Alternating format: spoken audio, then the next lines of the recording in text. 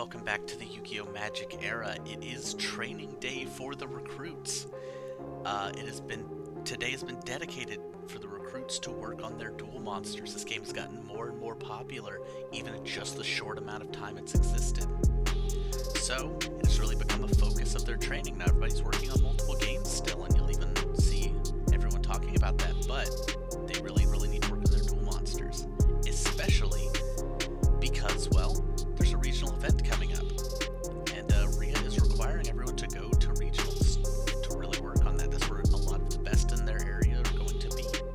And this is a regionals to compete for the first post-release World Championship. Everyone's going to be showing up there with their A game, so they need to be here at least with their B game. Let's see how it works out for them. I'm really excited. We got decks from the first event. We got brand new characters. I'm excited to see how this goes. Case was disappointed by his first round loss at the grand opening and has been working on his game a bit since. He spent time with Mark working on decks, and while Mark hasn't improved as much, he's really pushed to make his better. Hearing their special guests at this tournament, he really hopes to step up, especially for the regionals. Case realized what he did with his deck before wasn't optimal, and when games are so important, it's really important to step up and improve, and he's going to be continuing to do that. He is training with Mark. You'd think, Mark had the worst deck, but he won, so that's somebody he can really talk to, right? Speaking of, Mark was hyped to play more, especially with his friend Case wanting to practice together. They've really been pushing each other, but Mark still clings to his deck idea. The Smishmash style fits his chaotic energy, but he's working on making it less chaotic. Case is really honed in and has improved his deck a lot. Unfortunately, Mark is taking a little extra effort to drop things like Sword Slasher and all of this stuff. So while he's at least made it more focused, he's still got machines and fiends and warriors and multiple attributes. Here's hoping he can kind of figure out what he wants to do with his deck, especially because he does like to win. So he's really going to be in a conflict here. Do you want to win, or do you want to have, your crazy chaotic style? Guess we'll see. RIA has been pushing all the recruits to play more games. The fact that so few of her soldiers made it to the top 8 at the opening of the shop disappointed her. She's been playing everyone and has refused to bring out her real deck until they can prove themselves capable. As you can see, that bronze medal there, I'll be keeping track of everyone's top 3 finishes throughout the whole event. You'll get to see that, although I do keep track of all top 8. So RIA having a bronze medal, while she would expect to finish above a lot of her recruits, she was really disappointed. Somebody did do better than her, but she at least wanted them to do well. So she's really been focusing, been playing against them, and while her deck hasn't undergone as many changes, she really doesn't need to. She really wishes she could be playing the deck she likes to play. But here's hoping that when they're getting ready for regionals, that everyone can really step up and push themselves and, push her to be able to really show what they're all capable of. She has supreme belief in them, but they do need to prove themselves. Doc V. Doc V is the head medic for the base. She's not spent a lot of time on the game, but she was asked by RIA to have more officers join her as the recruits work on their game. She figured why not? Always good to get out of the office for a bit. So she took one of her nurses and headed here early, playing mini games against them to make sure they know the rules. Doc V is not going to be a strong competitor. Her Kozaki deck is not particularly powerful, and she knows that. But that's okay. She's just kind of working on learning the game, and maybe she can help somebody get a grasp on it. Her job is not so much to fight, because injuries are still going to happen. People are still going to get sick, so that's her main focus. But he's like a funny-looking guy, and the deck is interesting enough, so that's the way she's decided to go with it. Krim was so proud of his cute monsters doing so well. The shop has also been so busy lately they hired new help, so while the new guy works the counter, he is allowed to join in today and help with training. In fact, everyone but the new guy was told to play. So Krim is here to help out with the training of the new recruits, get them ready for regionals, and he sees no problem with it. He likes the game. He likes Picrew and Curran, so since everything's covered at the moment, may as well step up and get some more games in. You're not going to see him complain about it. Mari. Mari, after winning the last event, had the card they won stolen out of their hand. They weren't too worried about it. It's getting reprinted again soon. As the winner of the opening event, Rhea has been less on top of them. As a result, they haven't changed a single card in their deck. Clearly they don't need to. Besides, nothing in the recent sets has been good for them anyway.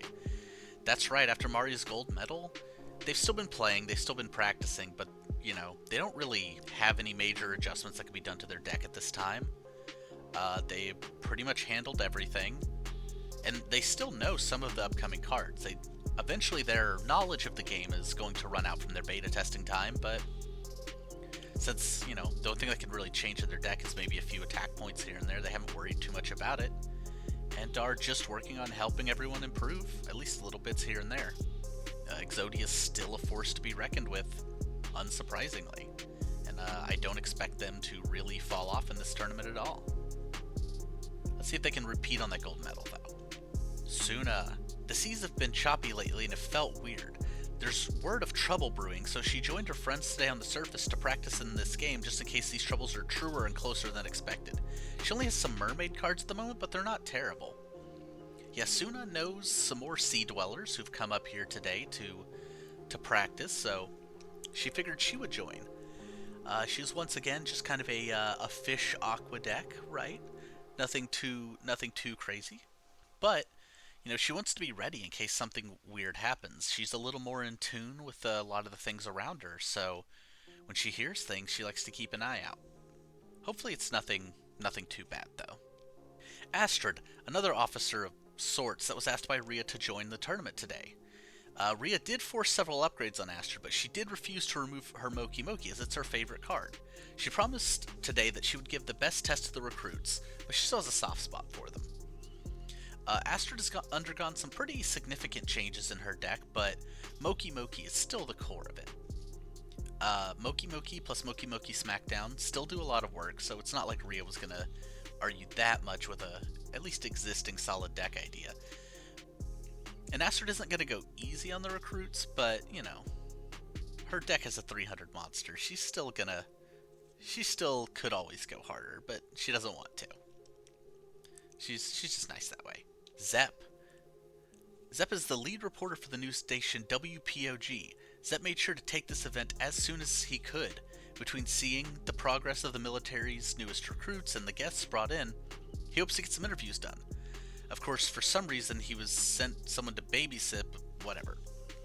Yet Zep is here with a very strong Warrior of Zera deck, and he's hoping to talk to all sorts of people, get all sorts of interviews done, stuff like that. You got the military, you got special guests.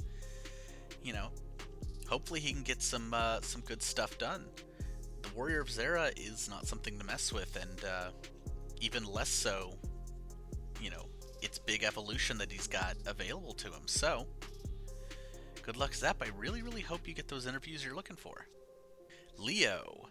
An artist for the game, he has often lost nights to his art. He produces pieces others find strange, but there's no beauty above his beloved creation, Morinfen. It was even voted as the top art of a recent set. Just look at Morinfen. The colors, the shapes. Morinfen is love. Leo is a very strange person. Pretty, I don't know what the word is other than dour a lot of the times, but quite likes the cards he's done the art for, his favorite of which is Morinfen, which, you know, I mean, clearly when it was voted the top art and got to be on sleeves for cards, that wasn't a meme. Clearly it was just everybody liked the card. But he's going to be a surprisingly dangerous opponent today. With being an artist for the game, he has access to some advanced cards you wouldn't expect from other players, so if they are too busy focusing on how his boss monster is only a 1550 attacker, they may get overwhelmed by something they weren't expecting. Don't count Leo out. But also, appreciate his art. Look at Morinfen. Look at it. Caspian. Caspian was absolutely embarrassed by the last event and almost didn't come to the surface. Nyx talked him into it, telling him there was no reason to be.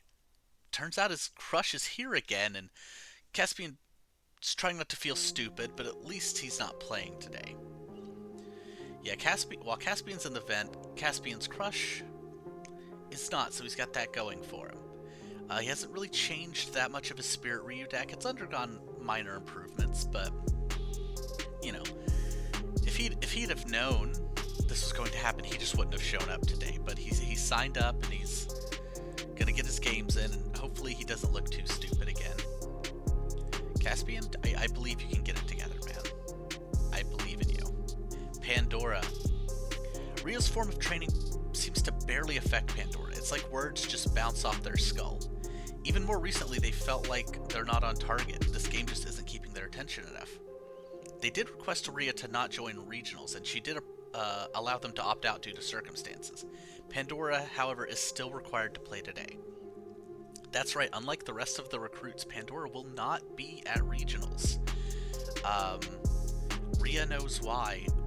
The other recruits do not, but Pandora was allowed to opt out of a big all-day event like that for the time being.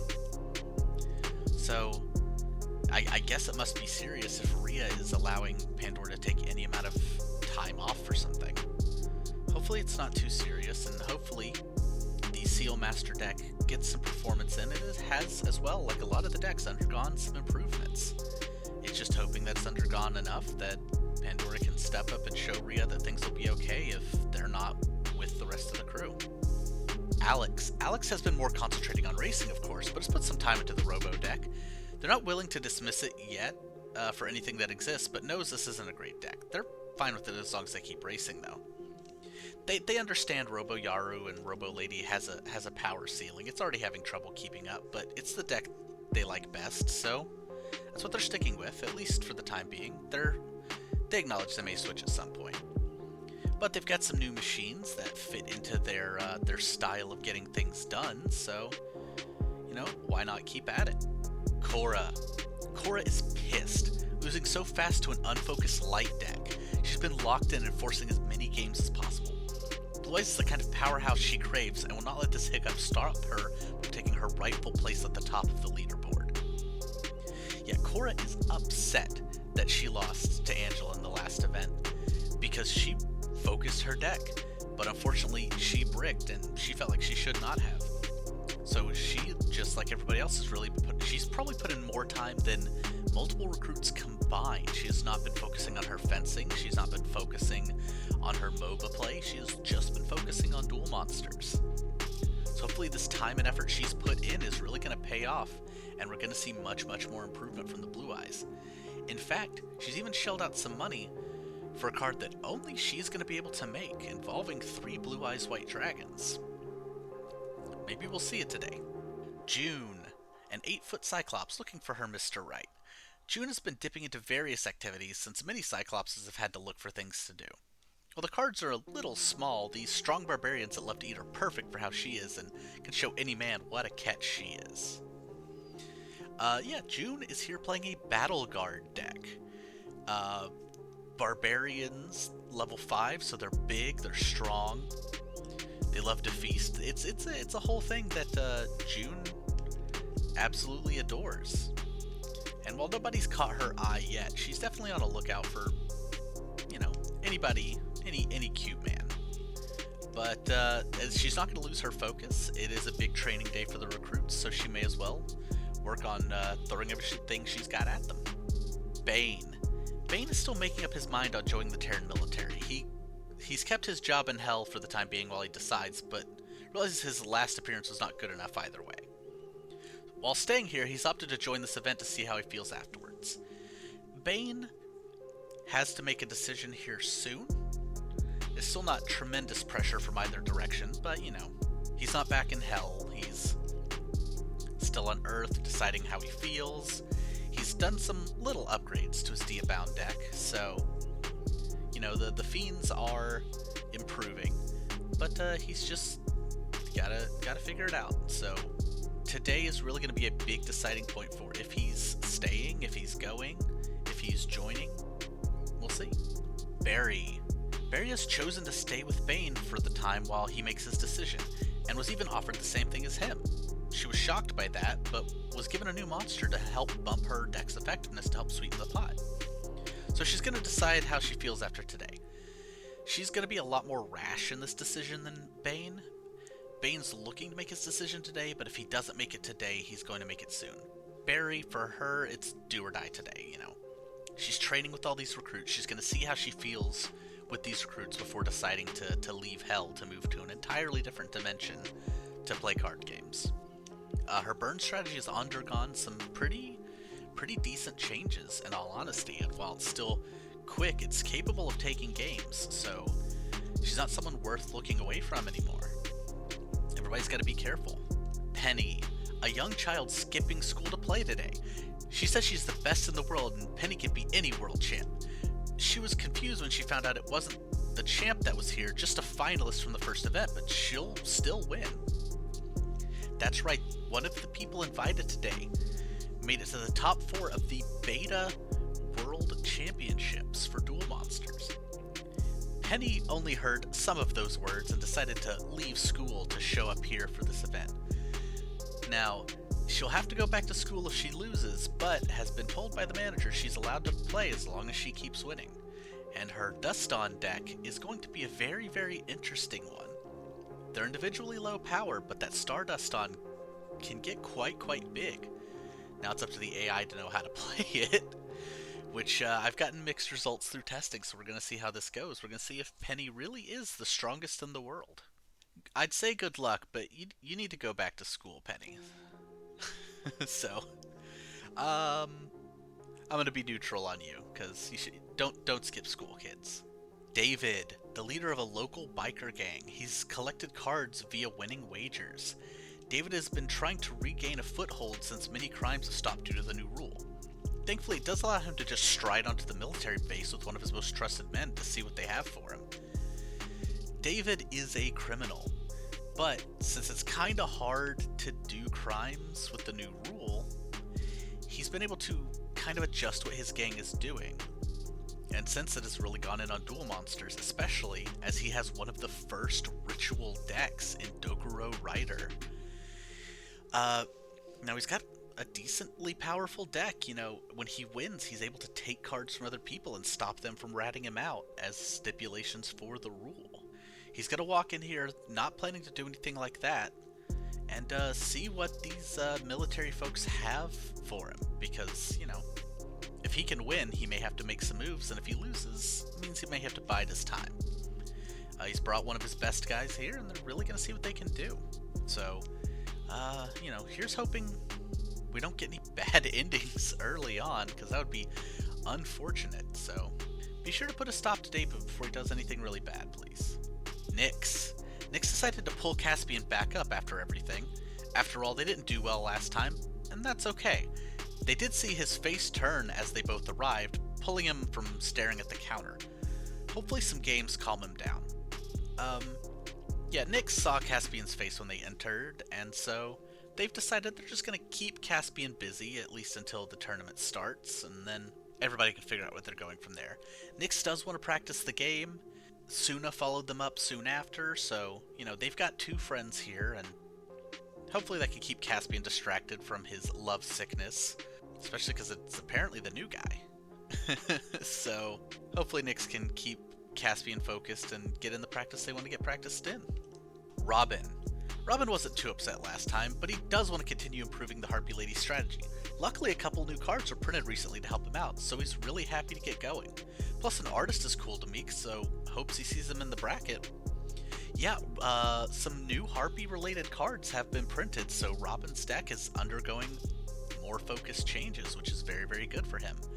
He does want to continue to see his Winged Beast deck improve, and I believe it can. You know, we all know how good Harpy Ladies can be eventually, so as long as he focuses on that strategy, I think we'll see him do great things with them. North. North is a weatherman at WPOG. He's been craving to go into the field and do some personal reporting, so the station sent him with Zep to do a soft story, and if he impresses, they promised him a big story all to himself next time. Yeah, North is a weatherman playing the weather deck. It's just more of a themed deck. He's not all that great, and he's kind of had to pick up this game very quickly. He's really hoping he can get some things figured out, especially because he really needs to get a good interview or two here. So he can do. He likes the weather, but he also wants to do other stuff. So hopefully you get the kind of interviews you're looking for, North. And good luck with your deck. Vega. Vega's a big-time history buff with a love for anime. The Dark Scorpion Burglar card spoke to him from the new set, and with their battle-oriented effects, he feels like he can take on the world. These quote-unquote fake soldiers are nothing compared to the Don. Don Zalug is here, and the Dark Scorpions, all with battle phase effects, are going to be a lot for people to take on. Rhea is especially focused on making sure this weeb doesn't take out her soldiers. We'll have to see. The Dark Scorpions are not going to be a pushover this early. In fact, if anything, I expect them to do really well.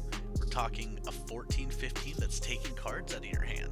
Don Zalug alone would be enough, but the whole crew is here, so everyone has to be careful. I think Vega's going to do outstanding. Amerigo asked if she could just work the counter today. After all, her last tournament wasn't very good, so surely she could just skip. Instead, her boss gave her cards from the unreleased set and told her to play. Now there's an unattended child, some suspicious characters, the new guy is unattended, and all this is too much. Yet for Amerigo, somehow, in trying to talk herself out of playing, had a deck upgrade forced upon her as is now having to play. And there are so many people in this tournament, it's even bigger than last time. The new guy's just having to work the counter alone, and now there's just people everywhere. Amerigo is not excited, but the Mushroom Man deck has seen improvements and is capable of winning. Well, we'll see how it goes, and you know what, once again, if Amerigo loses, she can step away and go do other stuff, but her boss wants her to really push and help train, so I guess we'll see. Phoebe's a very casual player who just came here on her lunch break. She wasn't aware it was such a big deal. If she wins, she might be in trouble, but her deck is centered on a goddess of victory. But can her boss blame her if she's a winner? That's right, Phoebe is just on her lunch break at work. So if she loses, she's not in any trouble, but if she wins, she might spend too much time at the tournament and get in trouble. So she needs to be careful about that, but maybe she should just win the whole tournament and that'll be okay.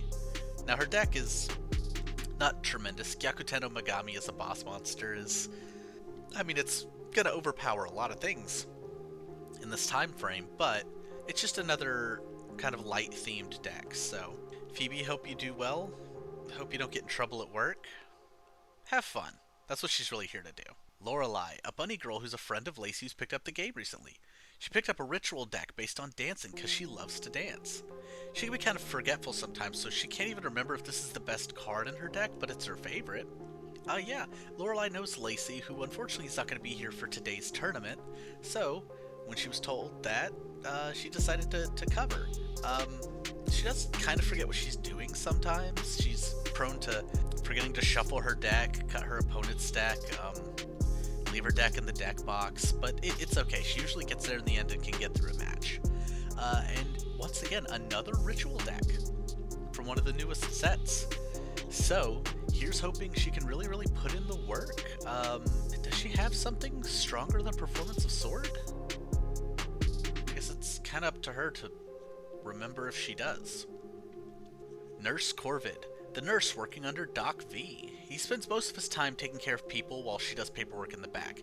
He's a healer by trade, but a deck that deals damage when you heal is funny. Nurse Corvid is a life gain deck, a life gain Fire Princess deck.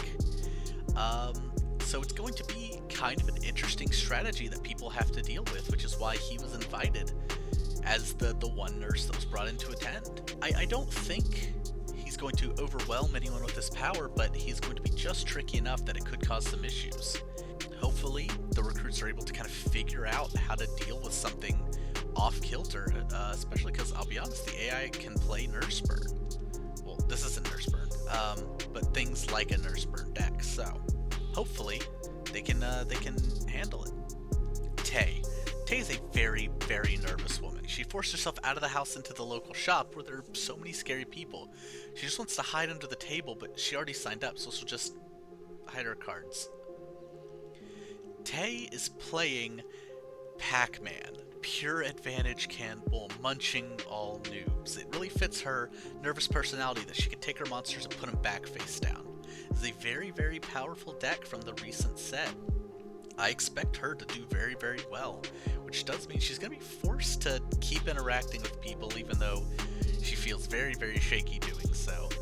But she wants to get better at the game, so in order to do that, you do have to talk to people, and there are very, very few ways to really interact with fellow people more than playing card games in a local shop. So hopefully she can have herself some fun and doesn't freak out too much.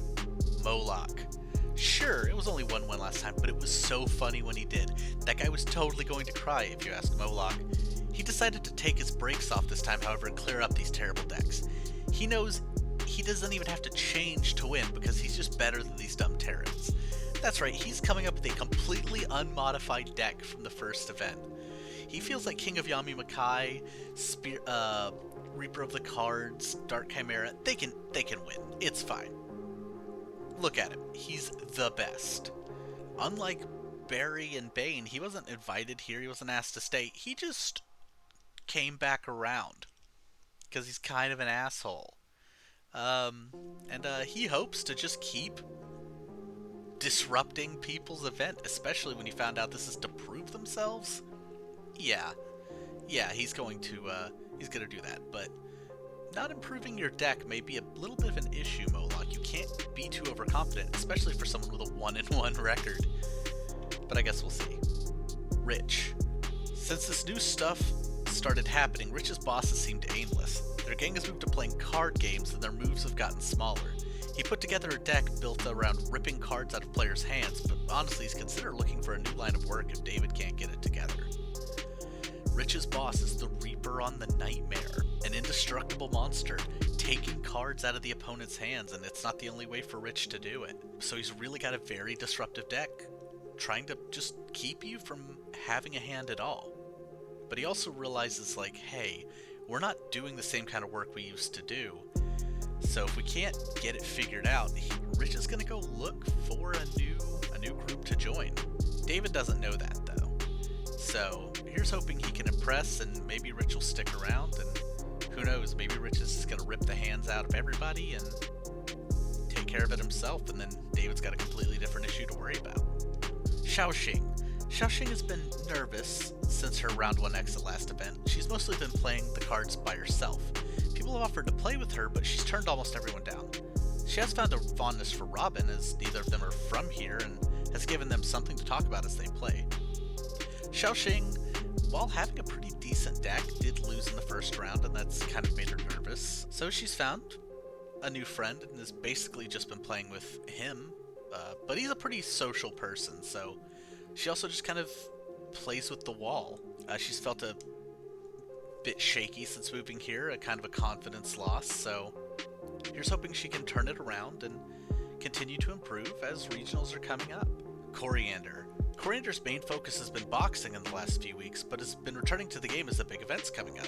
His rock monks are very much still his style, so he sees no problem in making it work for a little bit. Once again, he's not interested in switching to his other deck he's got. Master Monk is very powerful, especially for the time period. He's able to get in your face, throw punches. He likes it. So that's what he plans on playing, both here and at regionals. While that's the case, he's going to continue to really focus on it. He's going to put boxing on the backseat for just a little bit, while he focuses on his improvement. I really believe him. The prince has hands here, and I wouldn't worry too much about him. Grayson. Grayson is an ex-fighter pilot trying to figure out how to navigate his new situation. He still flies, but he's trying to find a game that fits his attitude, and style has been a pain. Luckily, this new set had something called Cybers that he's definitely found some interest in. That's right, Grayson is playing Cybers, a brand new type of card in the new set. And the Suppression Collider has seemed very cool. Still a lot of normal monsters, but he's got one of the few ways to special summon from the deck, which is going to help him pretty consistently get Suppression Collider online. So hopefully, X-Fighter Pilot having to focus on card games, hopefully he can really find that playstyle that fits him. Krieg. Krieg is one of Rhea's classmates from the Academy. He runs a platoon in Draconia like the one she does here. As he heard about regionals in both Rhea's section of Terra and Draconia, he decided to show up and see what Rhea's new recruits have. But unlike her, he's not going to take it easy on them. Krieg is running up with a Gemini deck. Unlike Rhea, he does not have a very nice bone in his body. While she's been disappointed and has been using a deck below their power level to help them improve, he's not going to do that. These things hit hard, they can hit fast, and Raptinus can turn all of their effects online. The dragons do not take it nearly as easy as the Terrans do. So everyone has to keep an eye out and really impress Krieg here. Aiden, the laid-back manager of the card shop in the military base. He tries to get employees involved as much as he can, but he's also not trying to ruin anyone's fun. Luckily, Ojamas are pretty funny and not too strong that should mess up anything for anyone's bosses. Kind of runs the shop pretty nonchalantly. All the work gets done, everything's good, but, you know, he's just kind of having a good time. Now, rumor has it he's kind of just playing around here. You know, because he's a card shop manager, he's got access to all sorts of stuff. So even while he's playing around, he's going to pull out weird stuff like Ojamas. I'd expect quite the menagerie of different decks here from Aiden. Ojamas are not going to be as powerful as he gets, probably. But maybe they are. I don't know. All I know is the king is here.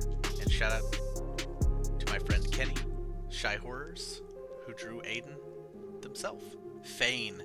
Fane used to be the main operator of the orbital cannons that were developed when the worlds collided before the new rule. Since now she can't drop the hammer on her enemies, she uses a deck that can at least somewhat simulate that. That's right, Fane is playing Satellite Cannon. Seems to be based off of the weapon she used to control back in the day when, you know, they needed to fight off dragons and demons and angels and whatever other kinds of things came onto Earth. Now that you can't do that, you know, at least she's got a picture of it on a card. She runs a very strange machine deck that hopefully for her she can work on powering herself up and doing what she used to do. Emery hoped that by at least doing one event the general would let them bow out, but insisted they keep going. So they modified the deck because if they're going to be forced to continue playing, at least they'll stay competitive. They'd rather just go back to the rhythm game. Yeah, so the Guardian deck has undergone some minor improvements. It still doesn't feel right for Emery. It's not 100% what they wanted to play, but since this is a game that they're kind of being required to play, knowing the general personally, they're kind of especially listen. I expect Emery to do at least alright, you know. It is Guardians, it is kind of a bricky deck, so they focus much more on Grarl now, so we'll see if that really helps them. And our final competitor, Magnus. Magnus was top 4 in the pre-release World Championship. He has a desire to both win and have fun normally. Today he's just looking to have fun. The M-Warriors still match his magnetic personality, and since he's already qualified again, he's just vibing and relaxing with his first deck. He was even asked to come here and train these newbies. That's right, Magnus has already qualified for the World Championships, which is why he's been invited here. And while he's not playing his most recent deck, he wants to take a break from it. He is playing the deck that got him top 4 in the first Worlds before this set was released. The M-Warriors may not look that powerful, but Magnus knows how to build a deck and knows what he's doing. So even when he's relaxing, do expect him to be a threat, which you would not expect with a boss like Carbonala Warrior. I expect big things, but, you know, who knows, maybe someone can surprise us. That being said, as you can see, we've got bikers, we've got world's competitors, we've got artists, we've got the recruits. We gotta see who here has what it takes to be the best and really take over this training event. I hope you guys are ready. We're gonna get to the bracket in just a second. As always, Picrews and artists are gonna be in the description. Be sure to check them out if you like them. Catch you in just a second. Welcome everyone to Training Day. I'm super excited to get to do this again for y'all. I had so much fun on the last one. So excited to do this again. And I'm just ready to get into it. There's so many fun new characters. We've got new sea dwellers, we've got reporters, we've got new lieutenants, we've got the medical staff. Everyone's here to get this training going, because Rhea really wants to whip these people into shape, so that's what she plans on. I hope you guys like some of the decks that are coming. I hope you guys like that we have a world's competitor, even if he's kind of taking it easy. All of this training to lead into regionals, into worlds. It's super, super exciting. And I hope everybody's going to have some fun. Which will lead us into our first match, which is Korra versus Suna. Alright, Korra's upgraded Blue Eyes deck versus Suna's Mermaids. You know, Korra is upset, not even making top 8 in the last event. She's been a champion in everything she does, only for it to go so poorly. And Suna's starting with a Cure Mermaid wall. Korra's got just a brick hand.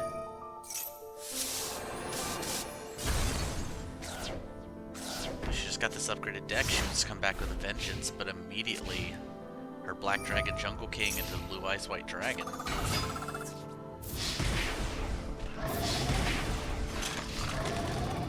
And slapped for 29 by the Mermaids. Well, I mean, a pot of greed generally gets you out of any situation. There we go. Divine Dragon Ragnarok. Korra now having an extra deck is already something to be terrified of.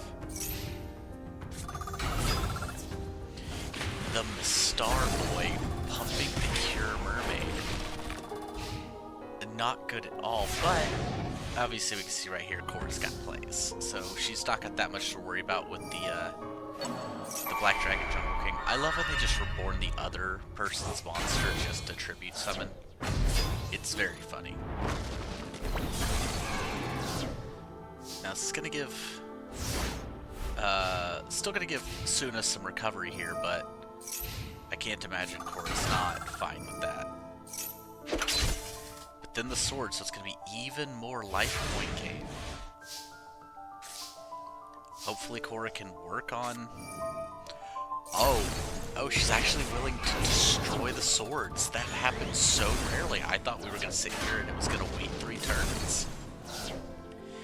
Maybe the AI is willing to do it if there's burn involved. I think that's one of the only times I've ever seen it. If it's not going for the kill or harpies or heavy storm, something like that. There's the ice water. Into the Blue Eyes.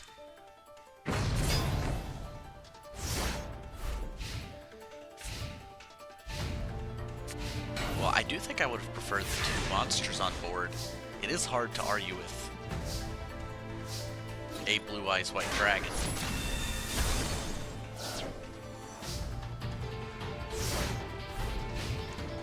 So what you're doing with your Suna here is you're just trying to find some removal, because Korra is still pretty monster-like. So it's all about, there goes the Mermaid Knight, all about trying to just stay alive.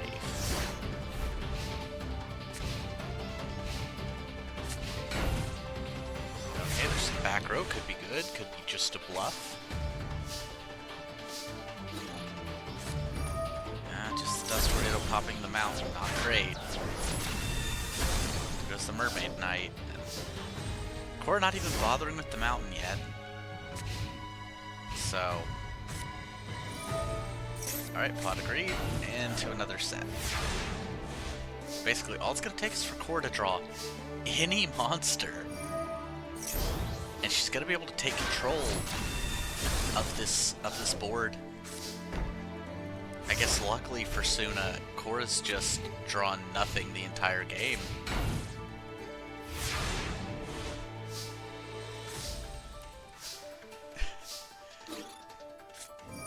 Oh, okay. Side and wave. gonna give her an extra turn of defense.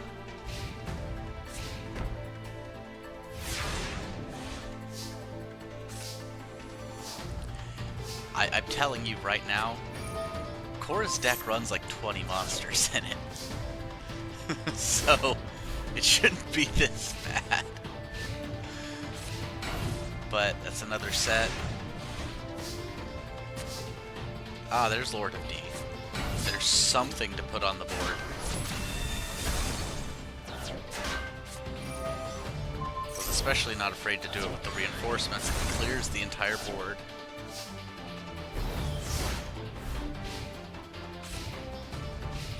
Alright, Suna, you're kind of out of time.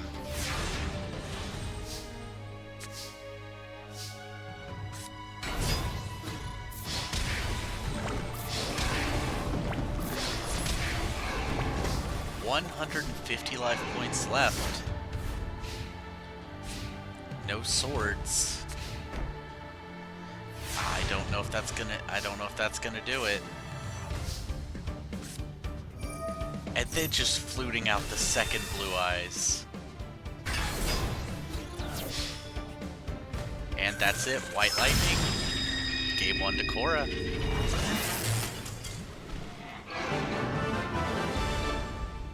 Let's go to game 2. Yeah, Suna doesn't run a very powerful deck. So Cora being able to stick a blue eyes is just a lot for Suna to have to deal with. See if there's any recourse to that. And there we go. Cora now actually drawing monsters on top of that. Suna hoping a good defense can start out well, but I don't know about that. And the TT. Yeah, worth giving up the ice water.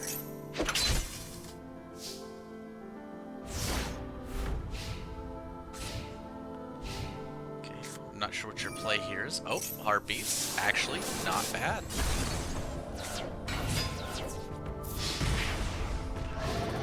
Okay, Enchanting Mermaid. She's got a board presence a little bit. Not enough to beat a 1300 though. You have to remember, her boss monster is a single tribute 1550, so really going to be counting on cards like Mermaid Knight, Red Archery Girl to keep her in the game.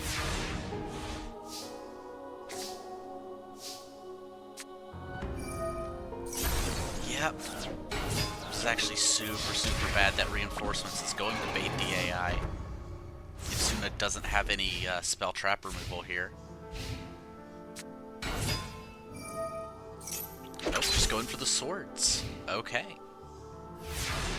Well, the problem is, we know Cora will Stamping Destruction here, but chooses not to because the monsters are tied. I actually like that play. And gonna get rid of the Cure Mermaid here to boot. You know what? Yeah, if you're Cora, you don't really hate this position.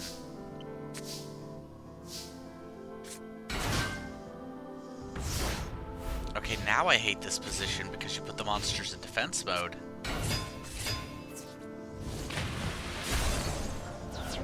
If she just kept it in attack, I mean, I guess it would have been a similar spot, but now these King of the Swamps aren't doing you any good, and oh, there we go. Here. Old OCG only card, Rainbow Marine Mermaid. Ah, there we go. Mountain plus Komori Dragon. Stamping Destruction in the background, that's 500 burn and destroying the Poseidon Wave, right? Or was that the Torrential Reborn? It's Poseidon. Yep, Torrential Reborn. Which is a really good card for Suna here. Just gone. But the Mastar Boy. Somehow, Suna's deck of just kind of low-statted mermaids. Ah, there we go. That deals with the Star Boy. I think I said Mastar Boy before. You could tell how much more modern Yu-Gi-Oh! I play. And then to defense mode. Yep.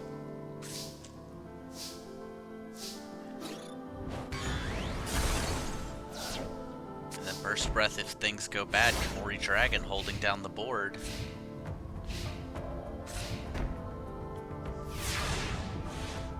At this point, if you're Suna, you're now back in that bad position you were before, but at least it's only 1700 attack.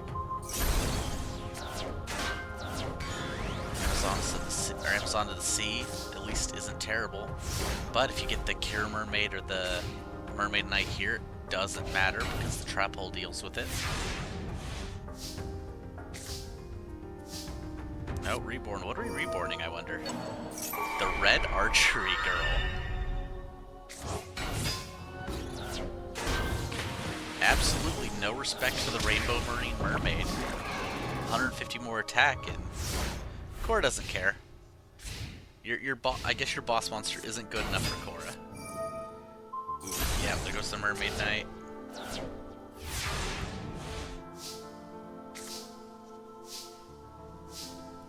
There we go. I think we can count this pretty much done here. Unless Suna can draw very, very spectacularly. But I don't think any cards in her deck have the defense she needs.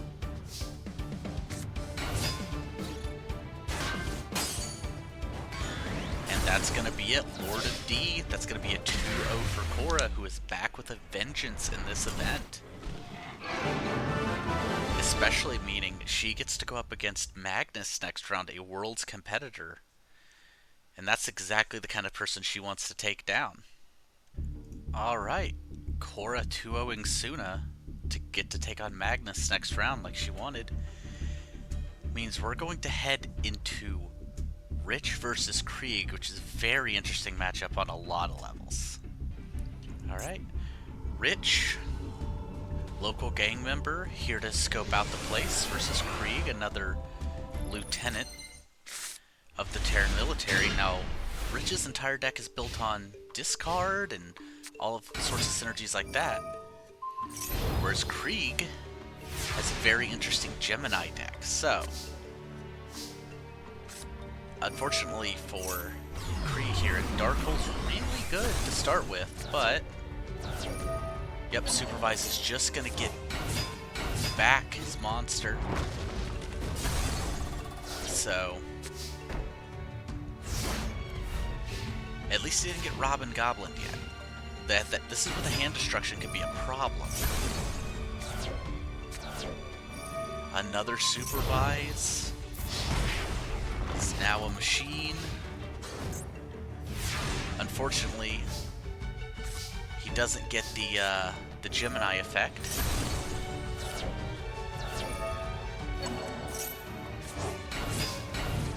Well, you know what? You may get the Gemini effect here, but here's Rich's biggest problem monster, which is going to be the Spirit Reaper. Not a lot of ways to deal with an invulnerable monster this early on. And Krieg already used a removal spell, so there's a lot to worry about here. And the Robin Goblin, because that is battle damage. Krieg losing his Featherizer. Another Supervise. Onto the Blazewing Butterfly, who now has its effect. Unfortunately, nothing to summon right now. Oh no, could summon. But here we go. Reaper on the Nightmare. That would be 2 hand rips if Krieg had 2 cards in hand. Another Featherizer.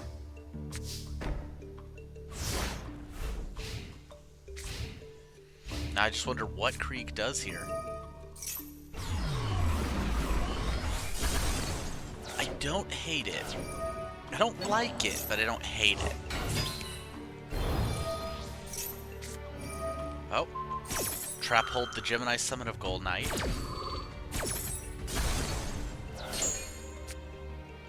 Gold Knight still gets the Herculean power here. But, you know, he doesn't have anything he didn't set the card, so he just loses it. Now he's got a lot of 1500 attack point Geminis, so to think he can't beat the Swooty Phantom would be, you know. But unfortunately, these hand rips. Unfortunately, these hand rips are just getting him at the moment. And there goes the Chthonian Dragon. And Krieg just might not be able to recover just due to the Robin gun. Oh, there we go. Blazewing Butterfly. Choosing not to attack. Very interesting.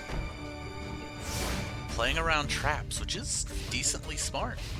Because now he gets to Gemini summon the Blazewing to get the Chthonian Emperor Dragon, who's treated as an effect monster with its double attack effect. Unfortunately, that is going to be another Spirit Reaper.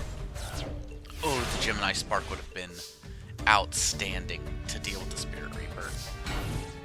Unfortunately, it is just a double attack, or no burn or anything on this dragon.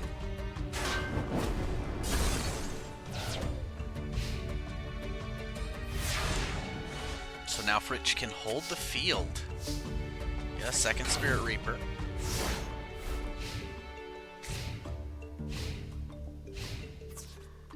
That's all three Spirit Reapers. So now it's just a matter of finding a way on Krieg's side to deal with them. Yeah, Nightmare Horse isn't very good.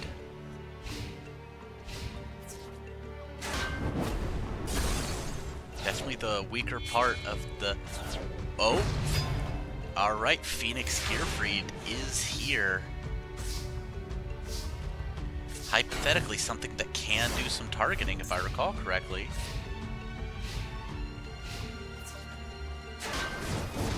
Yep, if he can just get some equip spells.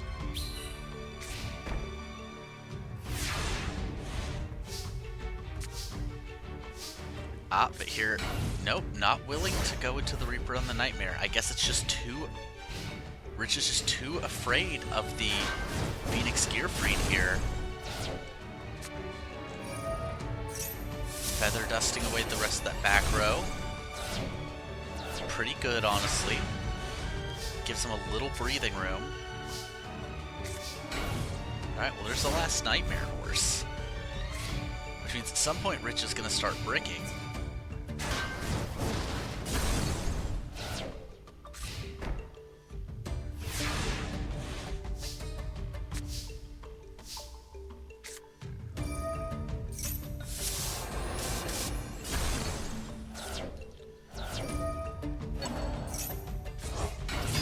And the Torrential, but it's a goal night for Krieg here. Just searching up a Herculean power. And yeah, not a real reason to play it at the moment. Possessed Dark Soul, not doing you any good here. Another goal night. Now, Krieg, you run a few equips, so where are the rest of them? Who's closer to decking out at this point?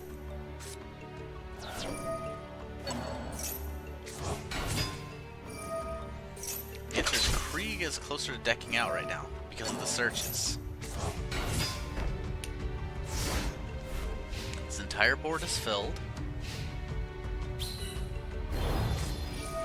But he targets the swords instead of the Spirit Reaper. Oh, you know what? No, it was a torrential. That was fine. But he's got no monster to follow up. But Rich is bricked. So now it is just a brick off. Blazewing, Polymerization into Raptinus. Actually massive. Any more Geminis that come out from here on out are their effect versions. And at this point, I don't think Rich comes back. That TT just did too much damage to himself. Yeah, the Delinquent Duo does you nothing.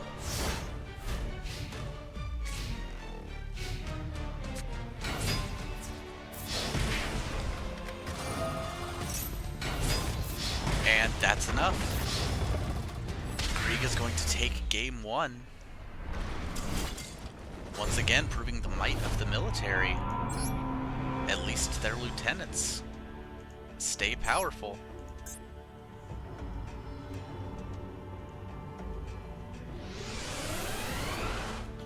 But I don't think Rich is just going to roll over.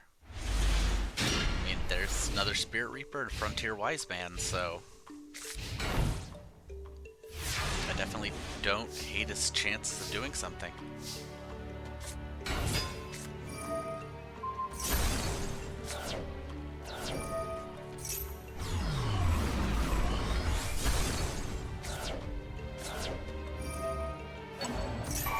Kind of a silly series of events there, but you know, we take it, I guess.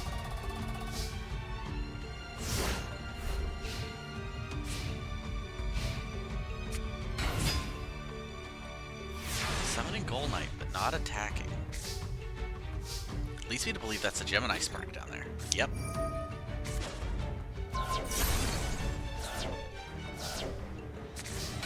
Unfortunately, that's not going to stop the Spirit Reaper. Dark Hole will stop the Spirit Reaper. That's one down. You're setting. What are you setting? Featherizer. Okay. Sent the Chthonian. Oh no, the Phoenix Gearfried.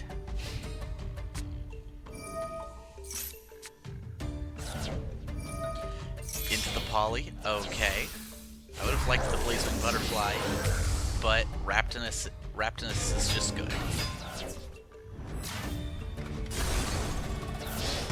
This is going to get a summon. Goggle Golem for 21. Again, I probably would have liked the Butterfly there to get the Phoenix Gearfried, but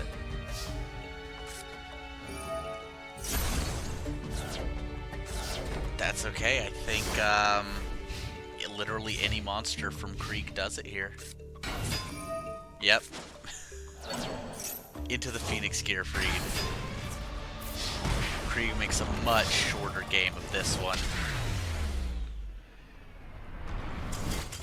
Absolutely destroying.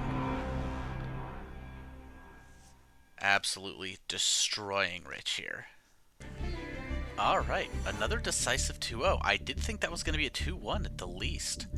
I mean, Krieg is one of the strongest decks in this tournament. But, you know, it is what it is. But next, Fane versus Mark. I'm very excited for this. Fane, our heavy weapons expert, versus Mark, who has done some upgrades to his deck. You know, he and Case didn't do as well as they wanted to in the last tournament, so they're trying to figure it out.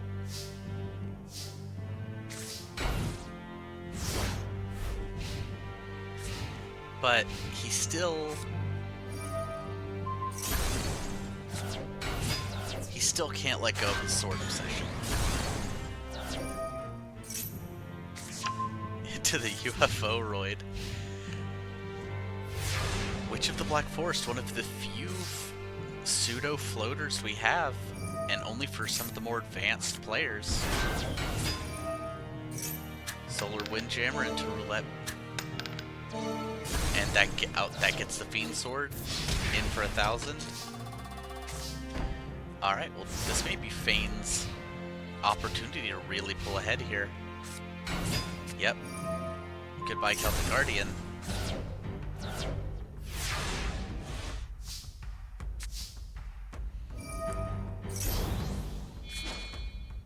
Tribute summoning UFO Roid. Somewhere, Wesley is screaming in anger.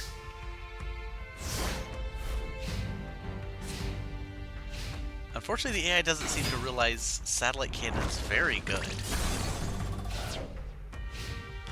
And now UFO Roid is just being overpowered by Celtic. Well, I speak too soon. UFO-roid is actually 1700 attack.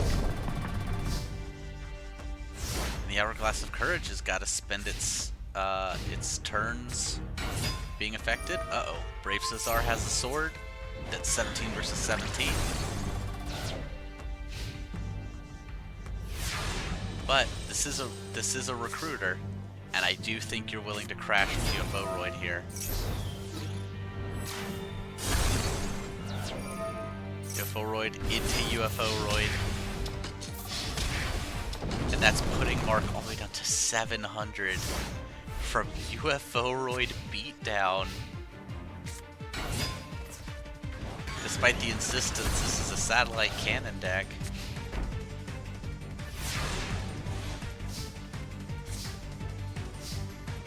Is Sangan gonna be enough? Nope, trap hole. Getting another Hourglass of Courage. Alright, Mark, you're at 300. You've had a miraculous comeback, or you've attempted a miraculous comeback before. You've actually lost that miraculous comeback.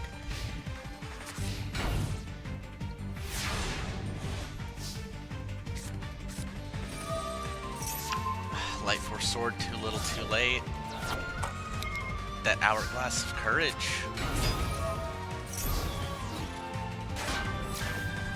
Yep, Chthonian Soldier. Unfortunately, isn't going to stop the Hourglass from taking game 1. That there's one of his new cards, one of his new upgrades, but wasn't quite enough. Maybe in game 2, maybe in game 2, Mark can turn this around. We've seen him win a match before, even with how silly and unoptimal his deck is. Not a great opening hand from Fane. And then Brave Cesar and face down. Unfortunately, there's multiple ways. I assume we're getting a Harpies here. Yeah. Really unfortunate that they'll do that.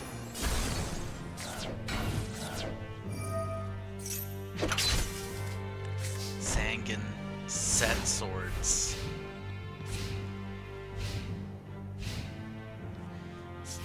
Somehow Mark doesn't summon a monster. And then Fane is just one good draw away from Soul-Xing that Brave Cesar.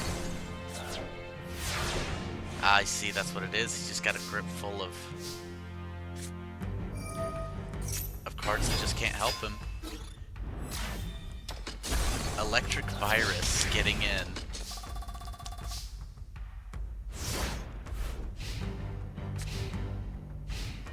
Mark, you have a lot that you can do. Playing your own swords here. Very on brand, but...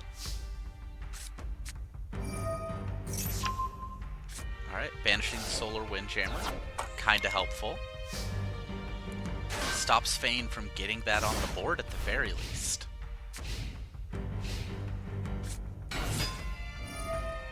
Okay, we got a sword with a sword.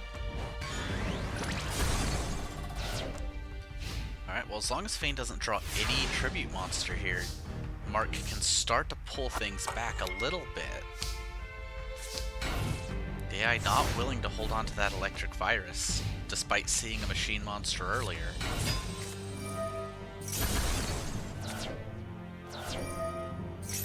Sangan getting the UFO-roid. Alright, well. One more turn till either Solar Windjammer comes out for a tribute summon, or until Mark plays something into the Soul-X. UFO-roid beatdown may be continuing. Solar Windjammer is back. Is being tributed for UFO-roid.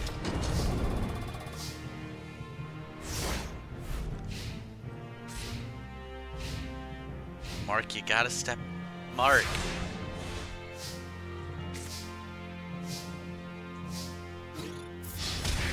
Mark, Fane's looking like Omni-Man right now. The way she's just pummeling Mark. And trap-holing the Celtic Guardian.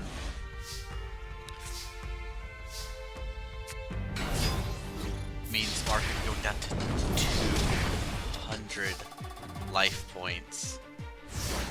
And even if he sticks something, it's going to get soul exchanged or possibly just ran over.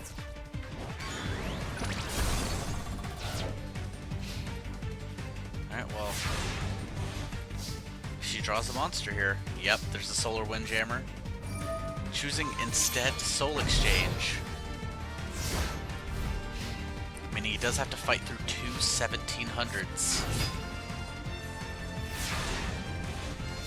But instead, just summoning Celtic Guardian and accepting his loss. Mark gets 2-0'd by Fane.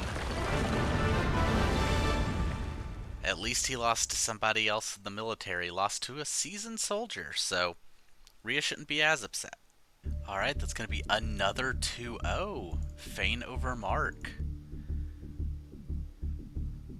But we've got two brand new characters coming up next, so this should be a very, very interesting one. Alright, we've got Tay and the Pure Advantage Camel munching all noobs versus Doc V's Kozaki deck. The Doctor, not a big time player, but you know, she figured she'd come help today. However, Tay's deck very powerful.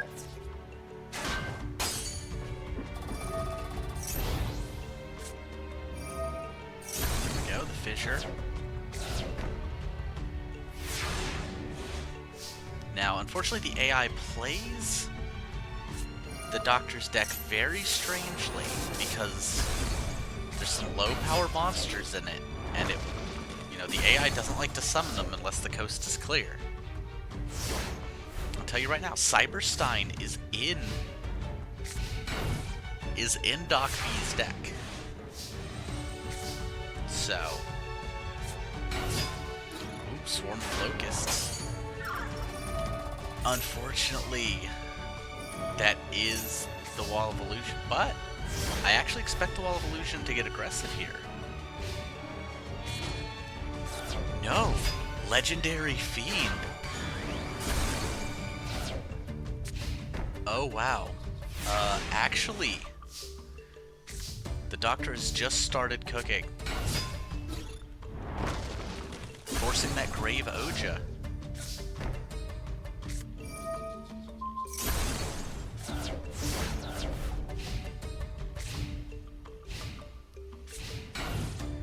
Alright.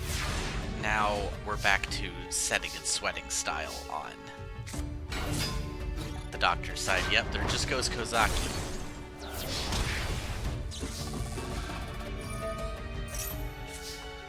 And at this point, it's not a great look. Well, that's gonna stem the burn at the very least. Never mind, another Grave Oja. Both effects going off, pumping the Royal Guard, a Royal Keeper, and 200 or 300 burn from the Grave Oja.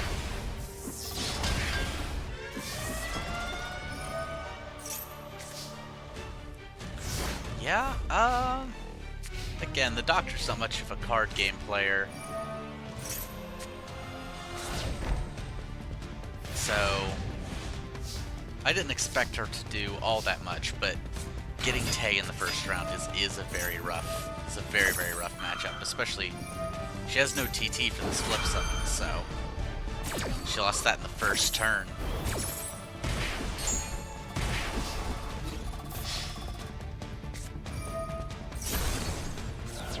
Overworked, a card with Kozaki on it, but there we go, only dealt 250 damage. We're just gonna head into game 2. See if this incredibly intelligent Doctor can adjust her strategy. And she's choosing to let the flip deck go first. An interesting proposition. Not nearly as good of a start for Tay, though. Oh no, she's going first. Okay, that might be okay. Into the Harpies immediately. Losing TT again. But Kozaki's self-destruct button. And now the Wall of Illusion getting, or bouncing the Wandering Mummy, so... there's something happening here. However, Tay dusting the Torrential Tribute twice is so crazy. Hannibal Necromancer just pops face up. Traps, so...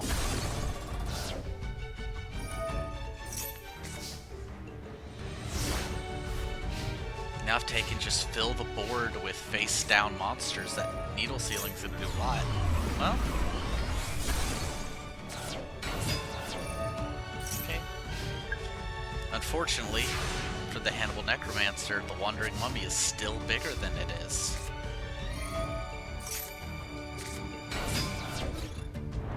And Dark Hole back up. Tay's got some protagonist powers already. I can see it.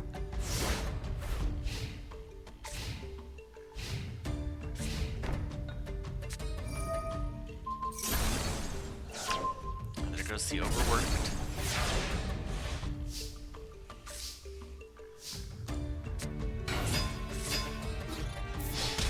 Alright, only 2,500. Doc can potentially do something here, but now the Wandering Mummy doing what it does best, shuffling the face downs.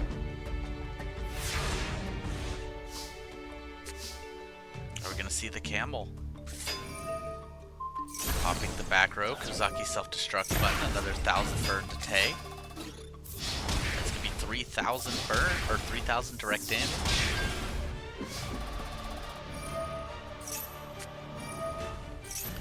Flipping down the camel, flipping down everything, mixing them up. Now if you're the doctor, you can't Cyberstein. I guess you can't do anything, because that back row's just about to get popped by the swarm of locusts.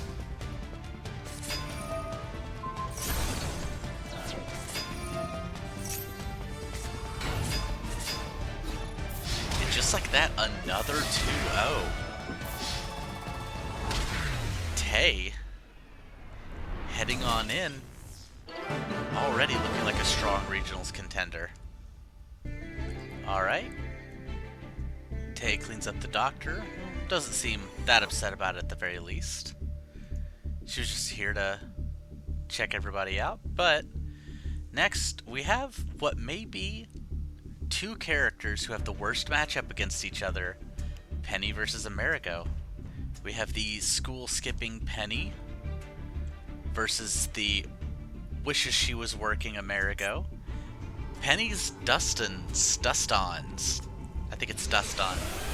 Penny's Dust-Ons are an interesting beast, because they don't mind being swapped around by Amerigo's cards. And unfortunately for Amerigo, her deck got upgraded.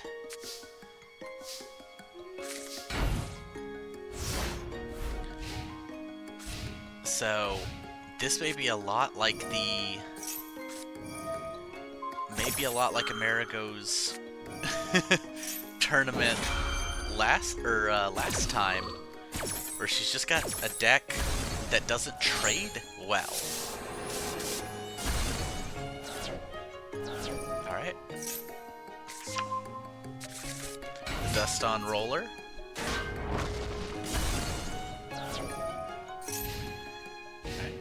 No negative effect to Penny. Alright, it's time to start swapping the mushroom.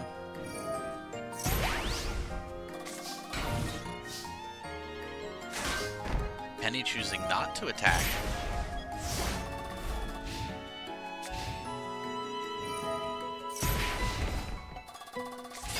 However, Amerigo does not have this hang-up. When the red Dust-On's destroyed, that's also burn.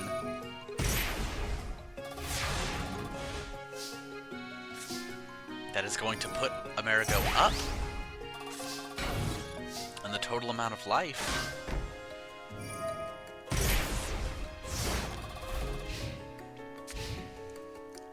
At this point, the Mushroom Man just putting in a ton of work. There it is, the Nimble Mamanga.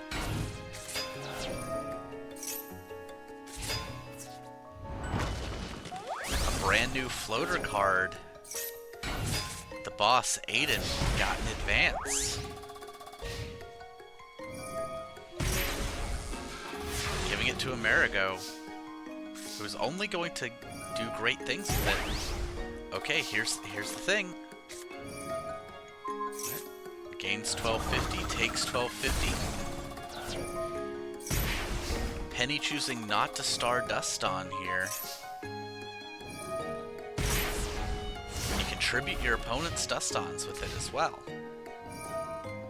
But I guess it was only going to be 1,000. And there goes the TT. Penny learning why maybe she should have stayed in school. This is just going straight downhill for her. Contributing the yellow Dust-On for the Stardust-On. And unfortunately, why did you go away if any Dust-Ons get destroyed? Oh, if your opponent controls more monsters than you, which unfortunately the attack made happen. And just like that, I'm starting to think Amerigo is trying to get this child to go back to school, because that was an absolute smackdown.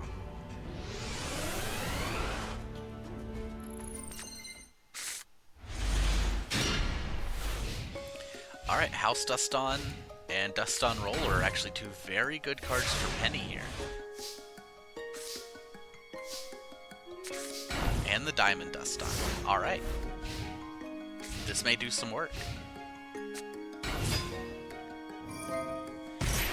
This time not attacking with the Mushroom Man.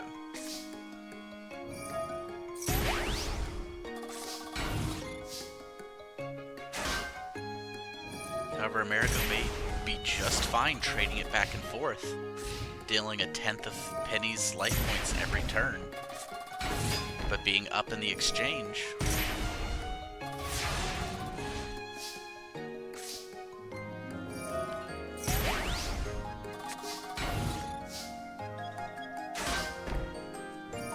But she's got to really be careful here, because as soon as she gets something in attack mode, Penny could get a Stardust on.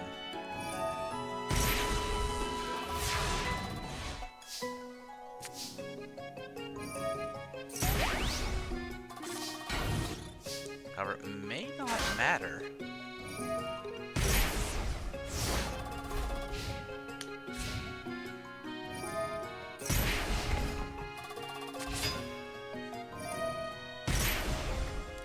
Yeah, here's the thing, the Stardust on will only cap at 4,000 as long as the field stays full.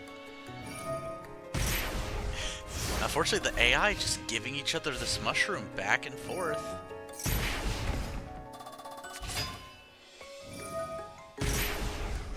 Is this about to...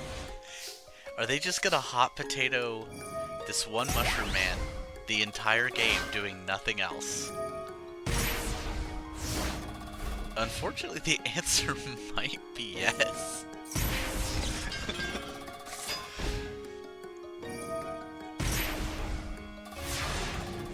Yeah, I'm gonna be real with you all.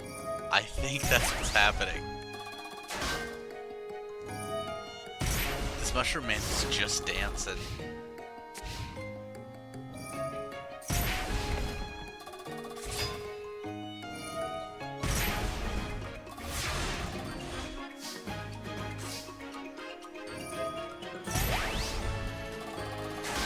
Unfortunately, Penny's just not drawing a Stardust on here to make room on the board to potentially do something else.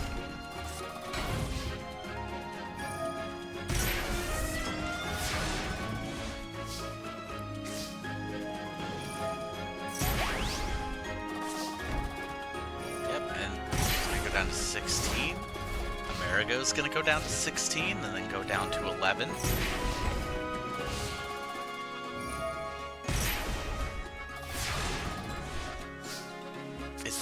Is this maybe the silliest duel of all time?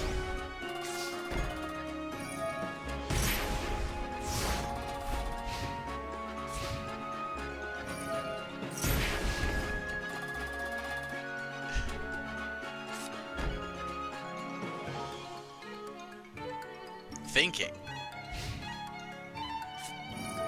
Not giving back the mushroom.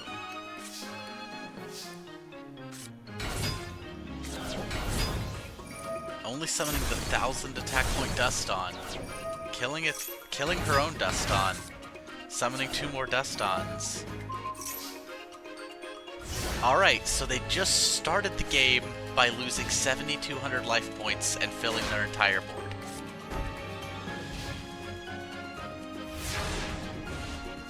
That's the game they decided to play. They decided to just play with a full front row, mostly full back row, and only 1/10 of the life points.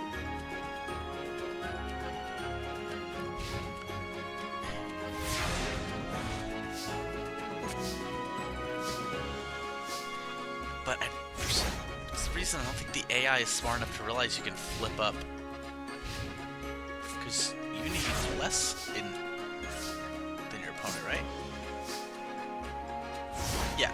If the AI is smart enough to realize it can flip up all of these Dust-Ons. It can just have a big-ass beater for turns on turns. What a silly, silly game this has been. Okay, wait. Stardust on. Alright, Amerigo with full front and back row.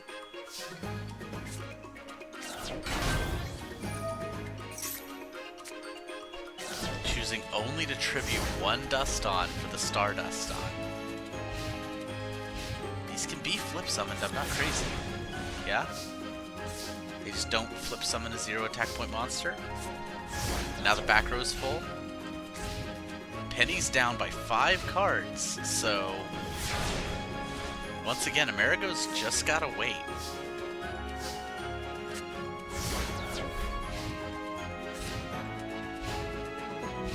Yep, that looks like it's all that's gonna be now. Is Penny filled up her board? Amerigo filled up her board. Penny just doesn't want to go back to school. She's stalling as best she can. And even if she's got tier 1 meta threat white Dust-On in her deck. It's really unfortunate she fissured. Because Amerigo would have been dealt with turns ago.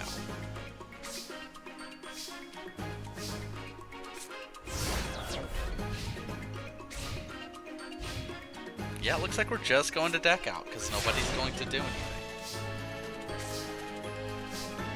Which, I mean, to be fair, any dummy golems or Invader of the... Well, I mean, dummy golem does something here, but... Those are Invader of the Throne Rooms face down, or, Nimble Momongas or Giant Germs face down, then they're not doing anything, so... Specifically would need to be a dummy golem. And we would have found that out by now. So, 5 cards left in Penny's deck, so it looks like it's going to be 2-0 Amerigo in a very silly matchup.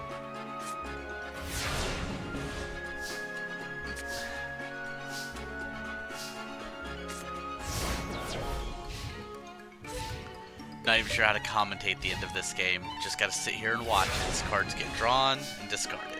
Drawn and discarded. Drawn and discarded.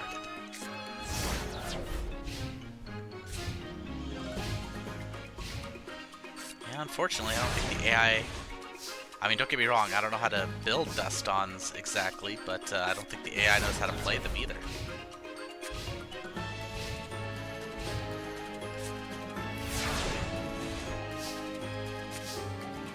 Alright, Penny's deck is at 0. That means...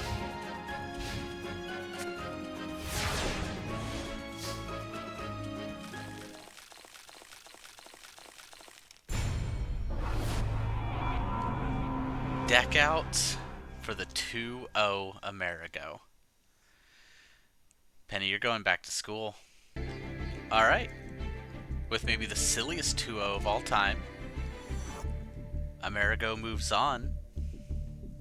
And for the final play-in is Pandora versus Phoebe. Interesting. Alright, Pandora's Sealmaster deck versus Phoebe's light-ish deck. Phoebe just into the goddess of fortune that is Gyakuten no Megami. But Pandora bringing some darkness in, so they've got what they've got going on. Dark holing just a curtain of the dark one. Hate to see that if you are Phoebe here. However, you don't. Apparently, she doesn't feel good about summoning anything. See what was face down that was worth not attacking. Spirit of the Heart. I get it.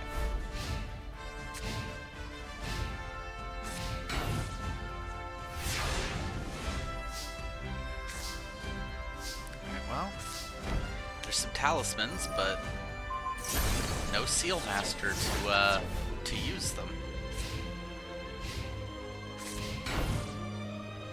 Pandora's deck has gone through some minor buffs, but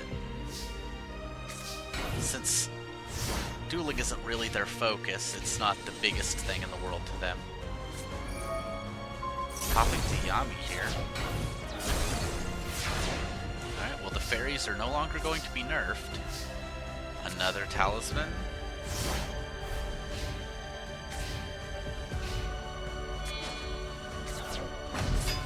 There it is, Gyakuten no Megami. 2 Hourglasses of Courage, and then Hoshinigan.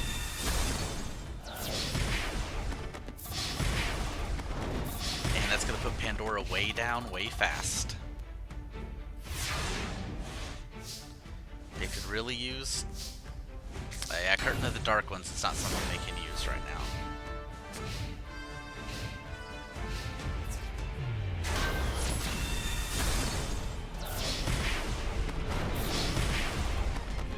They survive one more turn, but yeah, this Pot of Greed needs to do serious work here. And it just doesn't. The Stern Mystic getting solemn. God says, actually, can you not? And the Gyakuten no Megami cleaning it up. Are we looking at another 2-0? I hope Pandora's not letting that happen. This is how you exercise your ghosts, Pandora. Gotta step it up. Well, there's a Seal Master and there's Mystical Elf and Ancient Elf, so they've got some options now. Now, no talismans. Oof. Shining Abyss, Cestus of Dalga. Pandora could really use a Yami here. Oh, there it is. Just enough of a debuff that this Mystical Elf's gonna get a buff and hopefully stick in.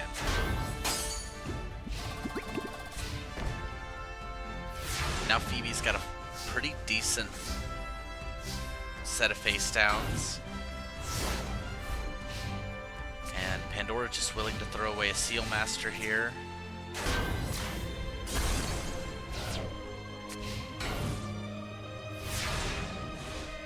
You have to wonder what they can really do. This time getting rid of the...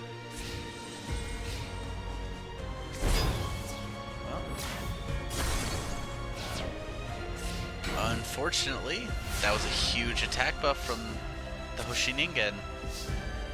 Oh.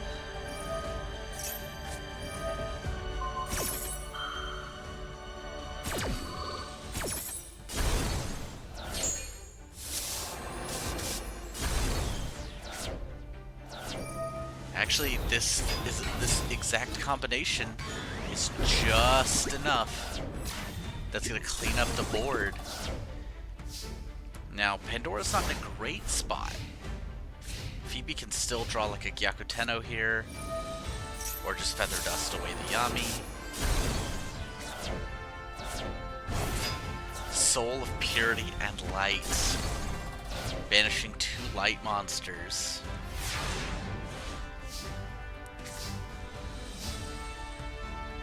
The Time Seal really doesn't help Pandora here, because it obviously doesn't even stop the next draw phase. You still have to get the draw phase after that. As long as they flip it up. Yeah. They're gonna, but, I mean... it's basically just gonna save them an attack. Phoebe willing to get in with Spirit of the Heart.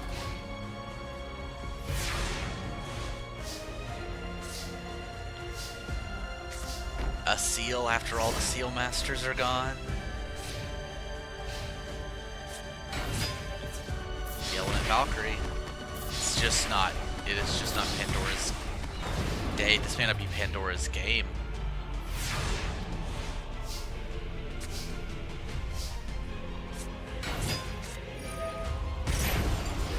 Phoebe once again with the perfectly timed Solemn to stop any even attempt at a comeback. And with that, Phoebe's going to go in. That is another 2-0 in the play-in rounds. But that means Pandora can just go back to whatever it is they've been thinking about. They didn't plan on going to regionals anyway. Alright, another 2-0 from Phoebe. Means we're getting into the top 32. And we are starting with the magnetic man himself, Magnus. And against maybe the person that wanted to play against him the most, Cora. Very interested in this. So, Magnus is just here to play around. He already qualified for Worlds. So he's just here to have some fun.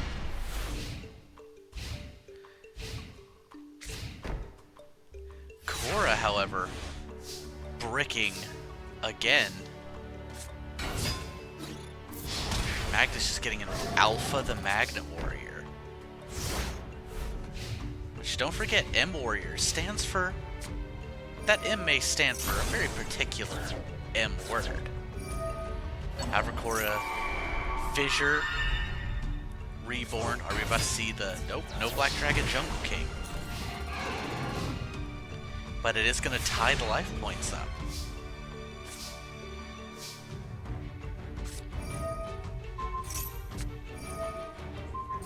Oof, this would have been really, really good if Magnus didn't have the Fissure here. Both of these M Warriors making Magnus's first boss monster, Carbonala Warrior. That's going to be 1500 to the dome. Not willing to swords here. I think that's okay. 1500 is a decent attack stat.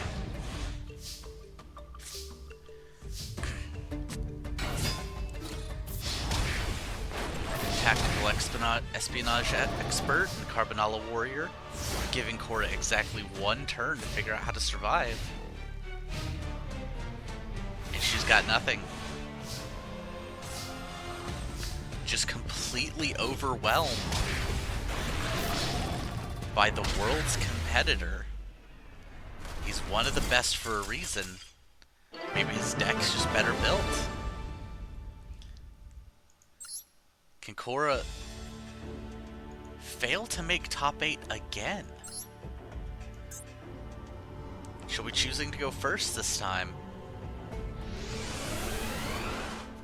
Seeing if maybe that turns everything around for her. Alright, well, while this hand looks okay for Magnus, those equips do not work on a rock monster like Alpha, so... They will, however, work on an M-Warrior, choosing instead to set the Alpha is interesting.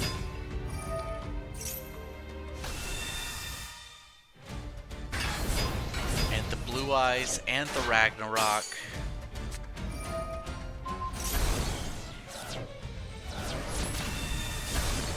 Absolutely massive.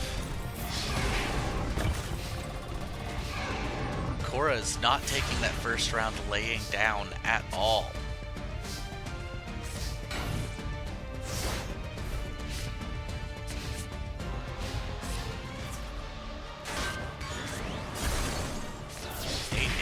That was plus 24, which was just not quite enough. That M-Warrior needed to be anything else. Korra winning on turn 5 in retaliation for not taking her seriously. Alright, sorry about that. I actually had to cut in between from in the middle of my first attempt at recording Game 3 because of my dog, but we are back at it. Game 3, Magnus versus Korra. I'm excited to see how this ends up. Okay. You know what?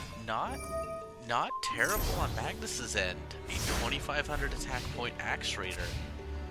But if Korra has any removal,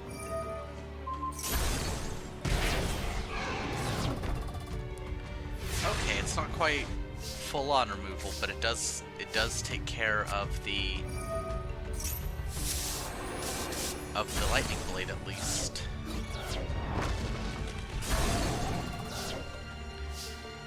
Magnus, however, with no follow-up plays at all. And if that's Dragon dwelling in the cave, this isn't great for Magnus here.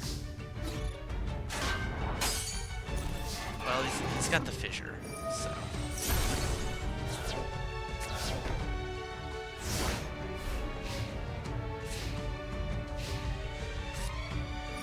Ooh, the Harpy's away the trap, so if that's a Lord of D. I have a feeling a Lord of D plus Flute any moment now could be huge. And replacing the axe with the lightning blade. That was the Lord of D, so there's no Flute and a dragon in hand.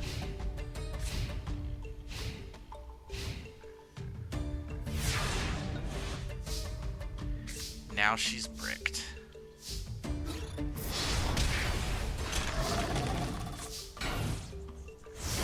Alright, well, Korra, you gotta pull something out here. Nothing.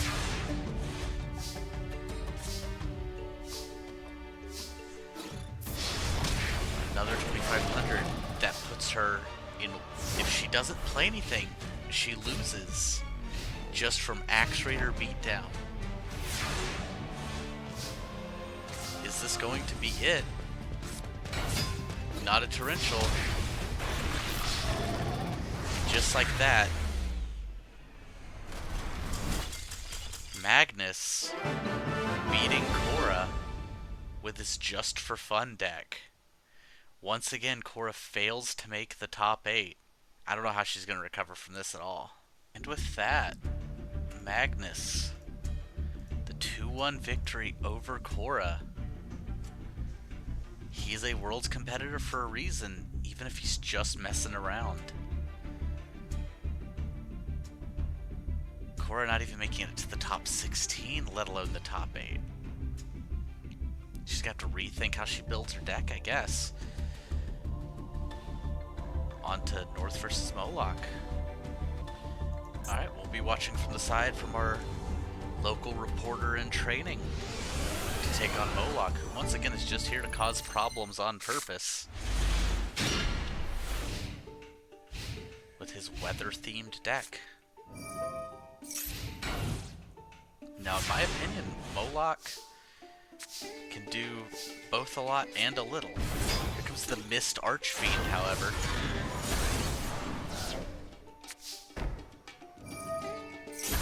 And there it goes. North's going to take 1,000. All to destroy Ryu Kashin. Waboku.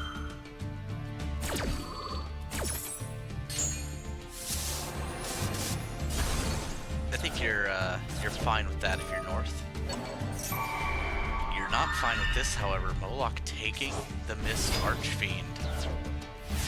And it's just gonna be bigger than any of his own monsters.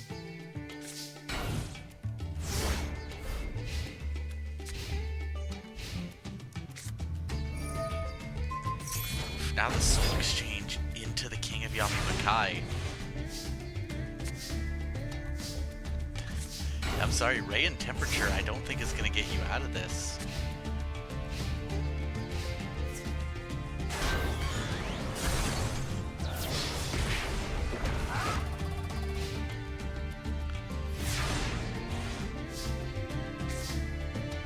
North just... Alright, well that weakens it by a couple hundred, and then... Not sure why you played the Element Magician in attack mode.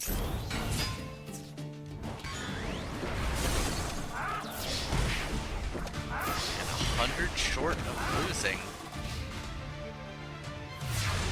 Is North about to get swept by Moloch? Looks like it. He came here to cause problems and immediately is just trampling over someone who's just here to do a job.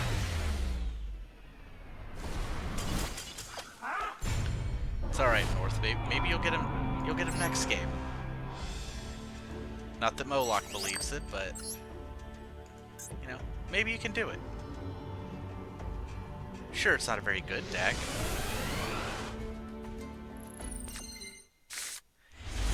Anyway. Oh, Weather Report. You're so funny. There we go. Violent Rain. One of his best cards. A 1550 attacker. Forcing Moloch to set here. I assume I'm gonna Harpies away the back row. Yeah. That's what I'm doing. You don't like losing your Windstorm here, but... it's whatever. Oof. Castle of Dark Illusions. Well, hey, that Windstorm could actually do some good work on the next turn, depending on...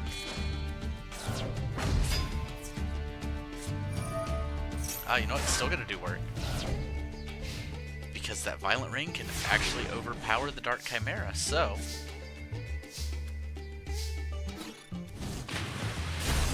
is Hurricane gonna get in? Hurricane getting in.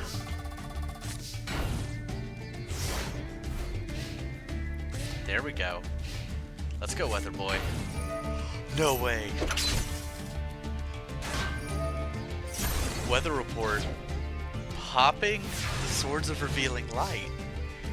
Or if I'm not mistaken, Reborn, we're going to see the double battle phase.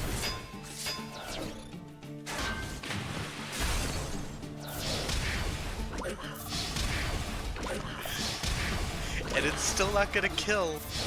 Where's it gonna kill? Oh my god. Weather Report. Flipping on the swords, causing North to turn around and get the kill the next turn. I've never seen Weather Report go off in my life. I have played this game since Legend of Blue Eyes, and I've never once seen Weather Report activate, let alone turn around and win a game. We are going to Game 3. I cannot imagine how embarrassed you must be if you were Moloch here.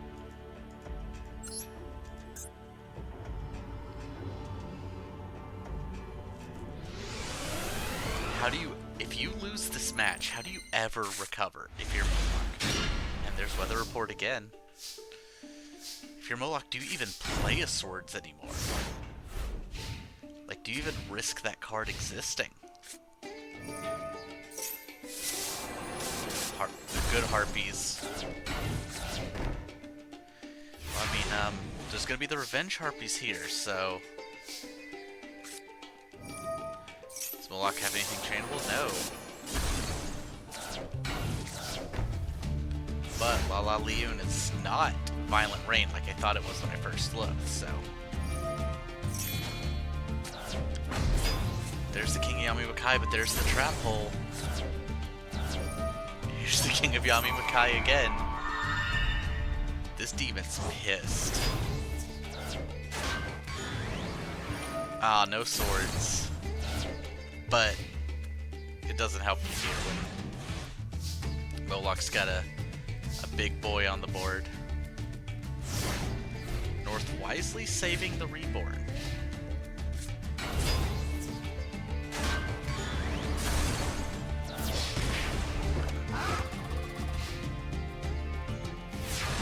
It's not doing you any good against Yami Makai. If you can just clear... Oh, he's got his own swords. If he can just clear the king somehow and take it himself. That does a lot, but I don't know how he clears it without anything less than Dark Hole. Weather. Nothing. I imagine those are actually tribute monsters in Moloch's hand. Nothing feels like tributing. Alright, well. Oof. Fissure a little. I mean, it at least clears the castle. Well, Boku's gonna keep Weather alive here, but... So it's another turn to draw something to pop this king. Oh well.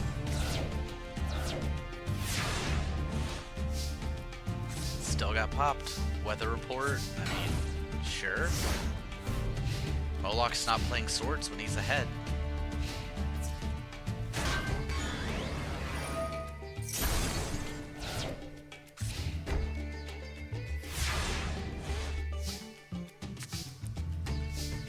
Weather control, I mean, it's a body. It keeps North in the game while he looks for literally anything else. Luckily, Moloch seems to just be stuck at the moment. Not able to put on any real pressure. Lala Leon.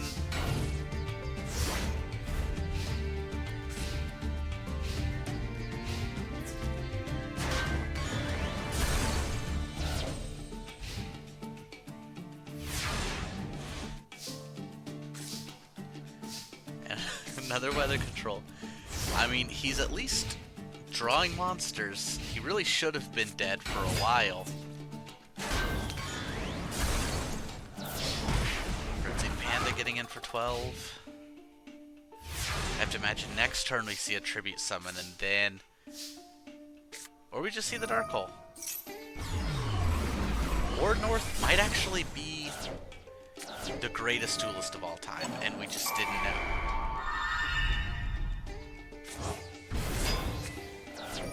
Having to torrential your own King of Yami Makai has got to hurt. Right, there's the swords. At least it didn't flip up a weather report this turn, but... Element Magician actually getting a buff off of the Yami.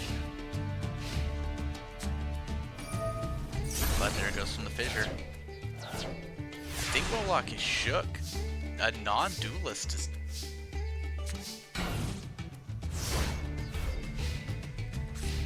North. You've got to stop. No way. This is... Oh, we didn't do it. That would have been 19 plus... Okay, it wouldn't have been lethal, but it would have been 26 plus 26, that's 52 plus 19. That would have been 71. Oh, you missed out on so much damage. That's so unfortunate. Unfortunately, a lot of fairies in North's deck, so a lot of things that get decreased in the Yami.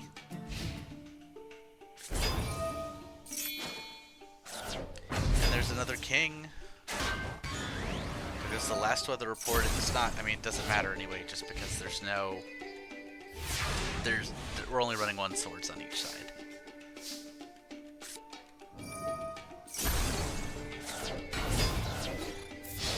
Wait, Hurricale's a fiend?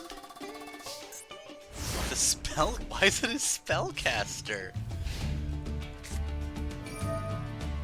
Oh, Solex. Replacing Yami with Yami for the last King of Yami Makai. Okay, it might finally be done for North here. I don't know how he outs the third one.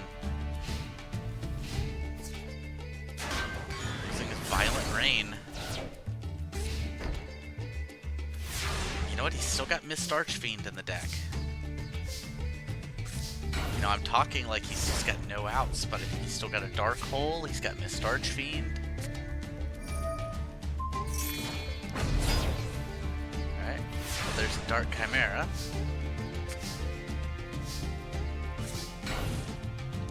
Yeah, I think this might finally be curtains for North.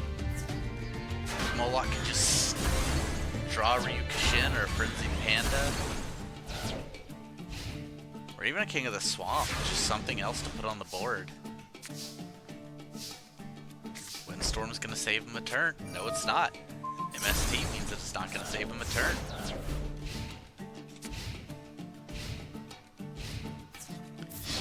Alright, this is going to be 4,010 damage.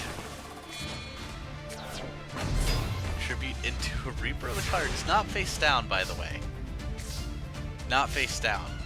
In case of traps. Alright, there we go. After the embarrassment that was Game 2, Moloch is able to put away North with his King of Yami Makai.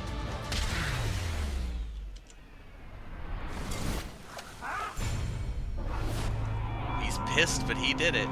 He's gonna cause that ruckus whether Bane wants him to or not. What a tournament this has been so far. Alright, and in a crazy match, Moloch wins it 2-1. Now he's gonna get to take a swing at Magnus next round. Which should be another interesting matchup, because it's another bricky deck versus Magnus, who seems to take advantage of those. But now, the other reporter will be taking his shot at Nyx. Here we go. Zep's Zera deck versus Nyx's Water deck. Zep is a real reporter. Well, I shouldn't say real reporter, but Zep's a reporter first instead of a weatherman first. So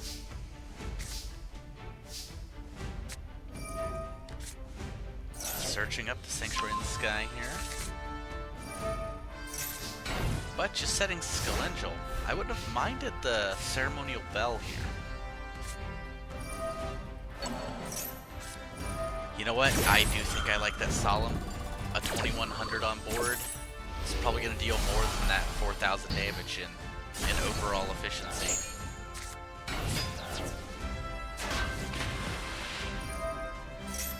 Tongyo going in. Tongyo going in.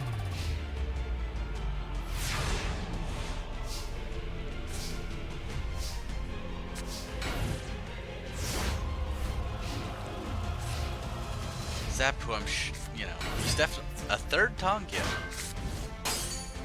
Now, the benefit of Ceremonial Bell, we get to see Nyx's hand for as long as the spell sticks, which is not anymore.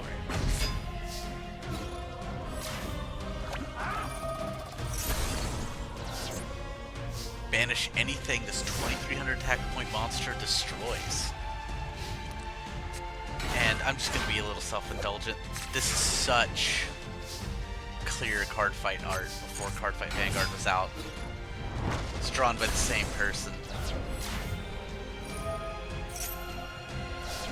But, as I was saying, yeah, Zep able to learn a little bit more about life at the sea as he plays Nyx here. So, not all bad. Very casual game in comparison to some of these ones we've been getting.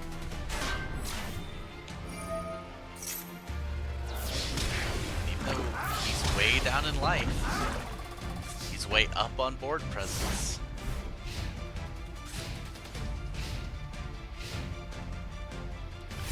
Oof, and Nyx with nothing to play means that Zep should just finish this up.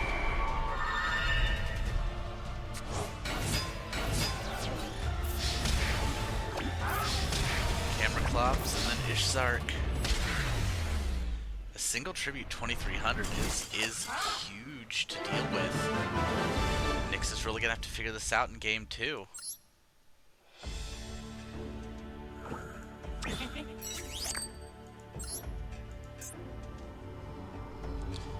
But I imagine they could figure it out. Just don't draw 3 Tongyos, I think, is step number 1 of the plan. There's the Archlord Zerato.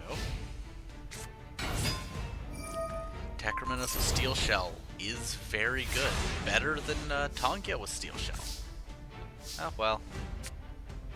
You lose some, you lose some. There's the Sanctuary in the sky. It's gonna get Dust Tornadoed. Zep did not Harpies first. Meaning he lost his Sanctuary, putting him off the Archlord for a little while. But Skelengel will help him draw a card, so... Solemning the Tongi. I like that less than the Reborn from last game.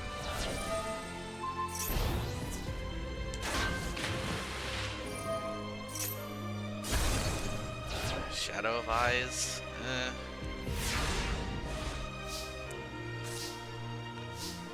Oh, and the Warrior of Zera, that would have been so good had that Sanctuary survived. Unfortunately, was not the case.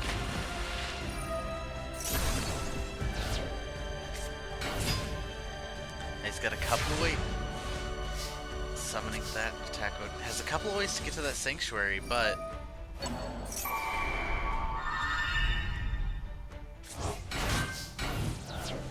unfortunately has not found it yet, so need that Warrior of Zera to not get destroyed. Nyx wisely changing that King to defense mode. Oh no, the second Zerato. Yeah. Yeah, on one hand I hate it, the flipping up the Warrior, but on the other hand, I guess I get it. Stops them from fusing, potentially.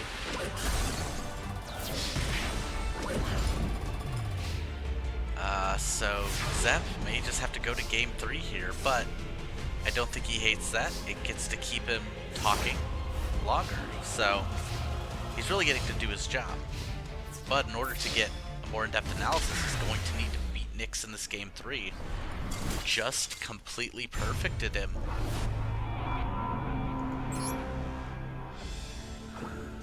All it took was one misordering of that Harpies to stop Zep from 2-0ing the match.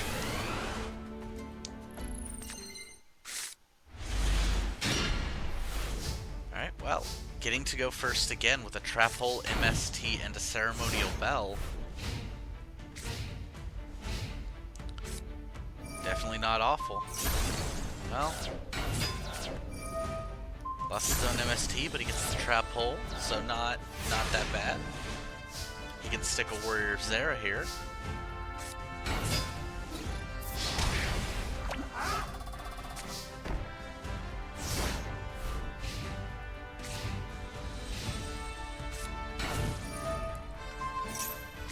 Shadow of Ice flipping up the face down. That's that investigative journalism one would expect. And the double Zera, Nyx has just been put into a bad situation. Do they have a way out of it? The answer is maybe.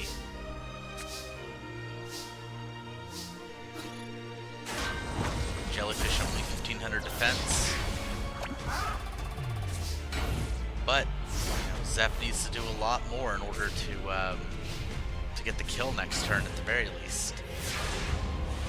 Needs a monster. You know what? A third Warrior's Arrow will probably do it. Yep.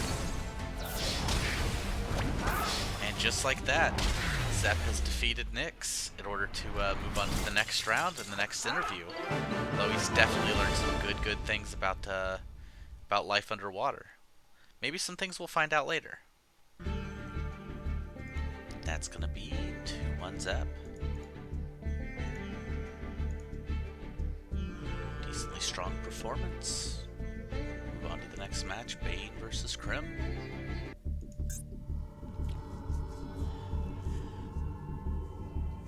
Very interesting to see how this goes as both decks got their upgrades.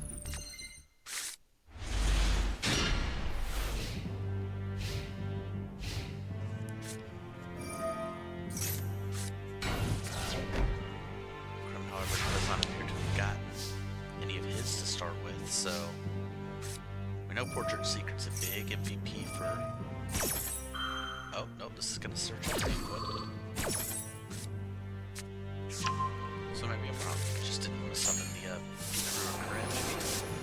the Portrait Secret's one of Bane's kind of all-stars here. And now the twin-headed wolf, which may not do anything with the dark hole. Krim's still just setting and passing.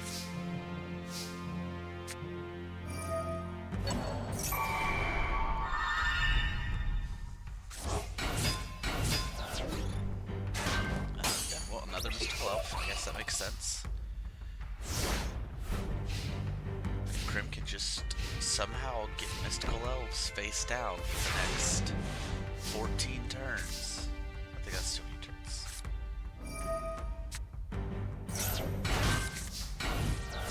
What this may...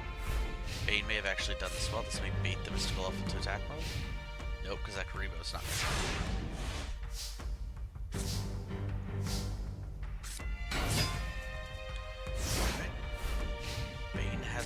Here, and Krim has no dark hole, so this is oh, there it is. The Diabound is going to not get rid of that Mystical Elf.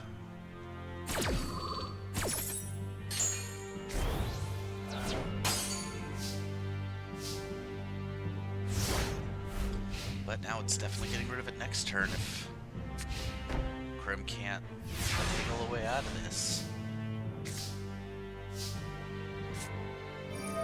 Yami's gonna make it worse. Well, nope, TP, that'll do it. Leaves Bane with nothing. However, Krim also has nothing. That must mean some trials and some princesses in hand or something like that.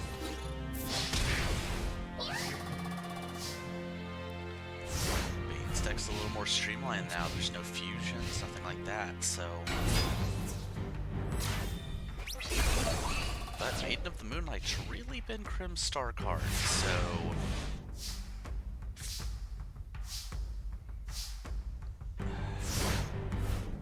Bane is already down a Reborn. Oh my goodness, that is 700 damage.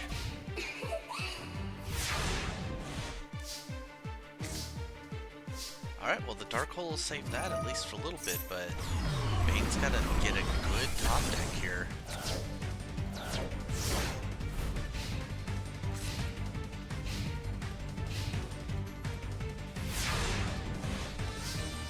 He's really got a chance? Nope, just another Yami. Can you capitalize? No!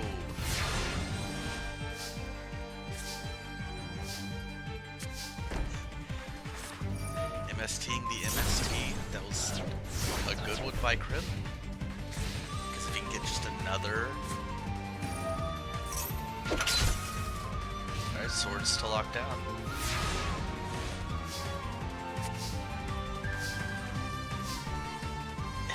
Bane drew There's so many monsters in the beginning of this that even that Karibo that would just be able to sit on the board for him.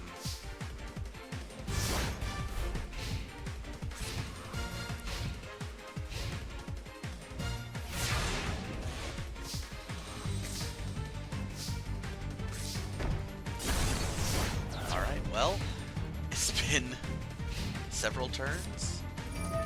Feather dusting away the bark of Dark Ruler and the Yami. 1200 Doriana.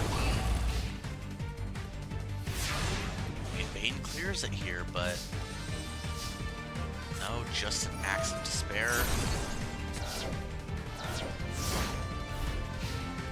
Does Crim have a monster to finish this turn?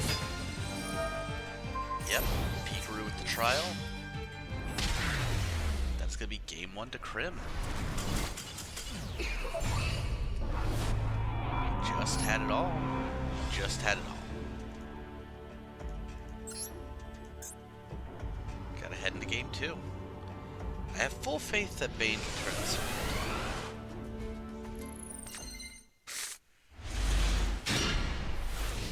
Alright, and that is Crim going first. Yeah, you see Feral Limp and an Axe of Despair. You figure Bane's in a not bad position this turn.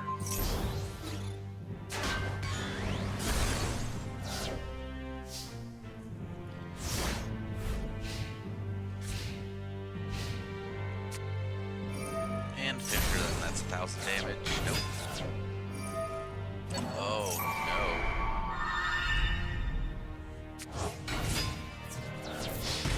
I'm already getting 2,800 out. Nope. Decent use of the Karibo. Actually, I don't hate that. Oh, gonna one out the Karibo to get out the Diabound. I actually like it.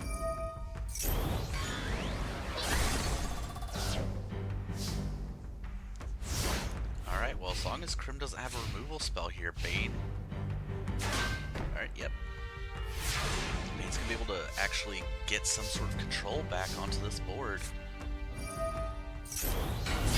Unfortunately, gonna have to beat over nothing.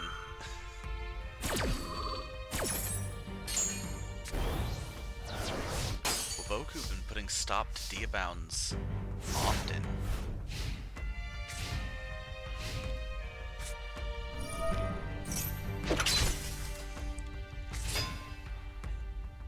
Now Swords to just put a pause on that. Not attacking the Feral Imp, however. Bane willing to just leave it in attack mode. Now Crim has to be regretting not attacking it last turn. Oh, you know what? Not attacking because of the Diabound effect. Right. You would need 2 Maidens of the Moonlight to get through the Woody Phantom right now. 2-headed Wolf. Alright, well, if you're Crim, oh, nothing in these turns, just 1 fissure. And the Dark King of the Abyss. Unfortunately choosing to attack Diabound here. Probably could have wrapped this game up.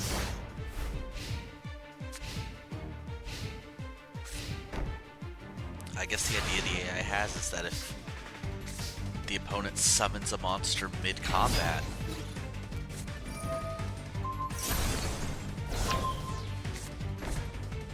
but it doesn't matter. Diabound getting in for 42 means we are going to game 3.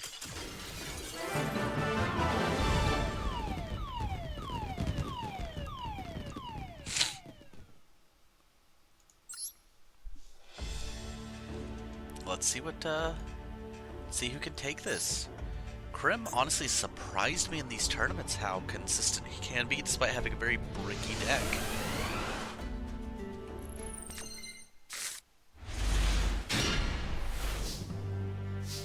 And a Portrait Secret on Bane side, but choosing to go with the Feral Imp Bark.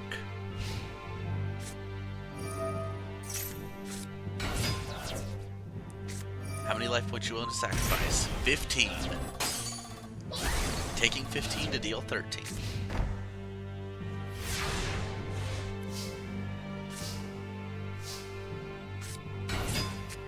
Trap holing the Dark Ruler. That still means Feral Imp gets him for 13, so depending on what Crib's hand is here, this could be already close to a wrap.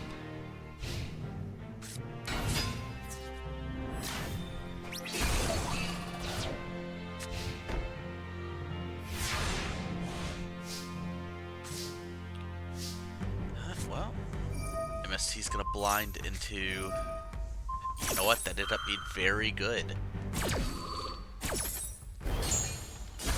Don't know how why he decided to do that, but it worked out for him. That Portrait Secret's gonna hold the board.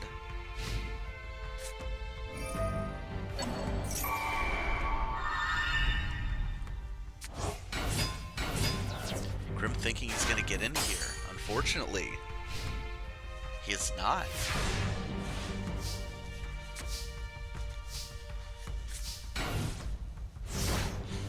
But since they just love to put monsters on the board, that... Oh. Oh, no. Oh, no. This may be it for Bane. Somehow...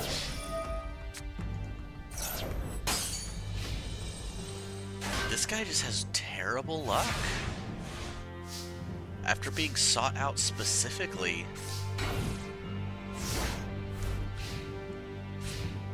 will he be taking out in the first round again? That is a 3,600 attack point Kuram. At this point, it is Dark Hole or nothing for Bane. Doriato, Mistress of the Moonlight beatdown. You know what? In basically every world, this. Yep. Okay, so he's getting one more turn,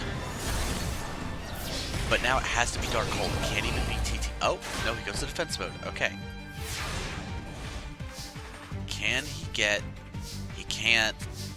It's gonna be it for Bane.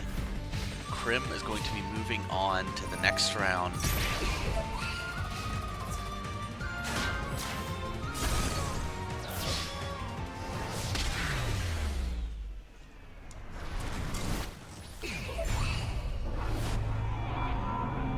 Ouch. Just ouch on Bane's side there. He had boards, he had stuff ready to go, and Krim just answered it in games 1 and 3, and even made him sweat in game 2. Let's see how that affects his whole recruiting process, I suppose. Alright, that is going to be 2-1 to Krim. Unfortunate if you are a Bane fan, but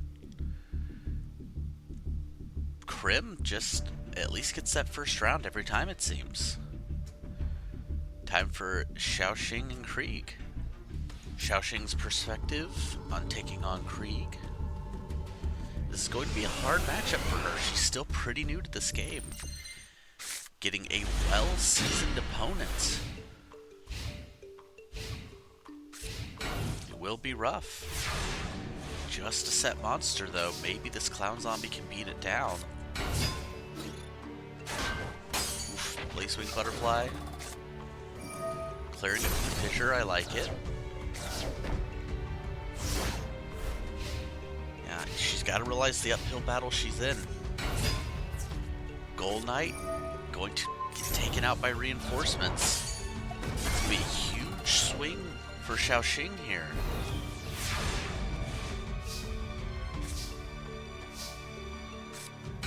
Small upgrade with the Magical Ghost. Double Clown Zombie. But Krieg has a lot of 1,500 attack point monsters. He's also got Polymerization to go directly into Raptness.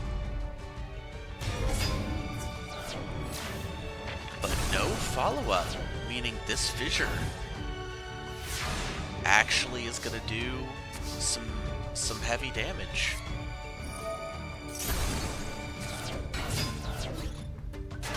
And the Featherizer, no good. Well, I mean, it does draw Krieg a card, gets a brick out of his deck. Gearfried does no good here when you are... Nope. Okay, he's gonna take the damage, but there it is.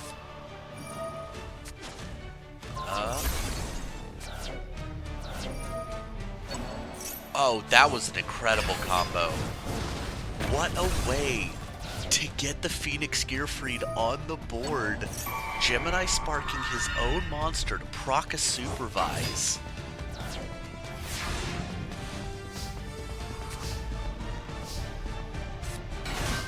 And this is why he and Rhea are lieutenants. They are pulling off plays like this just to do it. Blazewing Butterfly into the Chthonian Emperor Dragon, who can now attack the whole board.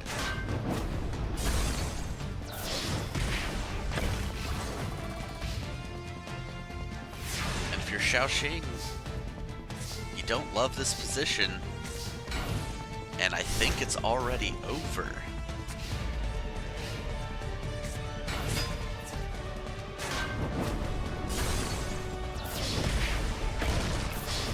Yep, that's that. Krieg takes game one, goes down, and just fights back with a crazy play.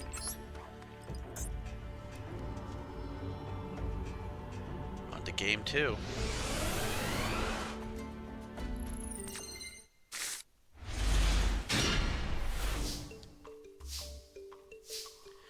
Okay. Clown Zombie plus a Trap Hole to hopefully bait something out. Once again, make a clearing for her to get it. Oof. Never mind, sometimes you got that Harpies. Herculean Power into Blazewing. Just gonna renormal some of the Blazewing. Okay. So not the best hand for Krieg.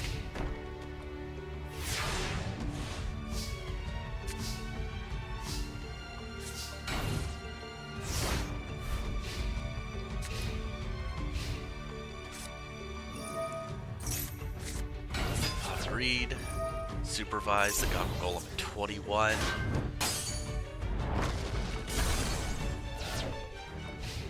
At this point, again, Xiaoxing just way down. Patrician of Darkness, kind of a new ace for her in a way. And there's the Chthonian Emperor Dragon, 2400 straight up. Doesn't even need to Gemini summon yet, but if it doesn't get cleared, if it gets the Gemini summon next turn, that's probably it. Yeah.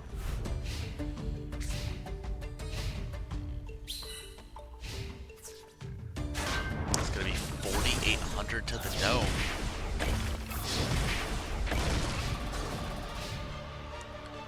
Xiaoxing, you have any board clear coming? Nope. That's once again the newbie getting 2-0'd. Should we start reconsidering what she feels about this game? Oh, yeah. I was confused for a second, but once again, the Phoenix Gearfried coming in and cleaning up the game. 2-0 Krieg, this time completely perfected her. Showing there's a lot to learn. 2-0 Krieg. And again, another interesting thought. What does Xiaoxing do to, like, mentally recover from this? Being brand new to the game and just getting crushed, it can hurt. It can hurt. But we have to worry about Aiden, the shop manager, versus Case. So Aiden and his Ojama deck here to kind of just play around, have a good time. Versus Case.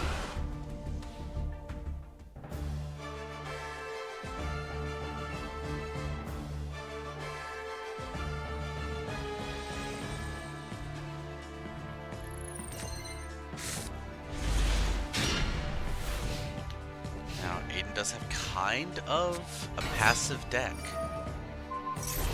if he doesn't draw the right combos.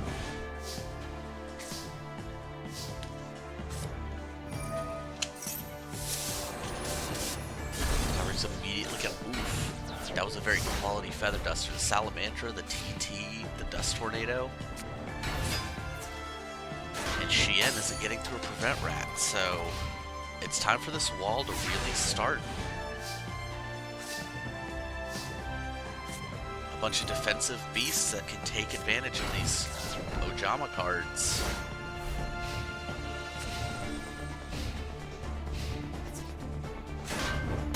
Another Prevent Rat. Well, the Flame Champion would do a lot of good, but you know what? I'm expecting a Reborn here. Yep.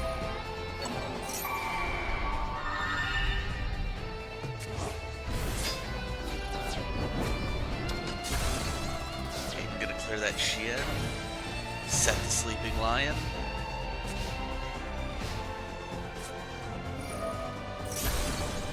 There's one rat down, but we know Case's deck doesn't have defense.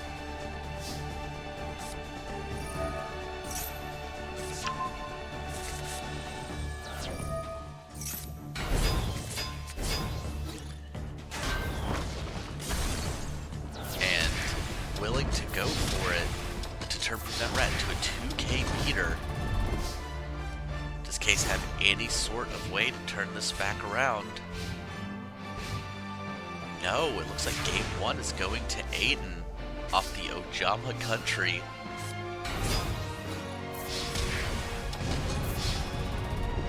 That's it. Game 1 Aiden.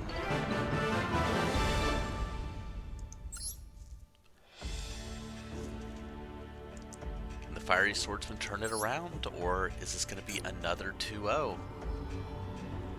Not sure I like you giving Aiden to go first here, Case.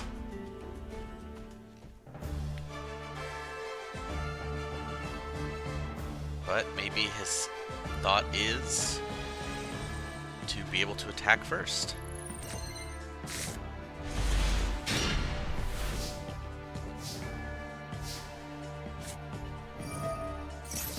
Ojama country. That unfortunately will put the Ojama green to 0 defense here. Doesn't matter, face down monster. However, Aiden bricking on the Ojama Delta Hurricanes.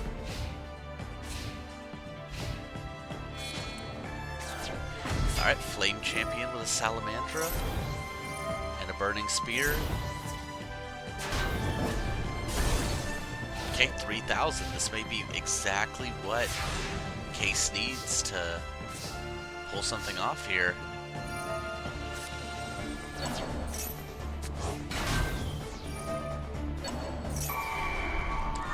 Oh, what a play.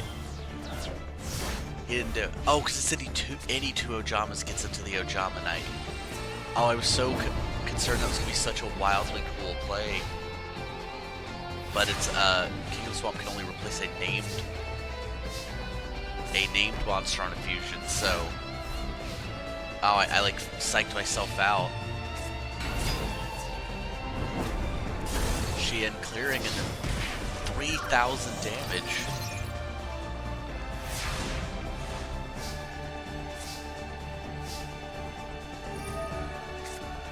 Okay, well, this is gonna keep up the wall of Ojamas. No, it's not. Widespread Ruin clears the Prevent Rat. Can Case do it?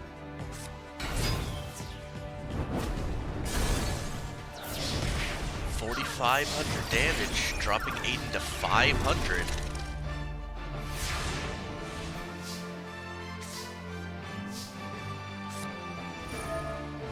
And this is it. Looks like we are going to game 3.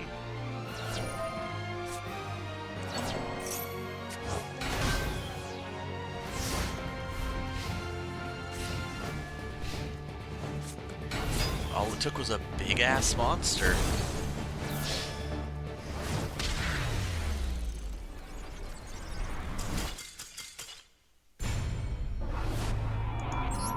Alright, here's the question. Is Aiden going to pull off any wild combos in Game 3?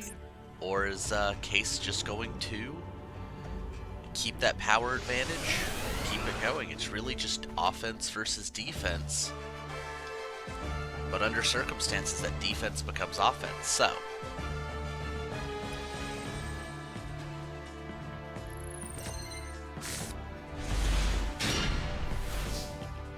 well, not a great hand for Aiden here. The Oja Magic not doing... well, does a ton of work next turn, but he doesn't have a poly. However, Case does to get to go into the Vermilion Sparrow, 1900 right there. Fiery RO. Alright, a pretty decent opening here. Now Aiden has a few combos out of this position. Or could just play Dark Hole and bring back the Vermilion Sparrow. That will also work.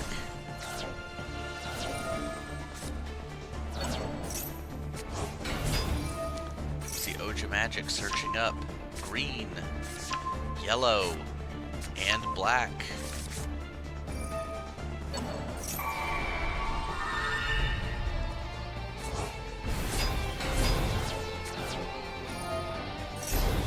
The 1500 defense point Sparrow, the 1000 defense point Ojama Blacks. And like I said, defense is not Case's stat. Only clearing one Ojama here.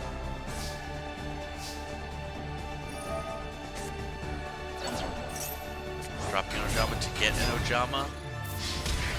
Is this exact lethal?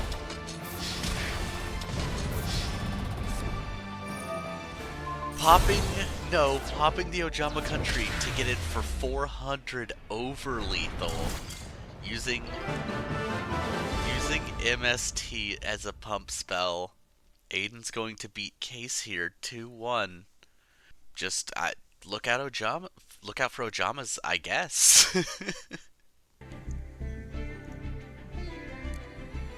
And the manager moving on over Case.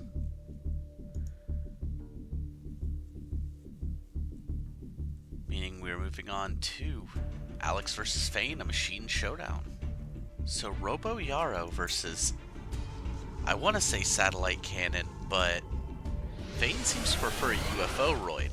So Alex may have a real shot here, especially because their deck is taking on more vehicle cards. And if they can... oh, this is a great opening hand now. The Oni tank into the... we look at the Robo Yarrow or the Robo Lady? Robo Lady.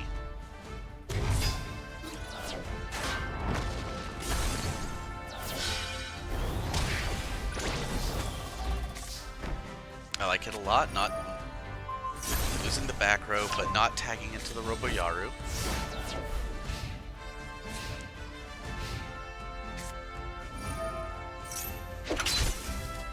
Alright, well, swords, at least the Oni tank is pretty big. Now we're going to tag into the Robo Yarrow. In defense mode, I'm not sure I love that.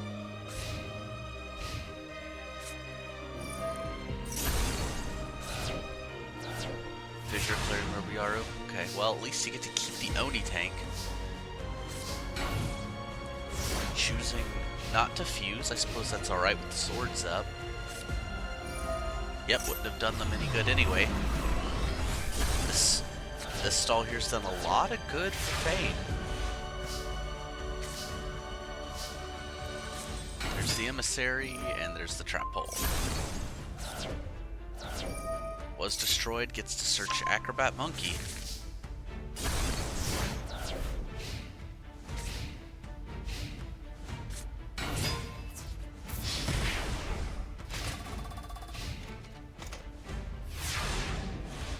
Big question is...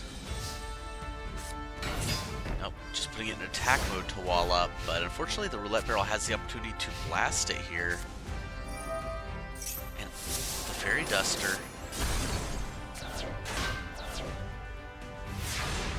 thing Vayne feels like tributing and keeping the monkey up. Alright. Maybe the AI just cannot play with that satellite cannon correctly. I don't know. I don't know if that is a satellite cannon, but that's what I'm assuming it is at this point.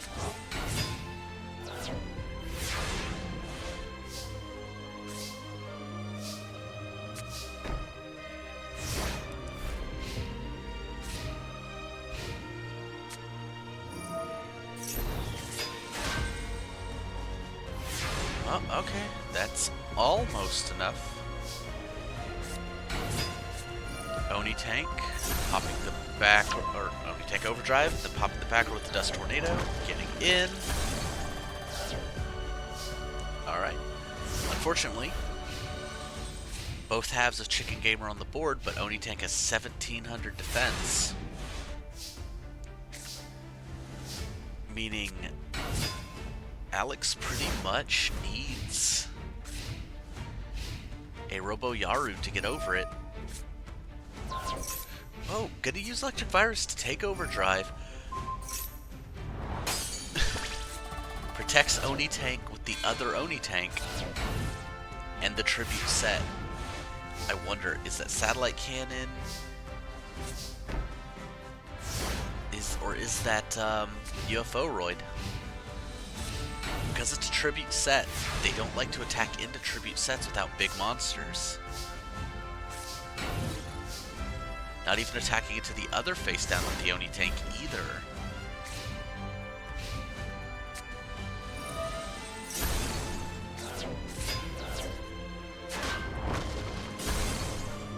And Alex losing their King of the Swamp. There's the Satellite Cannon searching the UFO-roid. Alright. Satellite Cannon now at 1500. And it will continue to grow in this spark. Tributes the Satellite Cannon for UFO-roid. Into the TT. Alright. Well, with the Overdrive, Alex may be in full control of the game. Oh, nope, Solex. That might be the final Satellite Cannon down there.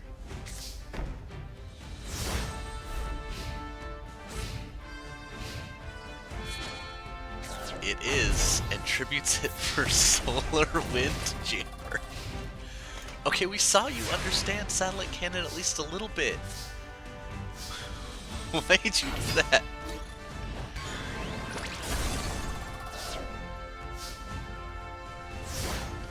Alright, well. At this point, Vayne kind of just threw. And now double Emissary on Alex's side.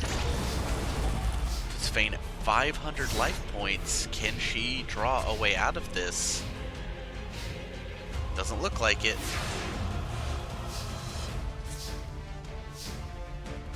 Enchanted Fitting Room for the funsies. Robo Lady. And Acrobat Monkey. But more importantly,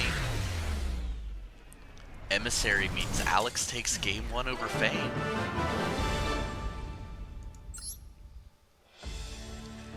Will the heavy weapons expert go down to the brand new recruit? Alex going first to establish that board.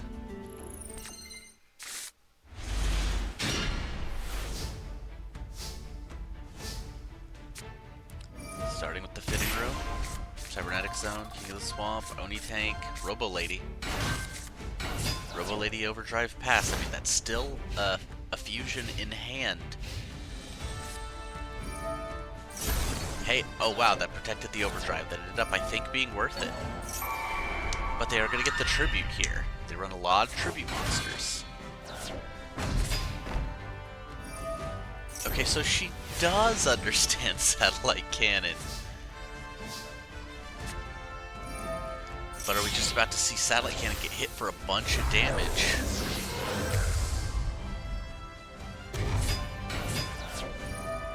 trap hole, the emissary. Searching up the monkey, I assume. Yep. 1200, 600. Alright, well. This time, Fane plays the cannon correctly. And then Tribute sets it instead of letting it stay on the board and grow. I stand corrected about playing it correctly. Solar Windjammer has 2400 defense. But Alex has ways over it eventually.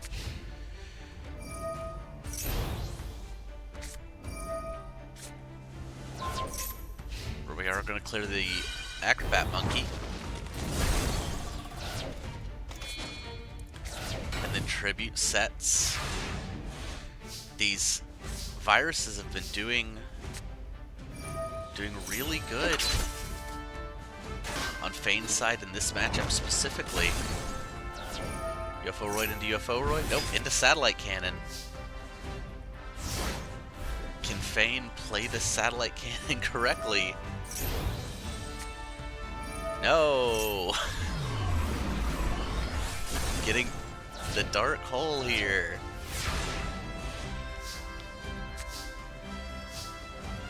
Alright, Fitting Room, what are you getting here? Not Overdrive, not Poly, not Trap Hole, nothing. Paying 800 life points to shuffle your deck. Fane with the set. She doesn't run a lot of big monsters, so...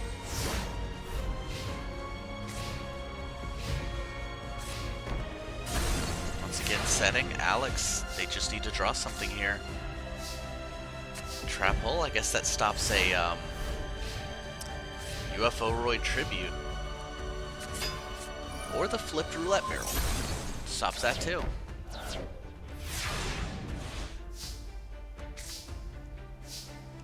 There we go, Emissary of the Afterlife. Gets negated. So, since it was negated, it will not get the search for the monkey. Roulette barrel for 1,000. A very close game that should have been Fane's game a long time ago. Overdrive getting out the TT. So this is just a top deck machine war at this point. Fane taking the lead with that roulette barrel. Just a dust tornado. Fane close this out into the game 3. Electric Virus. I guess it doesn't... Is King of the Swamp defense about to be what Alex needs to survive? Alright, sees 1,000 attack point monsters, and Fane chooses not to attack them. This turned out to be a very strange game. Oh, there we go. Luminous Spark, 1,500 attack.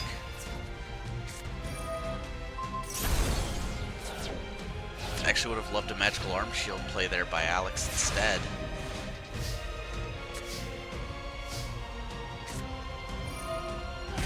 Hitting Room, Dark Hole, King of the Swamp, Harpies, Oni Tank. Again, nothing.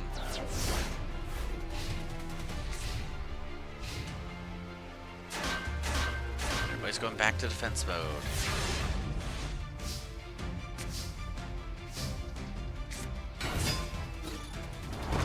Okay, I assume with the Oni Tank that means we are looking at a roulette barrel effect here, if I had to guess.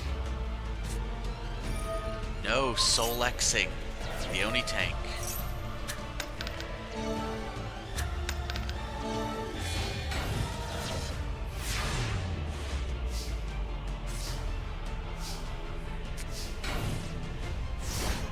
Second King of the Swamp.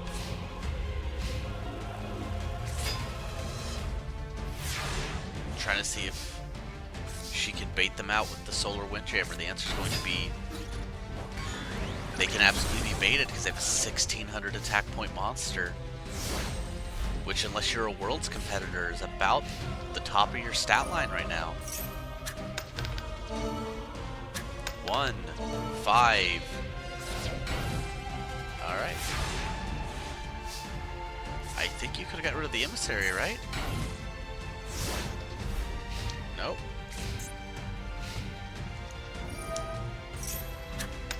Just remembered how it went. That was between that. Okay, Roulette Barrel getting into the King of the Swamp. Got the face down set. Okay, Harpy's gonna let Alex push for another 500 damage when running over that Roulette Barrel. King of the Swamp baiting an attack with that magical arm shield. I see what they're going for. Actually not doing that at all.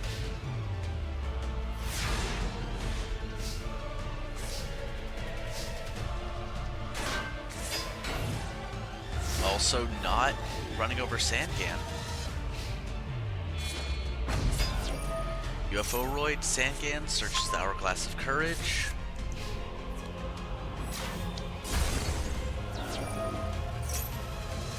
Okay, it's a Robo Yaru and a Robo Lady, but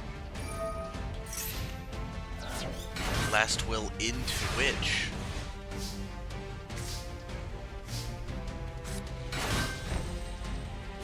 Very strange series of events here. Ending in nothing.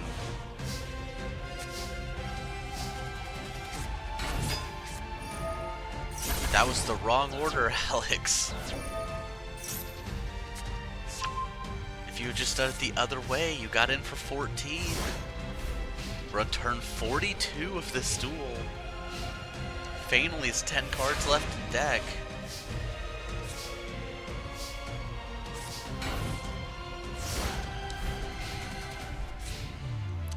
This feels like her game to win. Soul Exchange into the face down.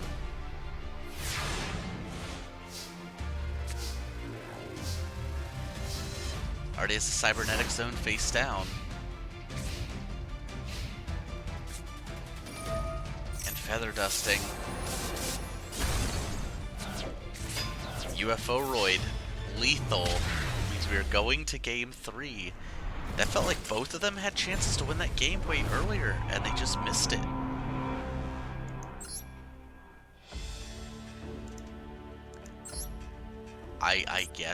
I guess game 3 it is.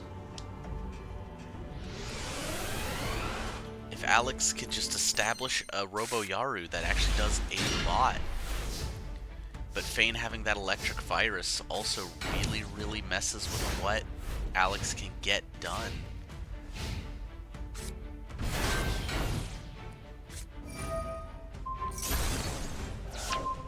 Got rid of the Solemn. Okay, now Alex can just get, there it is, King of the Swamp, Robo Lady, into the Super Robo Lady with a fusion weapon, and as long as they can keep this Robo Lady on the board, it's clearing roulette barrels and it's clearing satellite cannons. But we know Fane has Soul Exchange and Electric Virus, so she's also got swords.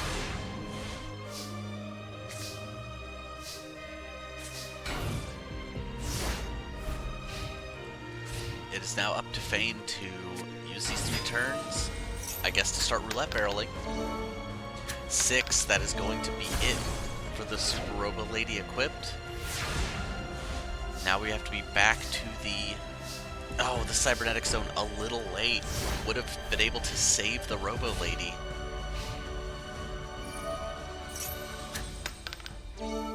And a 4. After never hitting a single roulette barrel.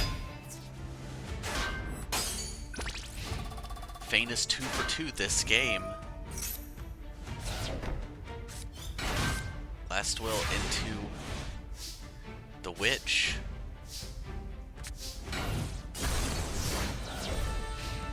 Fane, I would have loved to see that be a satellite cannon, but now it's figuring out how to get over the monkey.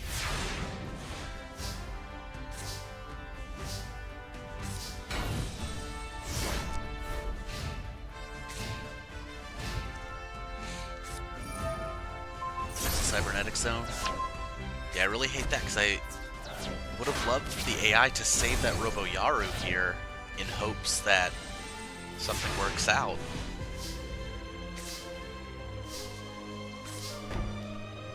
Not risking the roulette barrel effect. Aw, man. And here we go.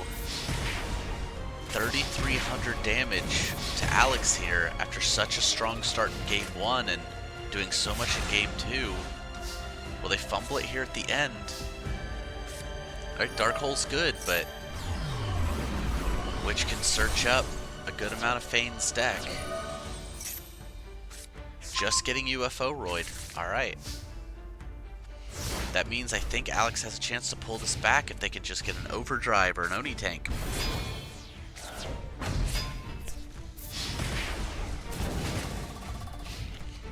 Windjammer into the UFO-roid.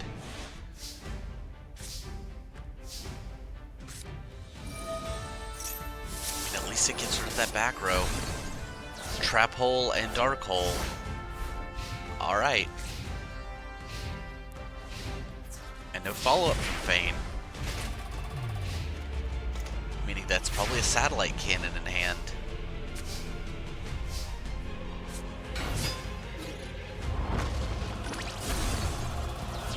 If you're Fane, what do you get here? Windjammer, 2,400 defense.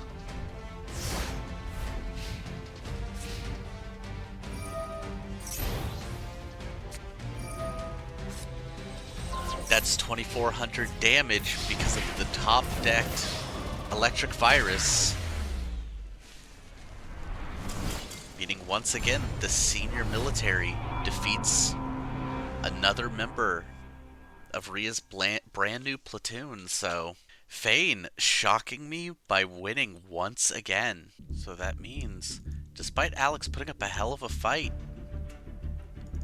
Fane just taking it. When I'm looking at this top 8, we've already lost Korra, Bane, Case, and Alex. Not a lot of these recruits keeping going. But we don't have to worry about that this round at all, because it is Lorelei versus June, Rituals versus Battle Guards. I'm glad at random to this. This is going to be interesting. Alright. Lorelei choosing to go first.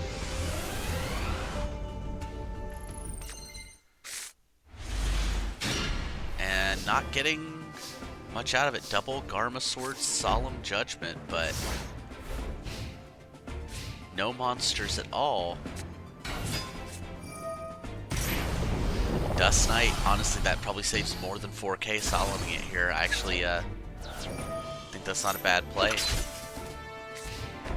Just looking at 14 this turn, maybe a Battle Guard next turn. But she doesn't have anything.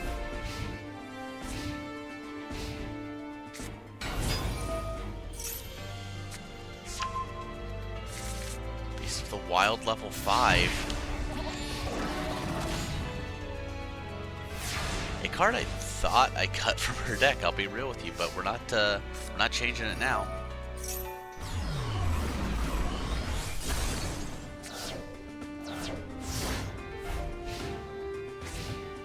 Probably gonna wish you saved that Dark Hole. Yep.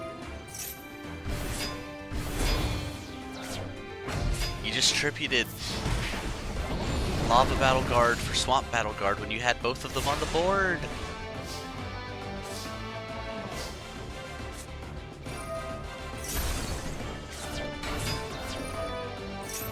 Lorelei searching out the Garma Sword.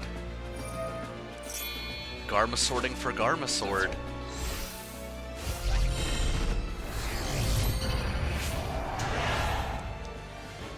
actually massive, even though that's...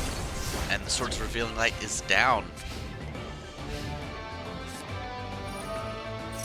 Oof, into the Dark Hole. Kozaki, Blast with Chain. June convincingly winning that game.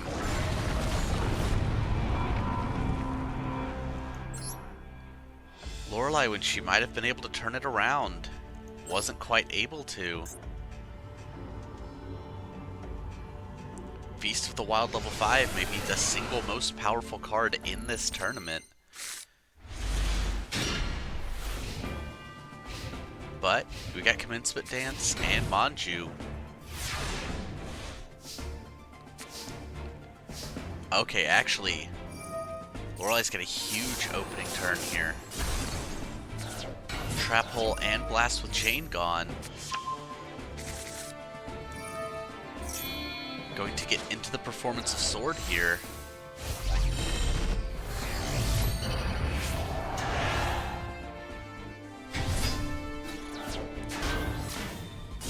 And that means no search of the Feast.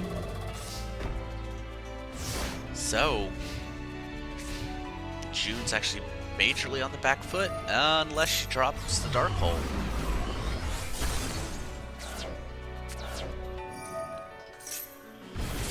Feast for the single Swamp Battle Guard, which would be good if Lorelei didn't have that Monster Reborn here. Is she just going to save the Fissure and run over the Battle Guard? Yep. Probably not a terrible idea. It saves... It costs her 1800 damage this turn, but it may save her some effort later.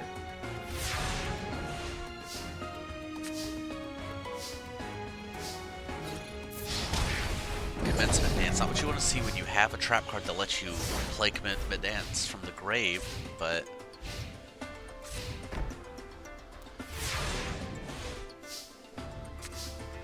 Okay, this may just be solidly in Lorelei's favor here. We may be doing back-to-back absolute beatdowns on either side.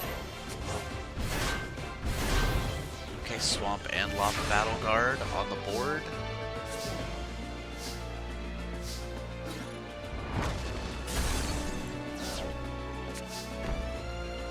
Going to let June keep the Swamp on the board. I probably would have fissured here, but maybe that's because I'm kind of greedy.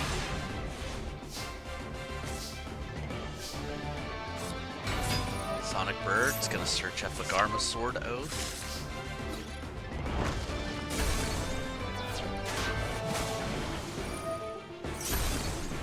And the Shadow Tamer, nothing to steal.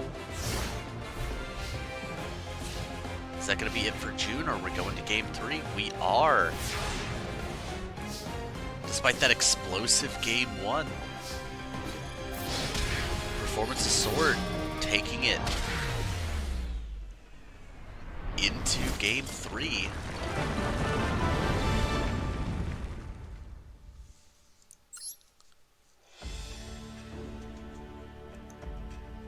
I feel like that's one of the only times I've ever seen a Sonic Bird in my life. I've been playing this game for a long time. And we are bricked again on Lorelei's side. That's the problem with ritual decks, of course. You have to run bricks.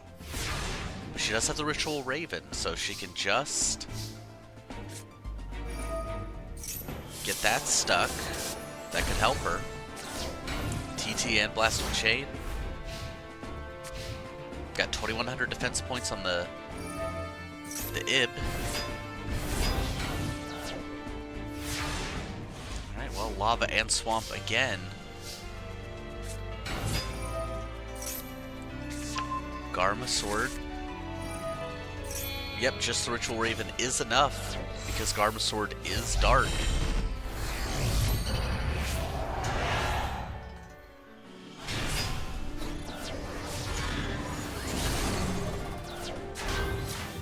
Battle Guard Cadet. Do we see a fissure here? No. Just going to take the 400, let the Swamp let Swampy do his thing.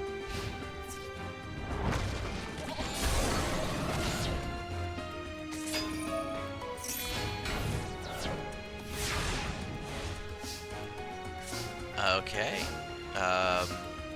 Sure.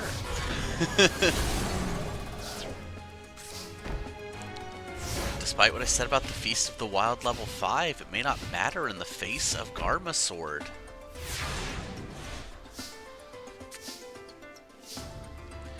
Oh, now even if June gets it, doesn't matter. But Millennium Shield is going away. Her other level 5 warrior in Millennium Shield is taken out by the fissure.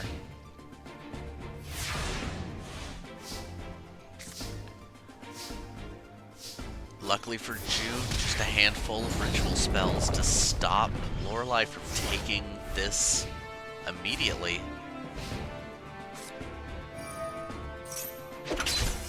Swords in front of Garma Sword, flipping up, chosen by the World Chalice.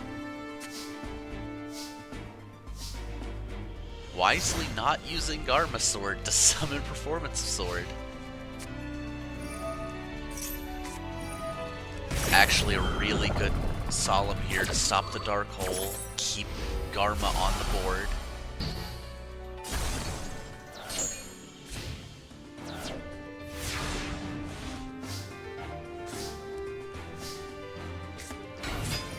Manju searching the Garma Sword Oath. Not going ahead and Performance of Swording here. With the swords up, they play a little more cautiously. But that is 6 stars of material on board and just on board. Pops the Urgent Ritual Art. Okay, depending on the draw here. Just domesticating the back row. Blast with Chain. Choosing to go with the Garma Sword. Not sure I love that. But I guess it's game either way depending on that face down. Nope, no Fiends in Lorelei's deck. Meaning Lorelei actually comes back and beats Battle Guards. 2-1 on that reverse sweep. Been seeing a lot of those in the last couple rounds. We've been seeing a lot of those in this tournament. Looks like Bunny Mom moves forward. So, back at the brackets. 2 for Lorelei, 1 for June. Some pretty interesting games there. But, Dragons versus Camel. Really a war of the ages. Let's go. Very interested to see this one because Tay has a very straightforward... It's both straightforward, but it's also kind of a long game plan. Whereas depending on what Caspian draws, he can be very, very explosive. I know we didn't see that last tournament against Mari, but he definitely has a shot.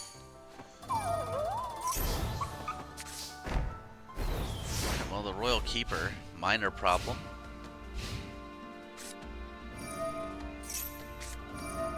Yeah, unfortunately you have to Waboku here.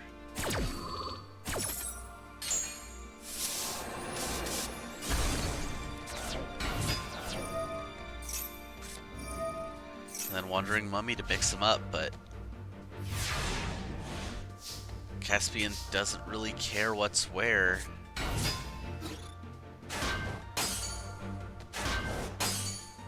I guess that prevents the 300-point gain. Because the AI knows when you flip something face down, so...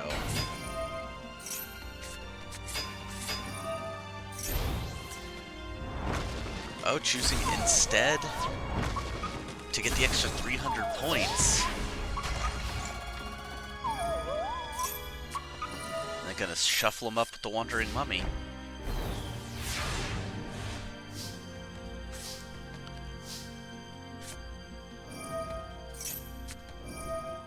Oof, Waboku. Okay, Yeah, I saw Caspian's vision here with the Spirit Ryu. But he set the Spirit Ryu instead of, like, the Fairy Dragon. No!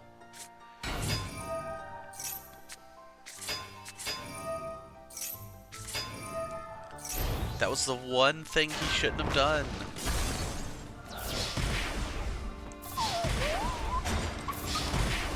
Alright, well.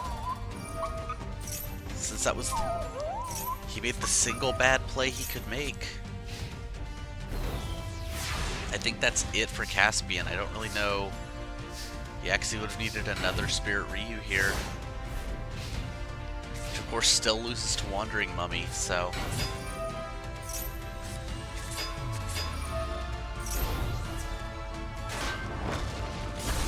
Doesn't even bother flipping up the Locusts. Doesn't need them. That's game one for Tay.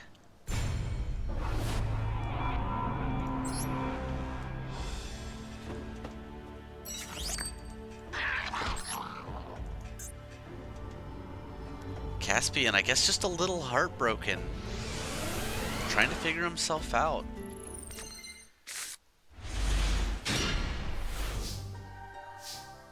But maybe he just needs to get it together in this game, too.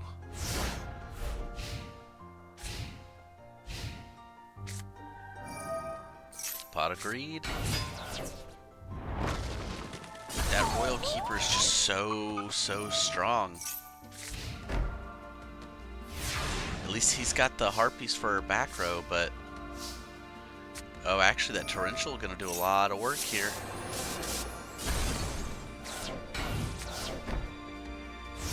Torrential Needle Sealing. So yeah, setting the Baby Dragon. It's the weakest monster. There we go. That's 2 of them destroyed. This may finally be Caspian's chance to really push and trample. Alright. Tay, what have you got to rebound off this? Reborn, yep. And the Stealth Bird.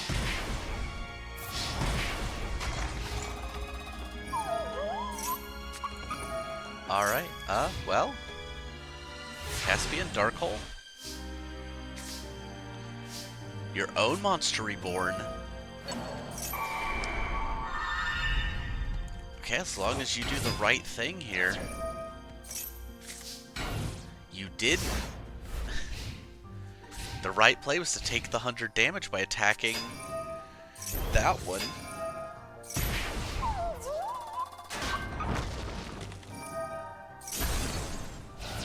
Which we've seen them do this before, so I thought he knew how to do it.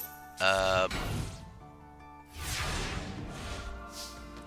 was like, oh cool, they're gonna make 100% the correct play. Well, there goes Deslakuta. That's still 1,000 burn next turn, even if it's not any battle damage.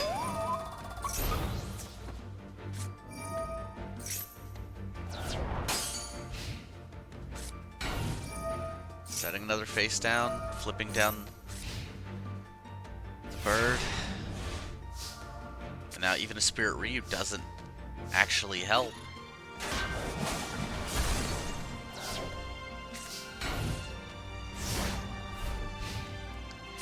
You don't really care if you're Tay here, because he's just not attacking the Stealth Bird to prevent more burn. You'd rather be taking the 200 than the 1,000.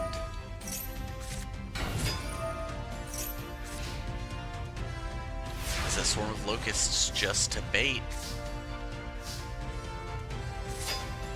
It is, and he even flips up a weaker monster to do it. Tay just solidly taking this game over. And that's gonna be it. Tay's gonna 2-0 Caspian, who in my testing always does well, but I guess just on screen. He just needs to figure himself out a little bit. So, Tay will be moving on with a 2-0. But that goes into a very interesting matchup. Harpies versus an artist for the game itself, Leo. Another one of the invited guests. So you may think a deck with Morinfen as its head is going to be a pushover, but I don't expect it. Robin and Leo. Robin choosing to go first.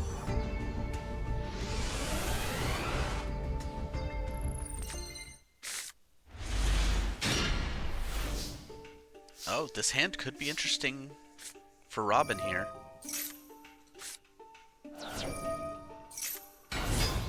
Mountain Skull Redbird. It's going to do plenty of damage. Uronzo, Lucky Iron Axe, pop the back row, but that's going to pop the Iron Axe instead.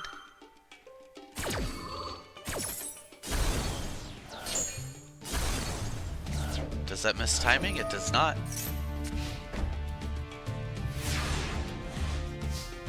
Okay, it ended up being a pretty bad exchange.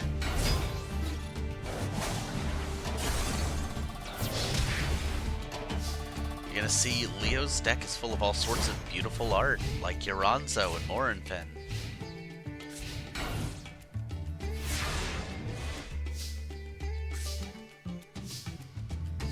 The Elegant not doing anything yet. Witch of the Black Forest. Gonna search Griffor. Another piece of masterful art.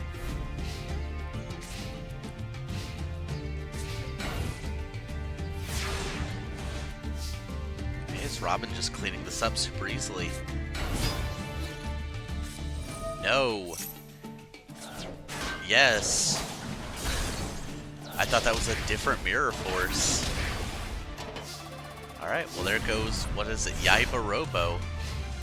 Yeah, the Dark Mirror Force getting rid of the face-down defense position monsters. Uronzo's got an axe again.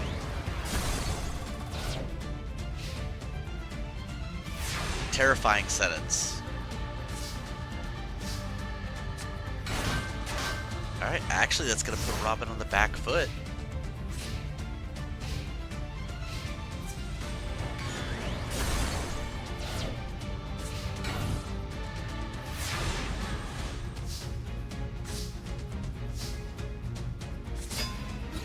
Need reflection. Alright, going after Sea Common, I believe it is called. Yep. Again, just some more beautiful art. Pot of Greed, another piece of beautiful art. You can tell Leo's amazing taste. Faithbird going after the face down. We're forward. At least minimizing the damage Leo can do here, now that he's got the board control. Chipping at Robin's life points, but all he has to do is stall for a Harpy Lady or get the axe. Yeah, you're willing to give Leo a card here.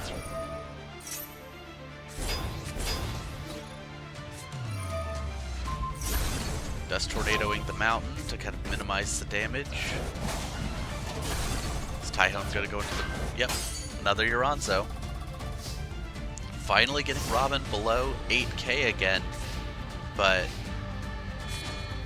there's the Morinfen.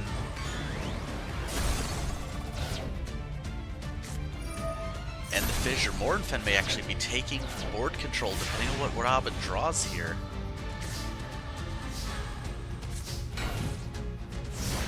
Not playing the mountain is a problem that would have held the board.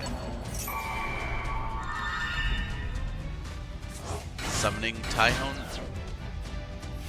and passing instead of getting in with the Morinfen.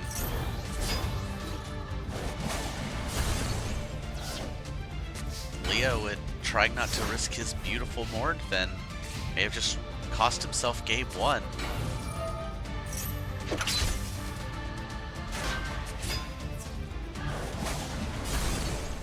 Alright, there's Tyhone taking out the King of the Swamp.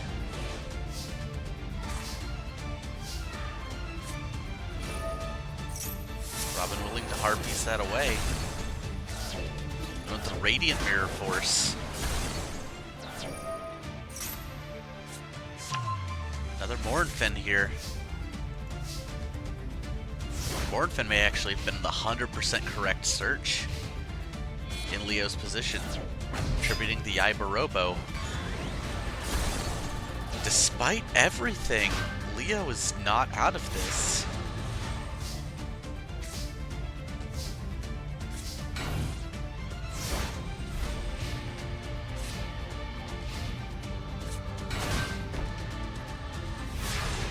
But also not willing to run that Morinfen into a face down.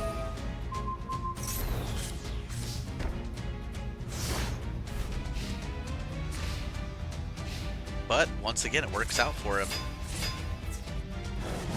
Tyhone, Morinfen, and Seacommon all getting in.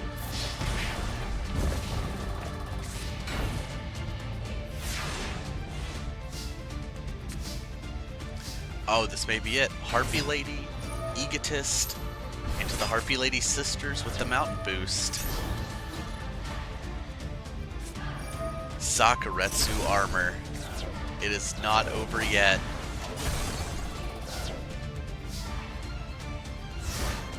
He may not have powerful monsters, but he's got some good spell traps back there.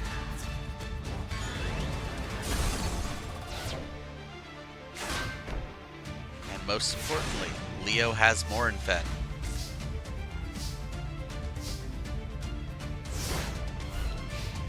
Did he manage to pull this around? 26 to the dome. 2650 to the dome. To Robin.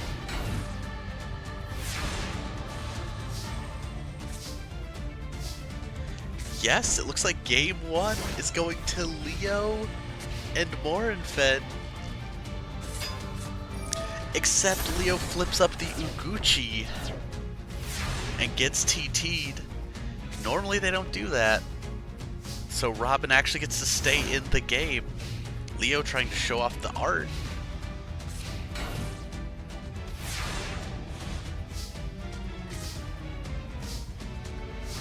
But Robin not having a way to get this board covered.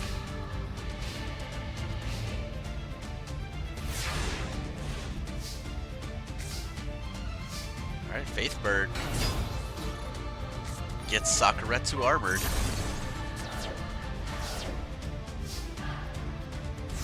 This has ended up a wildly close game.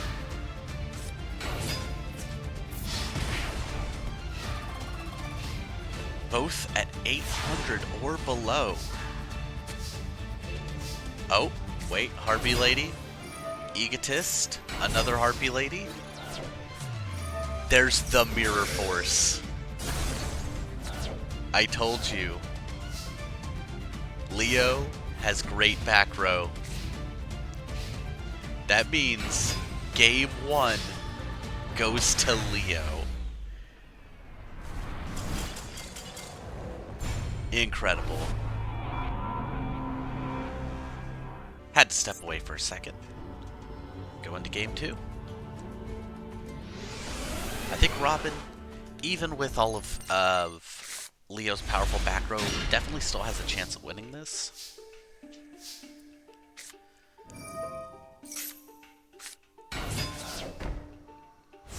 Skull Redbird MST. I think Robin has one of the better shots at beating Leo with that Tornado Bird exactly. Blind MST is going to get the trap hole. Okay, not bad.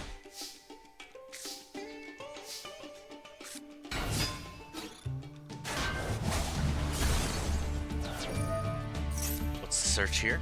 Morinfen, of course. What else would it be?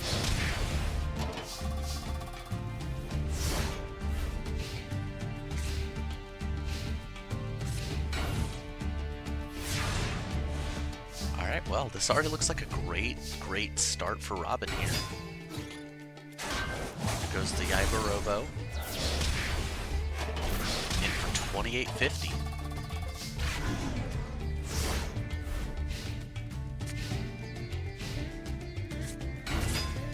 Uranzo with the Lucky Iron Axe. And causing problems this whole match.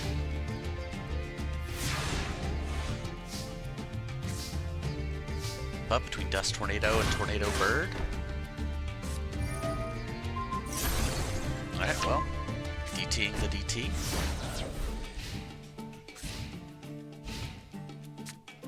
And the Griffor. Alright, well, not the best way to deal with anything on the board right now at this point, because Robin needs a big monster. Oh. Okay, hold. Okay, I think maybe picking up the Iron Axe and then you just have to Rhoda the Harpy Lady. That's so unfortunate. Not Rhoda, reinforcements. They both have reinforcements in the name.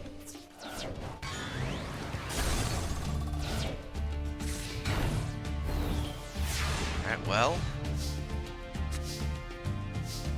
Okay, Feather Duster. What's getting popped here? Radiant Mirror Force and Saku. Yeah, it does hit the Iron Axe, though. Yaibaroba with the 1300 defense, keeping a wall up. But here comes the Mournfin to take out the Harpy Lady. Tyhone, little kickback damage. But you have to be worried about every set on Robin's side.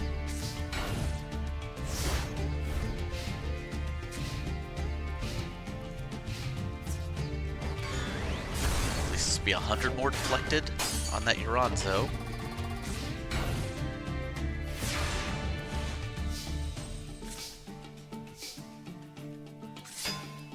Oh, face down. 100 deflected on Robin this time.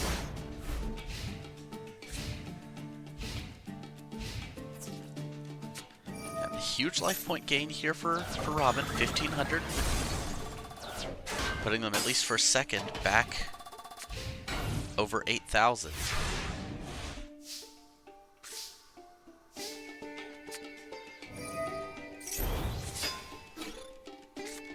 And the Mirror Force. Instead of just keeping the Harpy Lady in defense mode to protect from the Mournfin, Robin tries to get aggressive and gets his Harpy Lady Mirror Forced.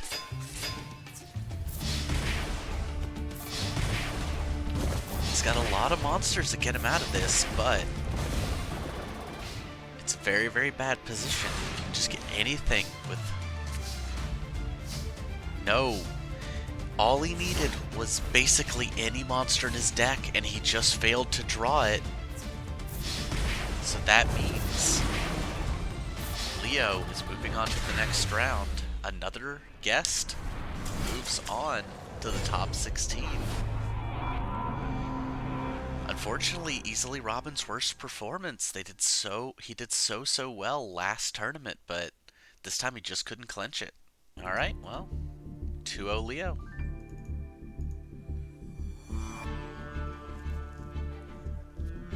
Not seeing a lot of recruits making it. How many have we got left? 1, 2.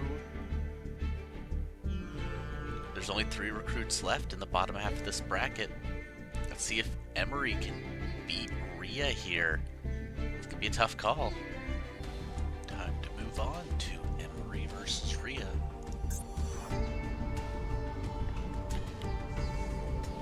Let's just see how this goes. Emery's deck. Rhea has not gone through any upgrades. Rhea's gone through... I got that backwards. Rhea has not gone through any upgrades. Emery's gone through a couple, but that's not great for them. Whereas Rhea's gone through average judge first turn. Huge yikes. At least depending on the draw here, it's just new monsters for Garl or cards in hand. Only card in hand.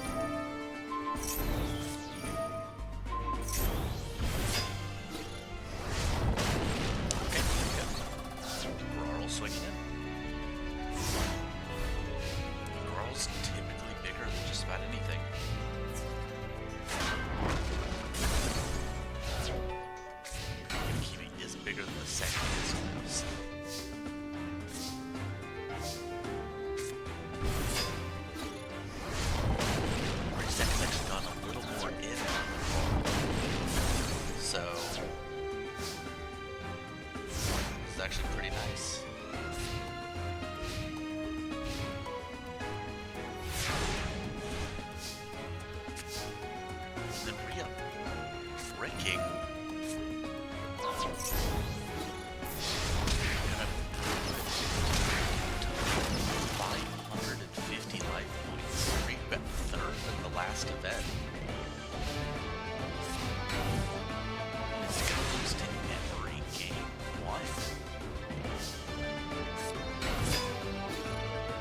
I'm not sure attack mode is necessary, Emery.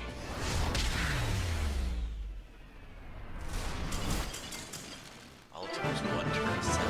That was wild.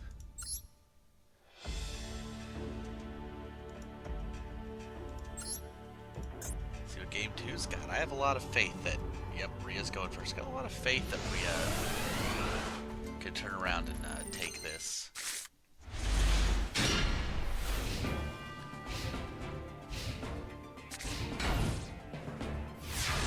It's a very, very solid hand from Emery here, but no equips to get Guardians going.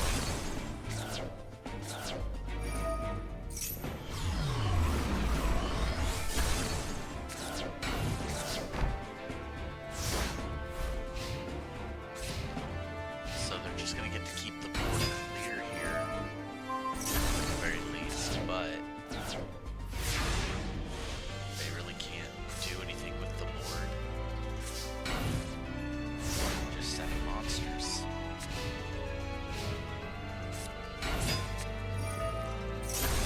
TT, you had vanilla. I'm not sure I like. I mean, chaos literally doesn't help you. At least the Gotetsu's gonna allow them to get to the Grarl, but yeah, this is more how I expected the matchup to go. Getting the battle.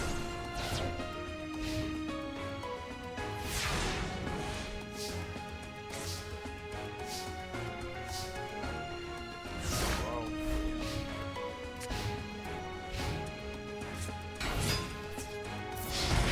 And then 7 to the dome.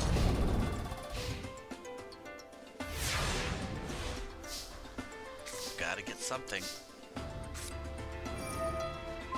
Chaos to turn off the... Yep, at least turns that off. Doesn't matter. You can Beast Tamer.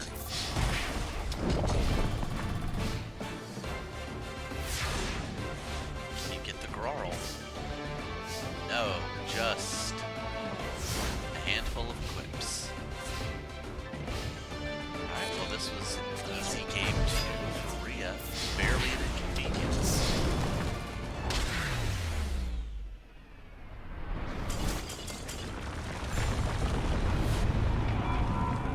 On to game 3. Yeah, that was, even for a deck like Emery, that was pretty bricky. Guardians are always going to have this issue, but that's maybe the worst I've seen since we started doing this. Okay, well, Rhea's going first. Hibikime has the sword. Now there's Guardian Seal in hand, which is decent. If they can just draw that bow.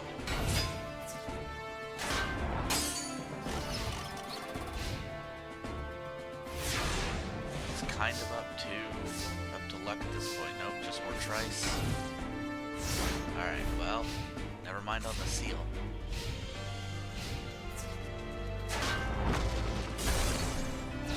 As nice as that would have been.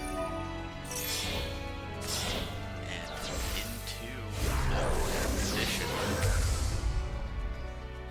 Which still isn't beat over vanilla, so if we're still gonna have that time to figure it out.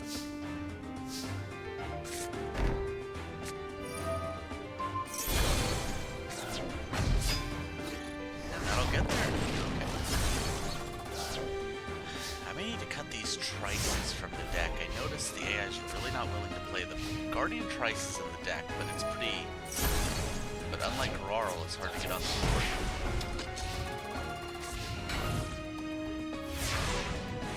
So that may be the next Guardian getting cut.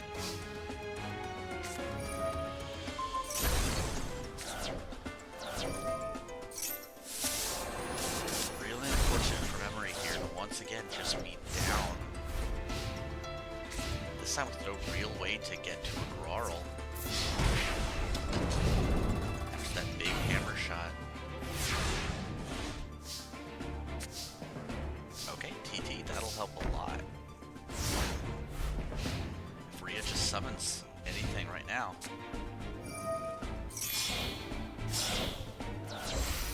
Oh, and getting rid of Emperor's Judge on top of that.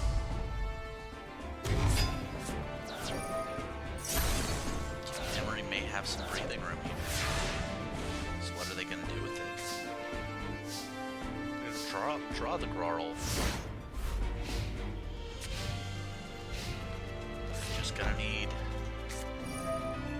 something. Getting rid of reinforcements here. Once again, just drawing equips.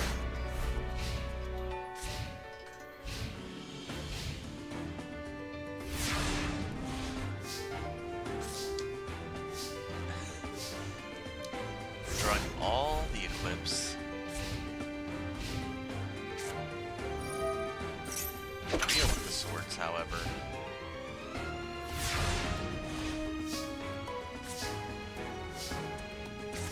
Cast is body once. Well, not when the attacker's Queen's Double. Queen's Double attacks him directly for 650 for the next 2 turns.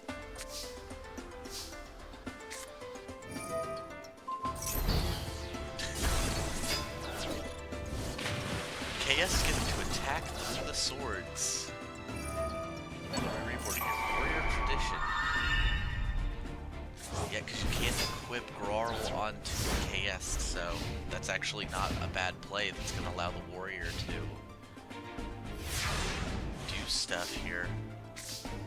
Yeah, KS is immune to spell cards, thus is immune to swords. Maria got pot.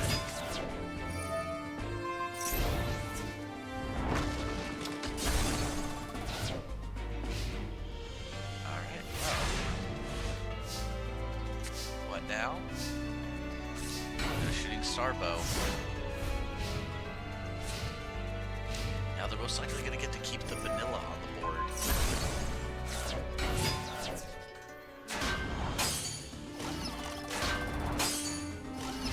And Seal. Okay, Seal is now face up.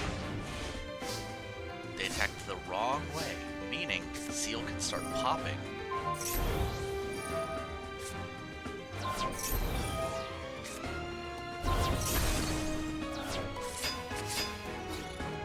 Emery's really holding this game together. Tying up the game at 40-50, but Rhea's got no cards in hand.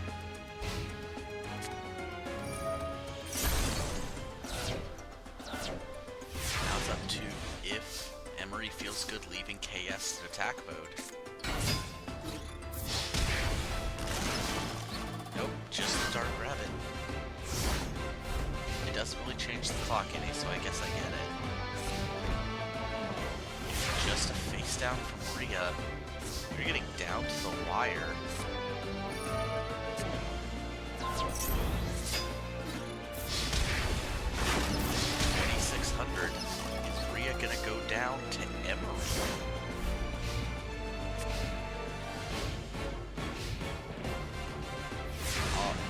I'm legitimately stunned. Normal summoning Kotetsu. And Dark Rabbit equipped with Inflate Breaking Flamberge Bow is going to take the match over Rhea. That's a huge one. That was, oof, wow. Okay. Okay. Emery 2-1 over Rhea. Guardians winning. Who'd have thought if everybody's running normal monsters, Guardians would be good. Here's a very exciting one, though. Our last champion, Mari, taking on Cybers with Grayson. Okay, Mari versus Grayson. Can they keep up their winning ways? Or will this brand new type of card put a stop to them? Now, Mari's deck didn't change a single card from last event. So, it's going to be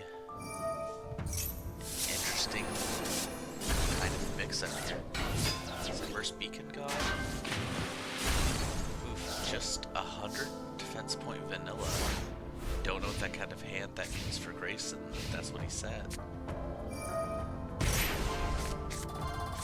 Russian Collider. Oh, there's a Digitron.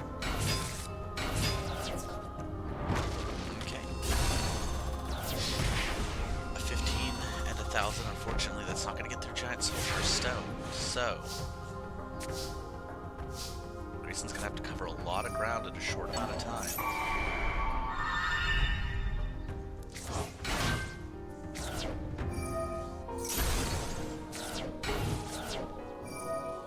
Mari said, screw you, I'm walling up. Setting up the heart of the underdog.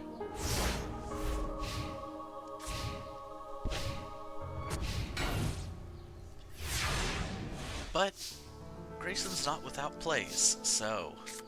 well, this might have kept him off a Suppression Collider. Not sure I love the Dark Hole, but...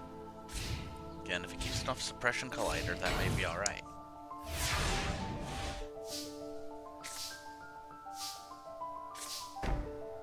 Mari, though, just in a deck full of normal monsters, has the hardest time drawing them. Alright, Swords is up. There we go. Finally a Heart of the Underdog proc. And they're gonna get a few of them.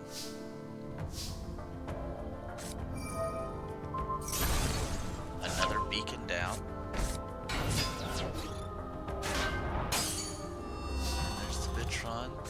Alright, we know Mari's luck is better with 2 Heart of the Underdogs, so now it's really that Grayson's gonna have to get some pressure going. There it is, Suppression Collider, 2,800 attack. Mari may be in some trouble now if they don't. And just Torrential, well, I say just Torrential, but either Grayson's not gonna summon, at least not yet. Choosing not to TT. Interesting. Gonna get it and the double draw off the Protector. See if that little bit of stalling Mari did is able to hold stuff off. Nope, getting the Jar Greed second.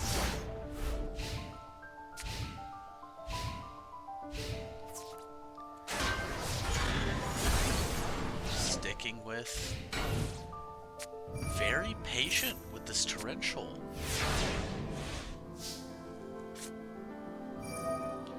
Very, very patient with it. I guess when the AI is like, well, I don't have anything, they're not attacking, I'm not going to worry about it. Going to give Mari their chance to keep digging. That's 2 pieces, 2 more draws.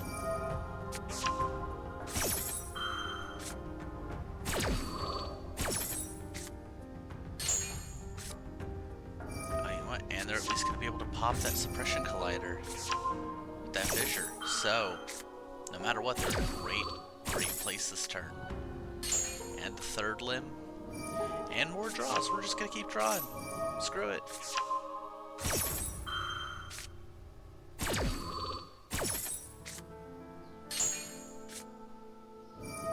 There you go. Finally, their Heart the Underdog draws are lining up.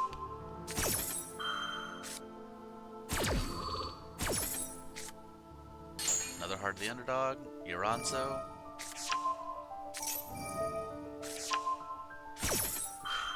Still 2 Exodia pieces down. Hand's so big, it is not on the screen. And still cannot have all the pieces of Exodia.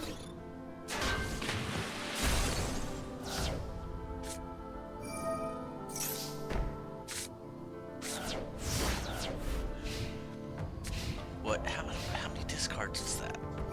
Was the hammer shot? Double check how many discards that was. Can I see? 1, 2, 3, 4, 5, 6, 7. Discarded 8 cards and still didn't have Exodia.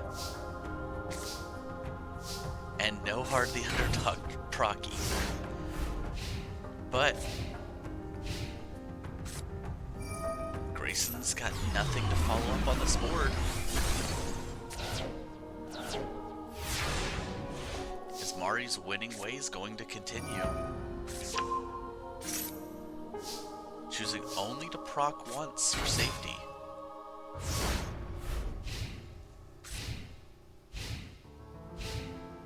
Mari just going to be patient. It's in the bottom 4. There we go. Another Exodia win. Mari continues to be unstoppable. But that's just game 1. Maybe game 2 has what Grayson needs.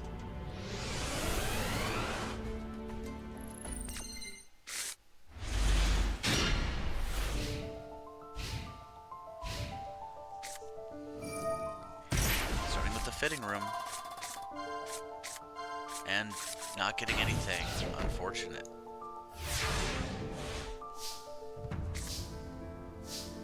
Dark Hole Uranza here. Nope, just running out the Uranza. Turns out it works.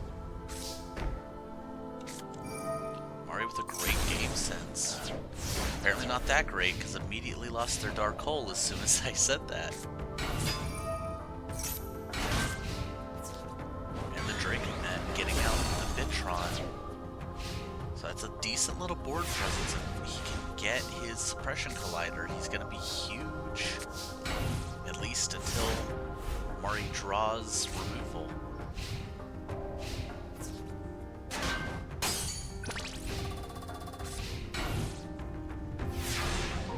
He's definitely got to get into his big boy.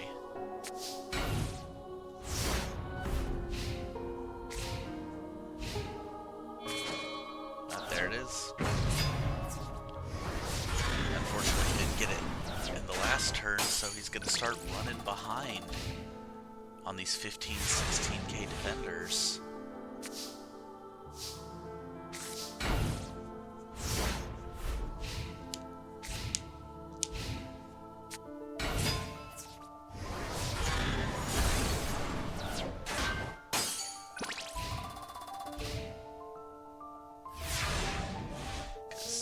Run over one monster a turn, unfortunately.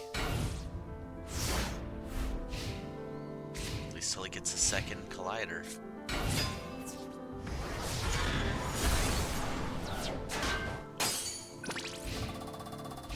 Now maybe having a monster in attack mode force something out. I could see Red Archery Girl being baited here. It was not, however. The AI has decided it's too big of a risk. Unfortunately, just keeps hitting himself for 100 damage. I forget what you do. Oh, it just stops. It boosts, but stops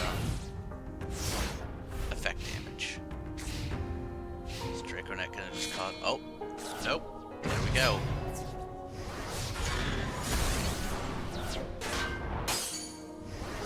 Finally, a Digitron getting in for 1500. This might finally be over for Mari here. They've drawn not a lot.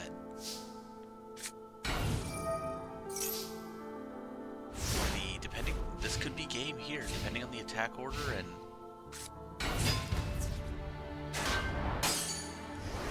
28, 15, 26. 15, 1. Only 2,000 life points left. Are we going to game 3 on Mari? 100% we are. Just took a little time and some bad draws on Mari's end. A long string of Heart of the Underdog could have saved it there if that would have been crazy, crazy luck. On to game 3. Is another new character going to beat another one? Another one of the characters from last event? They've had real bad luck so far. Another enchanted fitting room. Got the Bitron, the Protron.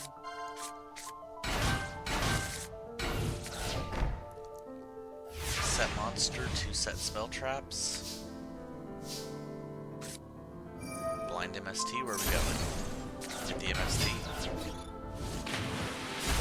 This is actually a very smart play. Now I'm going to be able to clear that Bitron with the Fissure and the Heart of the Underdog. Popping it with MST, or Dust Tornado. It's all of the targeted spell trap removal in Grayson's deck, however, so the rest of these hearts will need to get got with the Feather Duster exactly. Why'd you do that? Why'd you do that? Well, at least you have the Flick Clown. So what, 1,000? Oh, you were hoping to have your 2 Cybers monsters, but...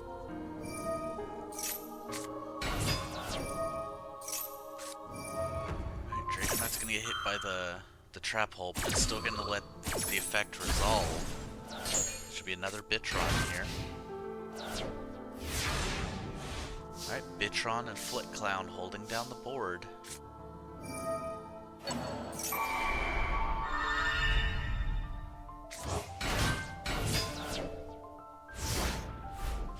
Maybe bait something into attack mode. Yes, another Draconet. Yeah, the Flick Clown is tricked into attack mode. So that's gonna be gone here. Now Mari really needs to start drawing cards. Are you willing to trade Red Archery Girl for Draconet? You are not, but you're willing to put a 3rd one in attack mode. This is Mari's biggest beater, so it's not a terrible position for them, outside of the fact that's 2K defenders, another Flick Clown. Grayson may get to empty his hand here in a minute. Grayson tributes the trick of the Flick Clown.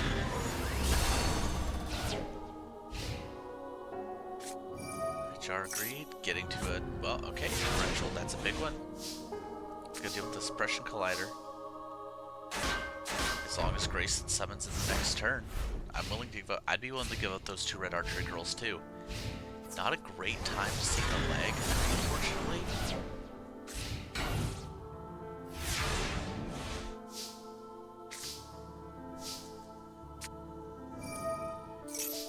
Now, if he does the same play where he attacks and then sets, what does that mean?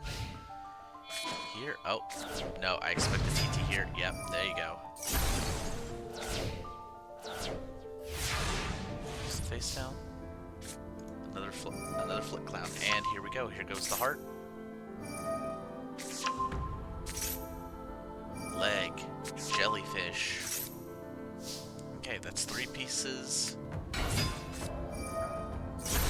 And there goes Jellyfish.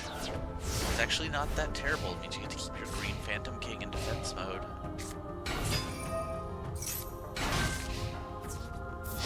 Turn that just into a Protron. Not the best thing to summon, but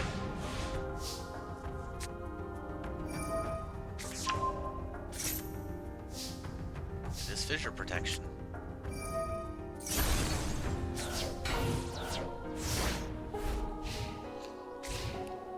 Draconet at least is 1400. It's not great, but it means when he's ramming attacks into face-down monsters, he's not going to take as much damage. Oh, there's the arm.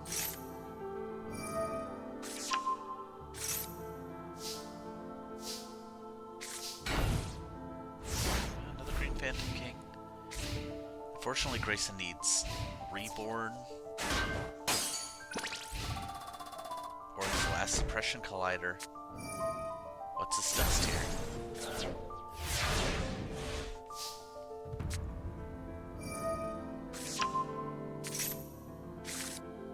Well, really early Exodia draw from Mari here, putting an end to Grayson. And the Cybers. 2-1.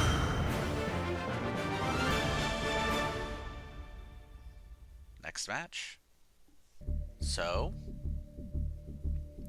that is going to be Mari 2-1 over Grayson. Mari continuing to do well with this Heart of the Underdog Exodia. Another new character, though. Nurse Corvid's Heal Burn versus Amerigo's Swap deck. Interesting ideas to be had here. Okay, we're gonna get this from the nurse's side. Decided to come here with the doctor again to help train up everyone.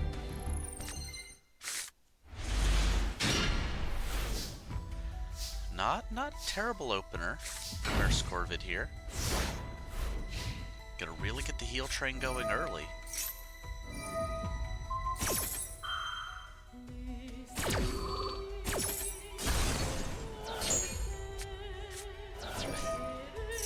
Alright, well, still has a solid, so...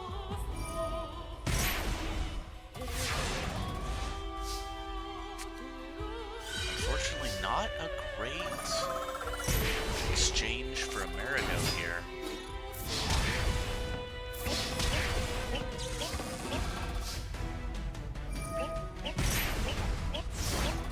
Nurse Corvid actually only down to 7,700. Amerigo's already down to 46. Never mind, down to 44.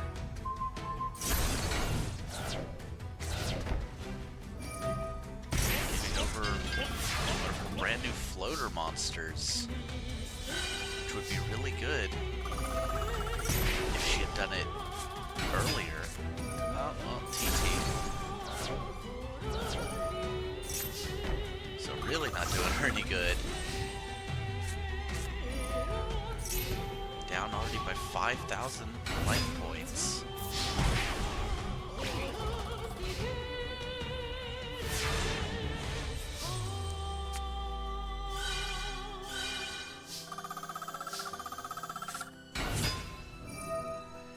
Fissure. A serious puppeteer beatdown, not something I really expect, but if it works, it works. If it doesn't work.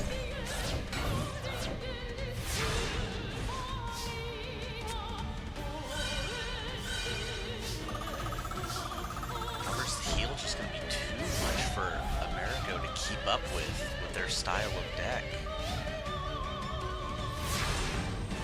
Currently, the answer looks like yes. And the Fire Princess going to add on to that burn. Unfortunate, Dummy Golem needs to stay on the board.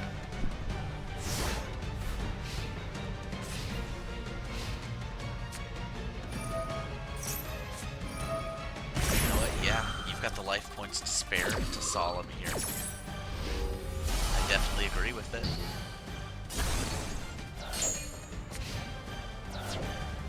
And then she has no follow-up. Alright, game one, going to the nurse.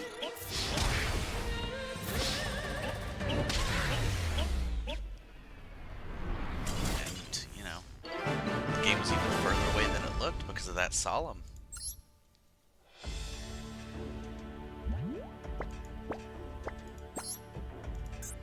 Let's see if this is going to be another 2-0 or if Amerigo can figure out how to fight this back.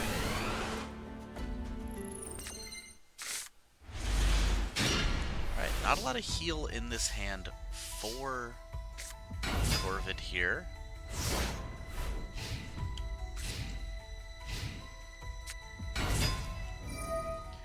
Oof, Amoeba creature swap. One of the most ideal openings. Already down 3,000 life points. Blind MST hitting the Dust Tornado, Absorbing Kid.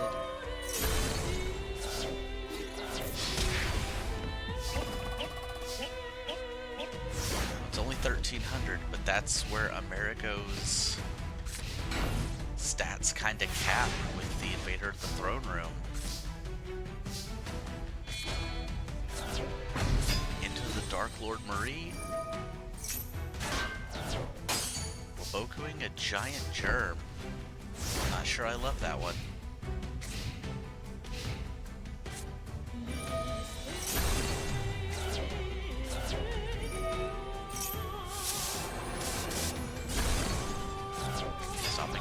shield, getting Corbin down to 4,000.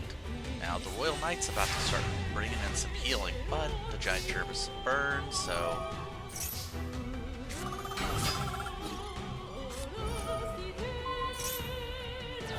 Amerigo healing on her own end with the Enchanted Javelin.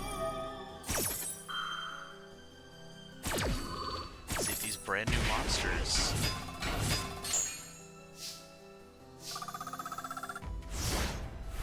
are going to help Amerigo close this game out. The 1530 Invader of the Throne Room. Gonna get 200 heal off Marie here, but the Fire Princess is a 1400 attack monster.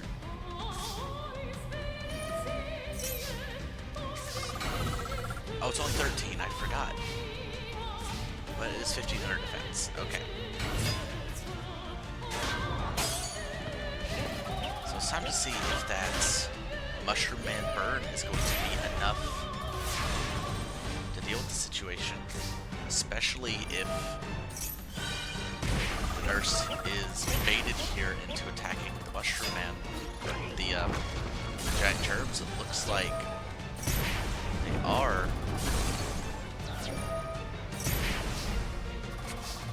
Gonna go down to 850. Gonna go down to 350. This won't be enough to give the mushroom back next turn.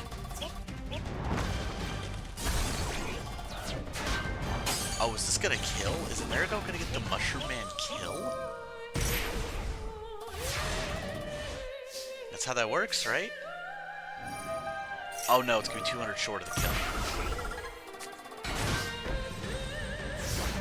Do not attack the Mushroom Man, whatever you do, Amerigo. Oh no, just don't. You're not. It's not gonna deal with the bird, but it's gonna mitigate it. Oh, Goblin Thief. It's gonna mean probably the mushroom is going back to Amerigo this turn.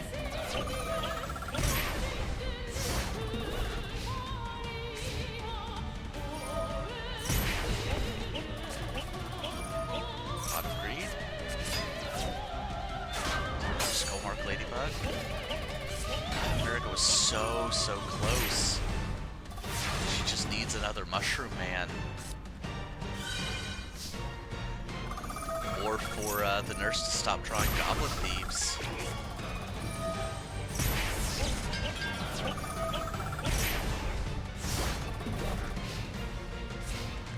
Because Mushroom Man still outpaces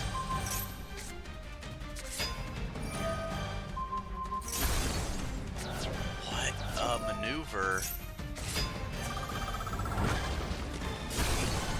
Never mind. Instead of crashing,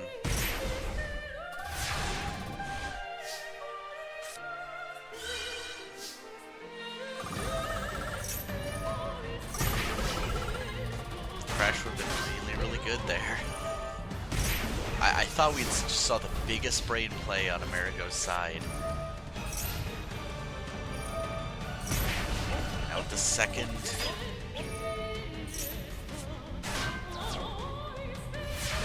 Oh, wait, okay, hold on. Is Corbin giving the Mushroom Man back here? Even with that draining shield, this is about to be huge. Okay, actually, this game has been weirdly competitive. And popping the draining shield. Only getting in for lethal.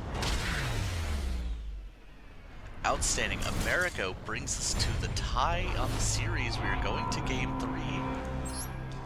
I was on the edge of my seat. That was a wild game 2. I gotta come up with other adjectives other than wild for how crazy that was.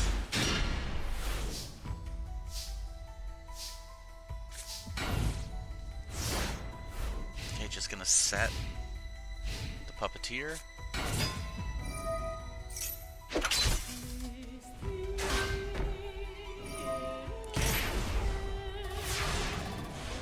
Not a bad Mushroom Man.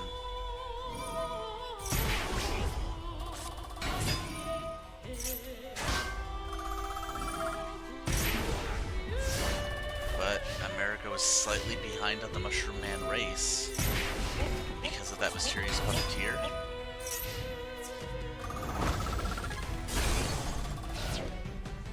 So now they have to figure out how to swap that puppeteer over.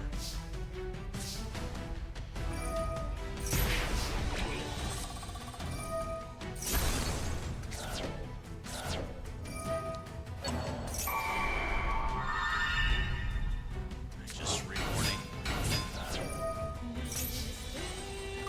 Corvid way up now. You really want to get rid of that puppeteer. But I think if you're baited into taking something, you can be baited into taking the invader because it's got the highest attack points.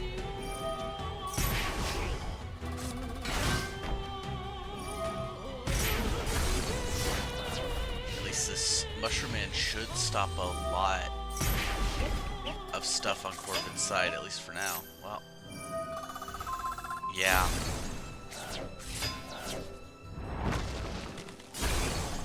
Well, it's 250 damage, and... oh no! She's got the other Malanga in hand.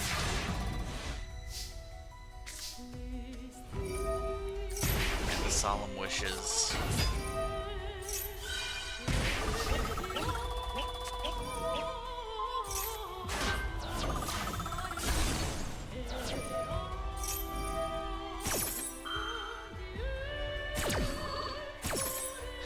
Going to be a race at this point.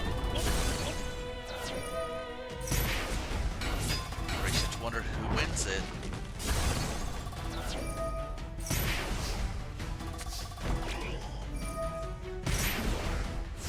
I mean, right now my money's on Nurse Corvid, who's going to start gaining life off of the Solemn Wishes.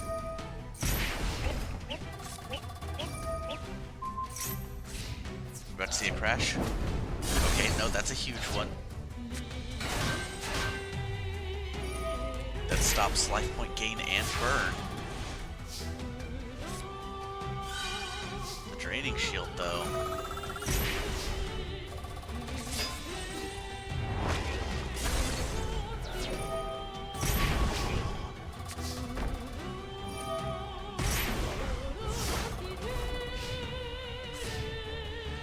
Amerigo again just really would benefit from, there we go, taking the mysterious puppeteer.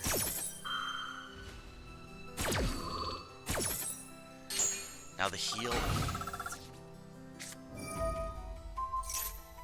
Why'd you take the face down? I was so excited by that play.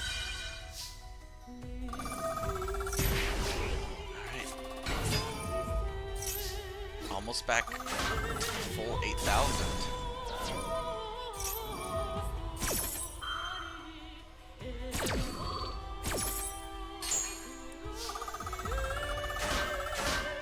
And now just Dummy Golem in defense mode, which is unfortunate. Missed out on that damage as well.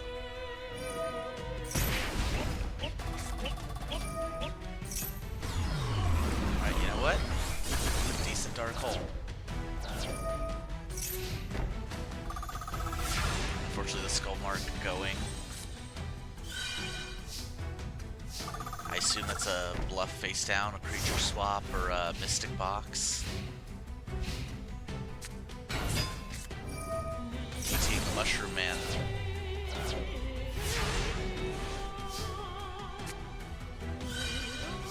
Alright, the Dark Lord is a brick. So it's up to Amerigo to draw something to start the beatdown. There we go, Invader of the Throne Room will start to outpace the Solemn, but will it be enough?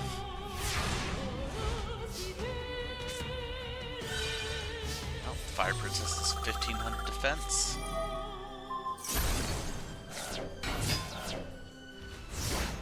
Except you just saw the burn, so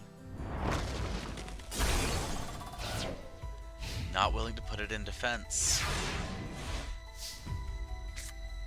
Oh, well. Just draw the out. Corvid getting the fissure here, meaning Amerigo again needs a Mushroom Man or well, doesn't really want a Mushroom Man right now. Amoeba's damage. Don't like it, but it's something to stem the bleeding. Are you gonna Dark Hole an Amoeba? You are going to Dark Hole an Amoeba.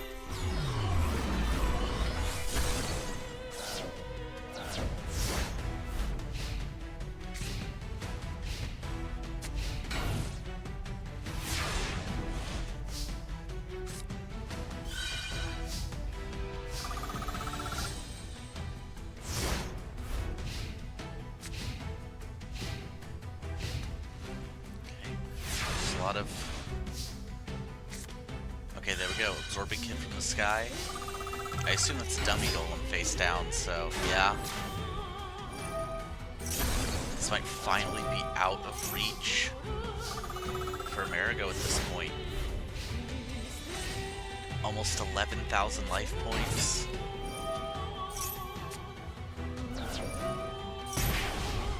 It's 2,000 burn, that's 1,000. Yeah, another 1,000 in battle damage, but what do we got left? Amerigo's also down in cards and decks, so now depending on how solemn happy Corvid is here, that might mean something. Okay, the puppeteer go to defense mode here. It's gonna do well to protect Corvid.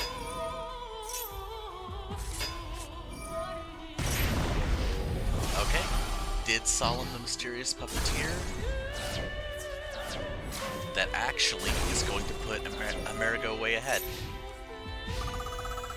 That Solemn had to be good, and that was not a good Solemn. Alright, Pot of Greed's gonna be another 500 life points. Okay, Amerigo needs to get rid of this Absorbing Kid or things are about to get bad. And she did. Are we going to see Amerigo move on to the next round? Because Corvid couldn't get any draws here in the last little bit. Oh, Cure Mermaid. Okay.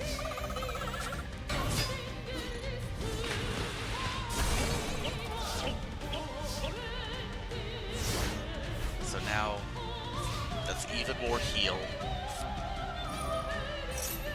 Except it's not, because Amerigo gets the creature swap for the 2,000 burn. And gets Corvid down to 225 life points. That's gonna be 725 after the draw. Amerigo wins. With their own very healthy life points themselves. For herself. One of our few returning characters to advance is shockingly Amerigo's swap deck. The Kenyu style has an era, and it is apparently right now.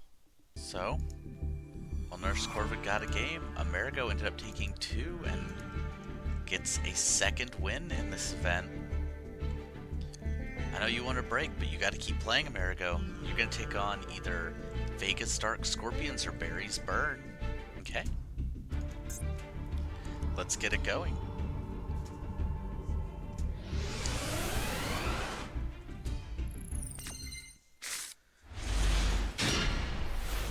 A Cliff, a Rhoda, and a Gorg.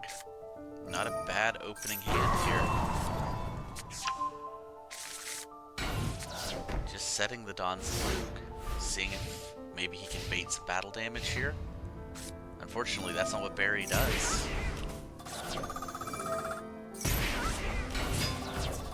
Apparently it is what Barry does. Losing the swords, too.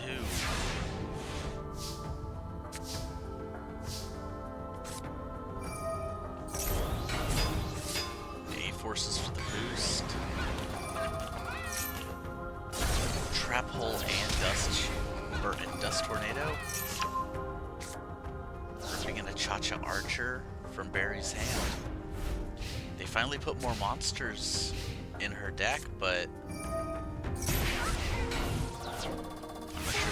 enough against the Dark Scorpions here.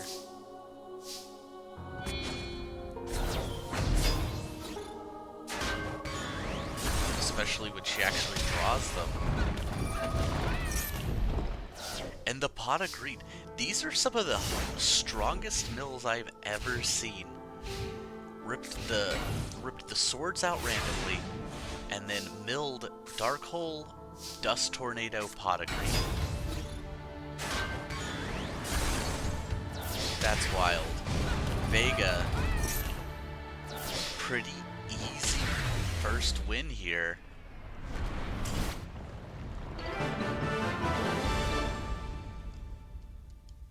See if he takes the game 2 just as easily.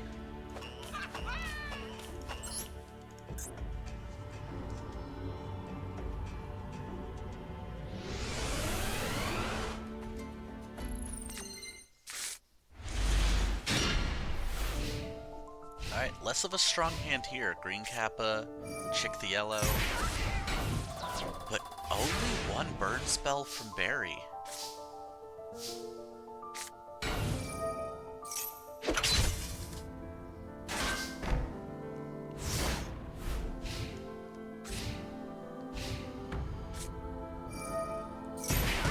Fire, that's not 1,000 burn. Probably good, that keeps Gorg off the field. But Bogania getting trap hold.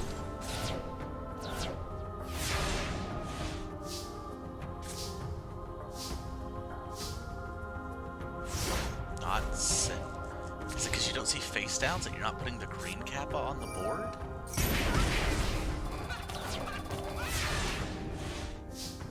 It's a monster, so you can tribute for Gorg. Hello?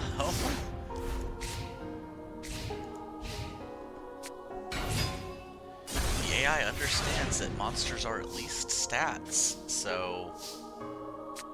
Rapid Fire Magician easily buries strongest new card.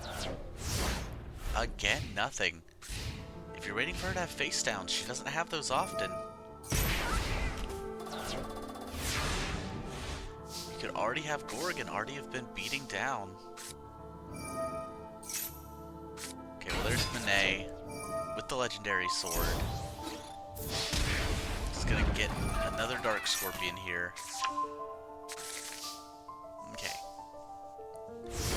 That's so weird.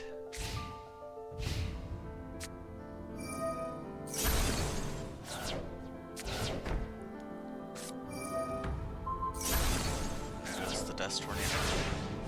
Well, at least Cliff will be able to get in.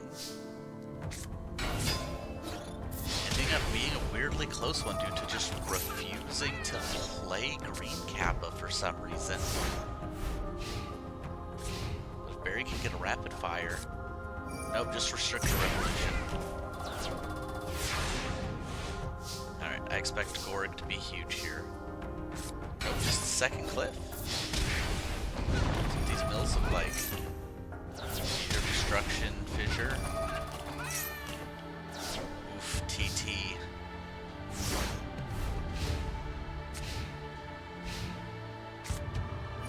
And just the Ukazi. Maybe the most burn Barry's ever done, but that's gonna be it. It's gonna be a 2-0 for Vega.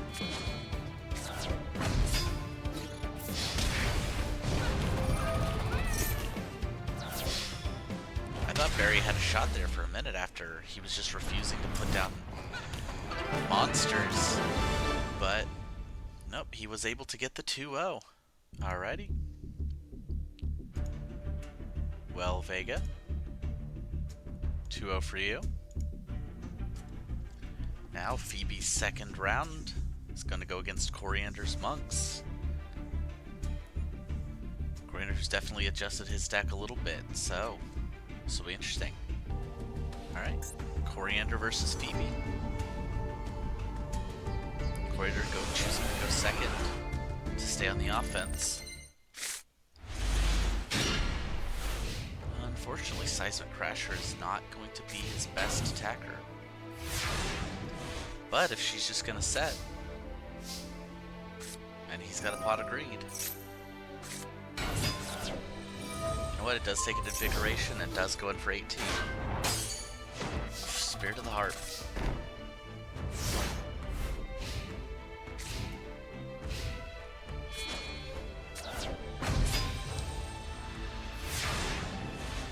Yakuteno Megami. Gonna try and bait here with the Destroyer Golem. Is it going to work? Contributing into another Gyakuteno to get the Soul of Purity and Light off.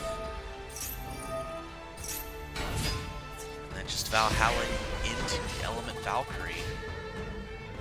It's a pretty good series of plays if it wasn't for the TT. Would have been in a bad way. That was the wrong order. You Darkhold, then you put down the beater. Oh, hiccups. No effect for the Hourglass here.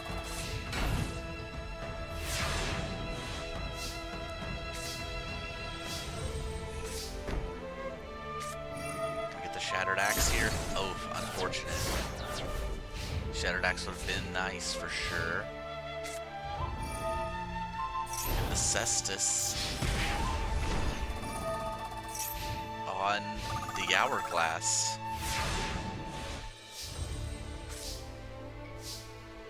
Oh, there we go. Into Monk Fighter. Legendary Black Belt gives piercing. Oh no, it does burn. Alright, well that turns it around completely. Now if Phoebe gets the Gyakuteno here to put in defense mode or the Soul of Purity and Light. Got neither, however. And Lone Wolf's gonna offer protection if she does draw what she needs. So I expect this might actually be going Coriander's way.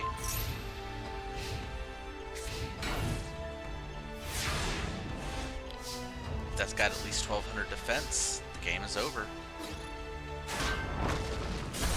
Yep. Exact damage, actually. Game 1 Coriander. Once he got that Master Monk, that was a pretty clean game. Let's see what Game 2 has in store.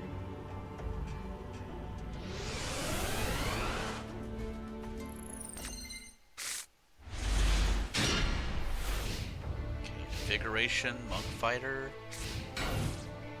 Destroyer Golem.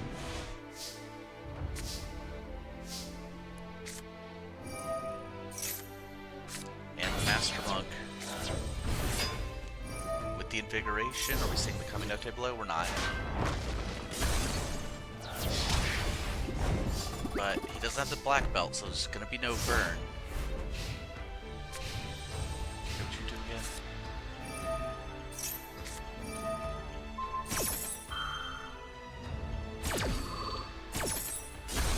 Okay.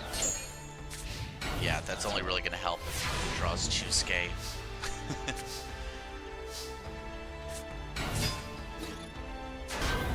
Pushing Ingot. Yep, no chance.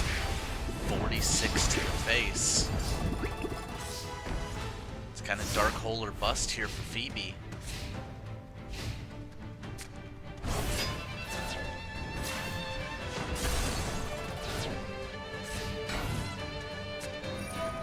Lone Wolf giving protection to that Master Monk.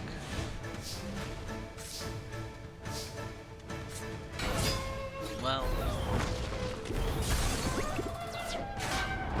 yep, Destroyer Golem getting in for 15. That is an easy 2-0 Coriander.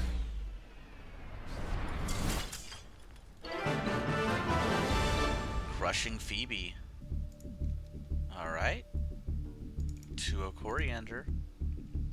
Moving him on to take on either the remaining member of the local motorcycle gang and his Dokuro Rider deck, David, or Astrid, who's just here with her silly little guys again. Gonna get David's perspective on it.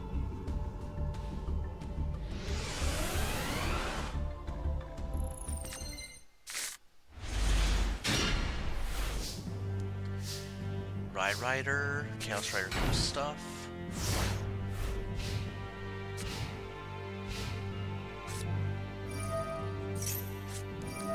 Tinker Barrel just gonna get a little burn. David not a full-on burn deck, but does run a few burn cards. We got a Guido.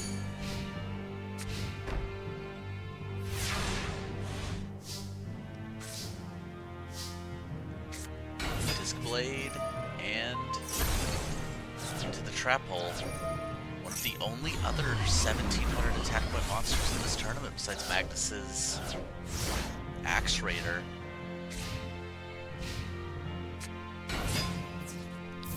And the Shining Abyss. Not as cute as the rest of Astrid's deck, but still a very funny shape. So I think it's allowed.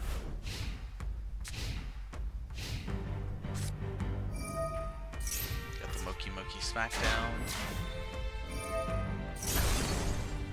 Rai Rider, no effect. The Dokuro Rider, not a great pull here. Yeah, David's not looking great at the moment. But chose to put Shining Abyss in defense mode. It's going to open up an opportunity here.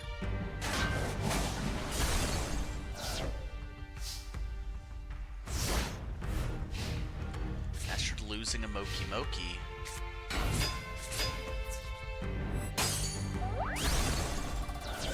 If you had just kept the Shining Abyss in attack mode, that would have been another 1600 burn. A little late for that, Astrid.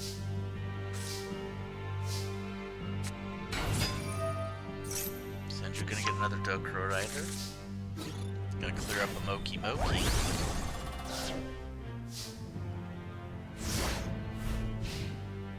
But and the Trap Hole. And back to defense mode. I guess it works out, kind of, in that you're going to stop one attack from the Dokuro Rider, but it's actually worse because you're going to take 28 direct.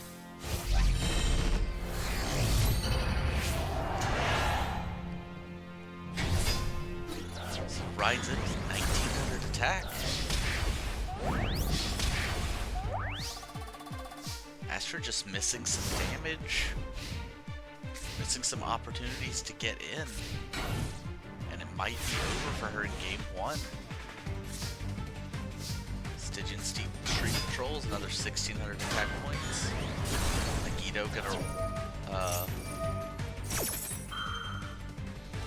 roll, see if it gets any defense back up.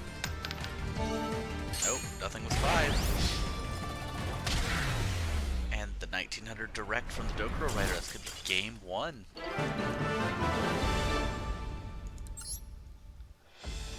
Now, Astrid isn't the strongest competitor, but clearly she should have been able to put up a better fight there.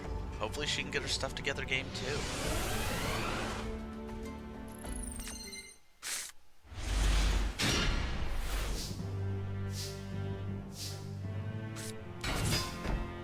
Just a Stygian Street Patrol. Not bad. Not bad. Gonna Feather Dust.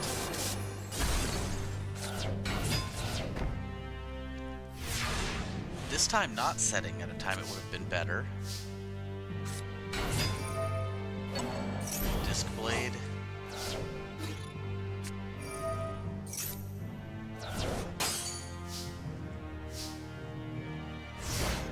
Well, if it wasn't for Fissure, the Shining Abyss would be really, really good.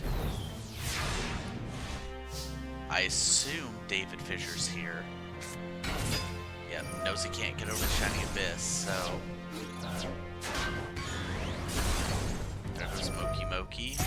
100 burn.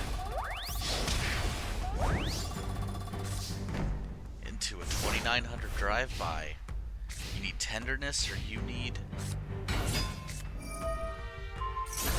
Shining Friendship wasn't enough. Why Shining Friendship specifically? No reason, it could have been Shining Abyss. Astrid just playing weirdly bad.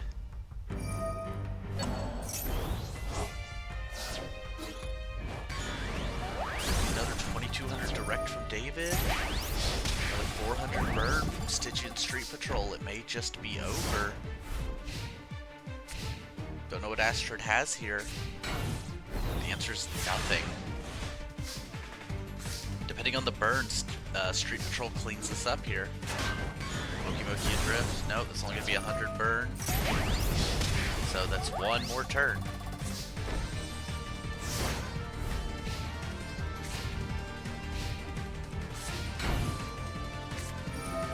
Just for him. Oh, yep, the Waboku would have been nice, but...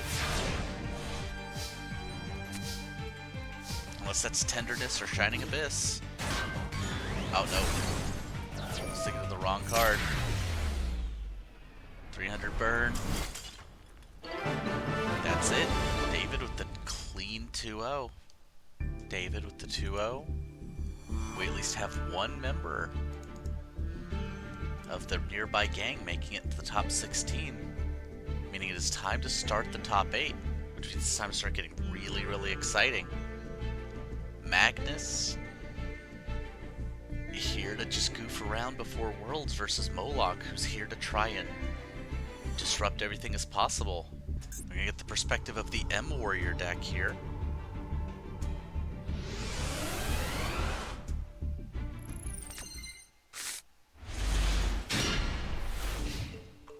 Alright, not a hand Magnus can do much with. An equip spell that can't go on that alpha, King of the Swamp with nothing to fuse with.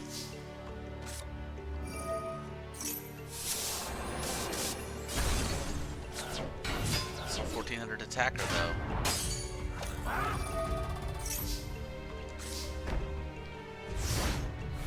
Not terrible for Magnus here. Moloch can just hypothetically take advantage if there's a King Yami Makai in the hand, or even just a Dark Chimera. Nope, luckily it is just a Ryukushin.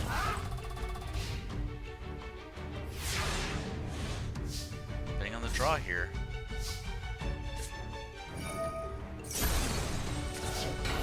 Alright. Don't love this if you're Magnus, but as long as the draw sucks, and clearly it did, so there's probably another Castle Dark Illusions down there.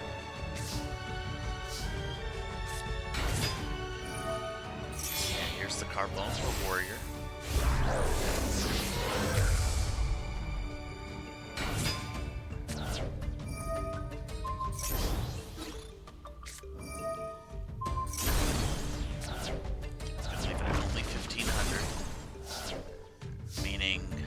Any tribute monster, well, 2 out of 3 tribute monsters here for Moloch clear, but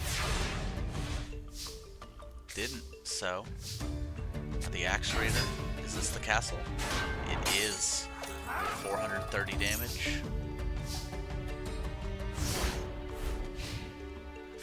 So now Moloch gets to stall until he can get one of his tribute monsters, which he runs a lot of. Oh, and the Lightning Blade on the Axe Raider. Okay. There goes the Frenzied Panda. Moloch might be in shambles here in a second. He's up almost 3,000 life points, but it doesn't matter in the face of 2 monsters this size, I guess. And the Tactical Espionage Expert. So it's 28 total from those 2, 25 from the Axe Raider. Over half of Moloch's life points gone. 2/3 almost gone, all in one turn. And no swords. I mean, this might be it. Game Warrior 1 for funsies.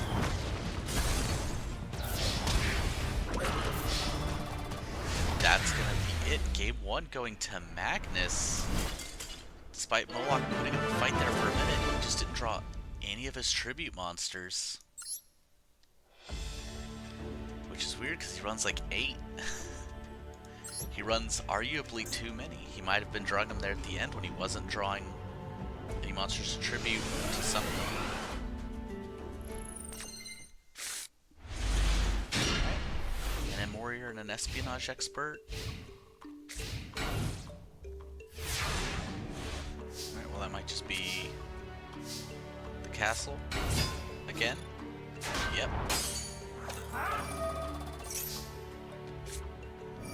Is willing to fissure it. Setting Solemn Johnson.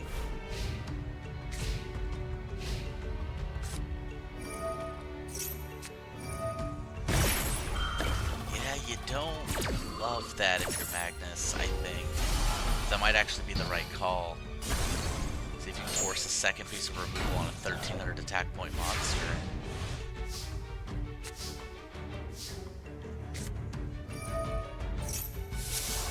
Dusting away here. MST.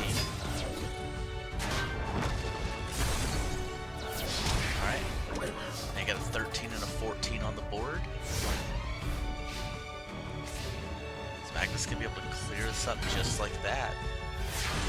Again, if that's a castle, you really stabilize. Oh, King of the Swamp. 2300 to the dome. Seeing the M-Warrior #1 in attack might bait something out. It didn't. And the poly again.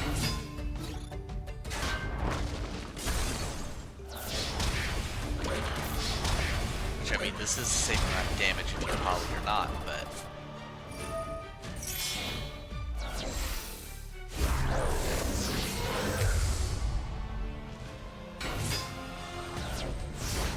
he really showed up and just... yeah, just wipes the floor with both Korra and now Moloch. And heading into top 8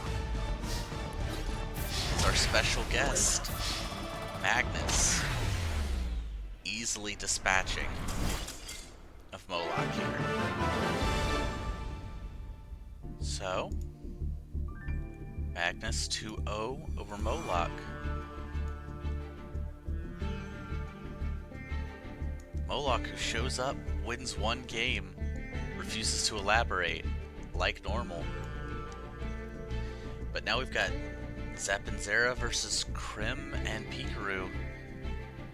This I'm very interested in. Let's get it. We're gonna get Zep's side of this.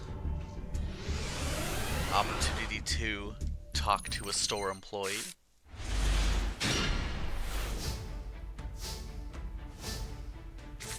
Really important to Zep to win this one.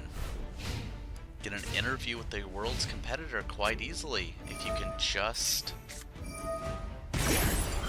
get across the table from him.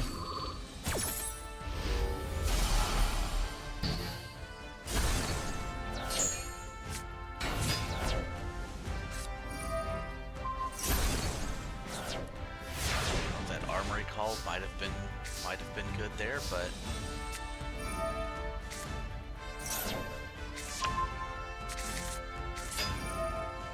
see Zera here? Nope. Ishzark, however, a very, very good card. One of our better single tribute beaters in this entire tournament today.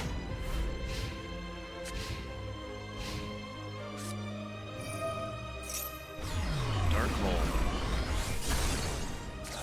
Good call from Krim there, I think.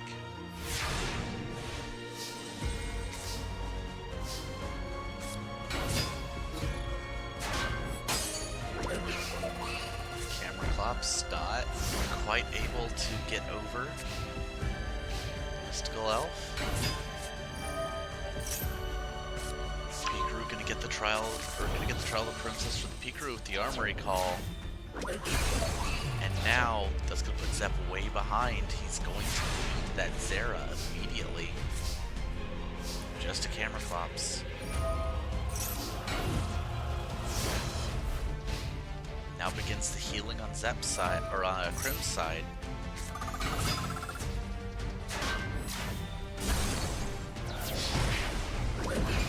Zep really with only one turn to draw this Zera or the Zeritis. Unfortunate. That looks like that is going to be game 1 to Krim.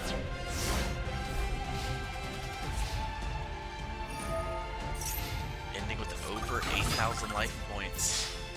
Picrew. It's gonna take us to game 2.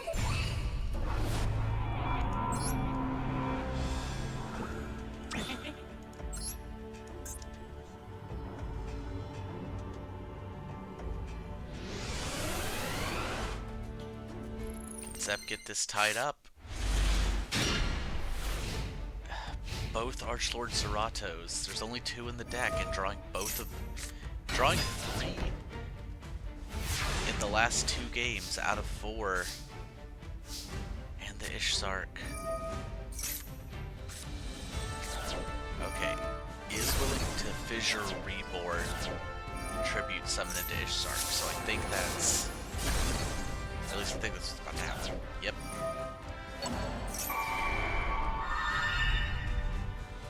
Unless he wants to go with the Skelendil. Nope, let's go with the Ishzark. Okay.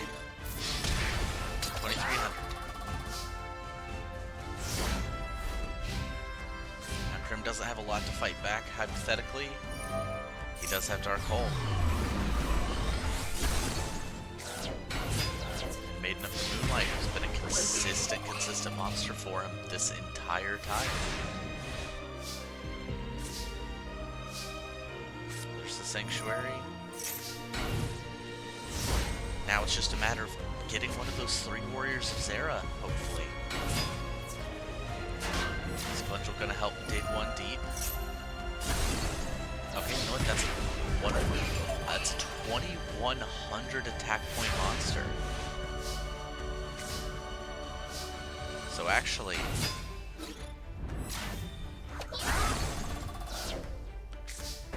that might be Zep's best draw at the moment. Well, until it gets fissured. Very close game life points wise. Shadow of Eyes gonna flip up that Mystical Elf. Zep, you need to draw your warrior here. Okay. Dark Holes. Fine out of 10. But unless Krim is working with just a princess in hand, he's way up. Zep needs this Zera to get this interview. Zeritas. Your 2100 doesn't matter so much. If it can't beat the monster.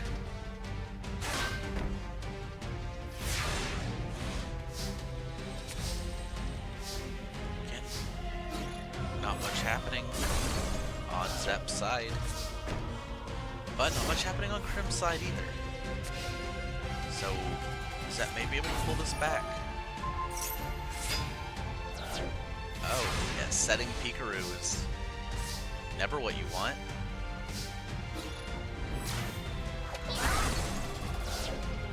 Is 2100 just going to be enough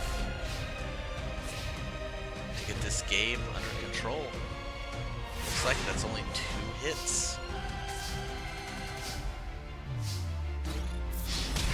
Yeah, I knows the math, so we'll just set the Searchlight Man here. Nope, just gonna summon it.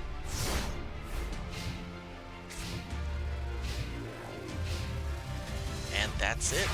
Looks like we are going to game 3 with exact damage.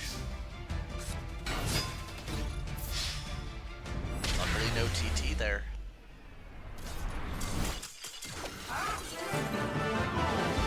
Let's go to game 3.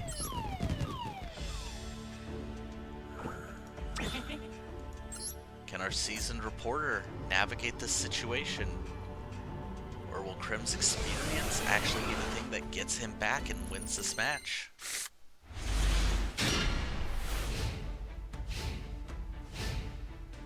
Krim going first again.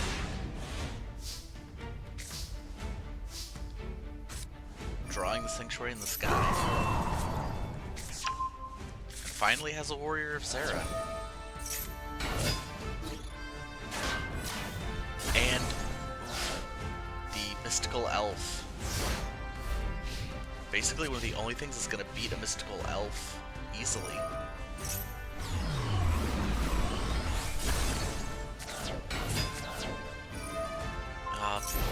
Unfortunately, only 2,000. That's not enough to beat what's coming.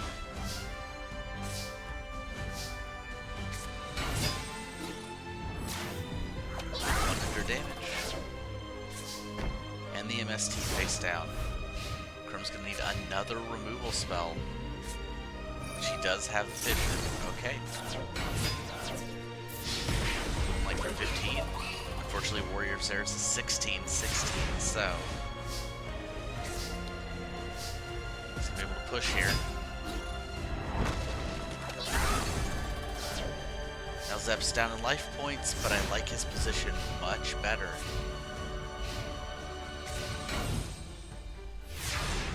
Just needs to get into his Archlord at this point. Oh, and the Shadow of Eyes. Perfect. For when your opponent's stuck playing defensive against you.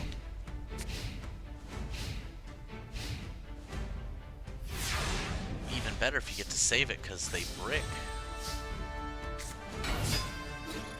4,600. Just gonna give Picrew one last turn.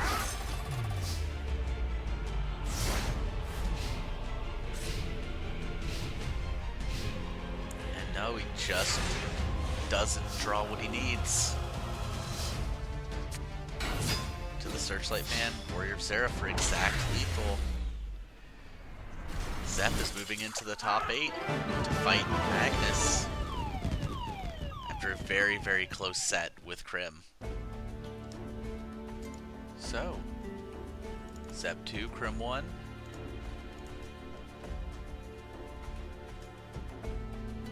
It's going to lead us on to Krieg versus Aiden,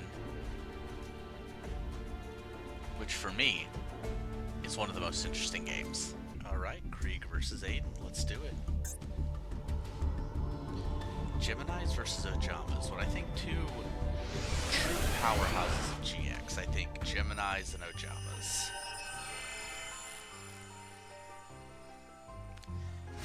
That's not fair to Geminis. Geminis actually had like an actual competitive presence a few times.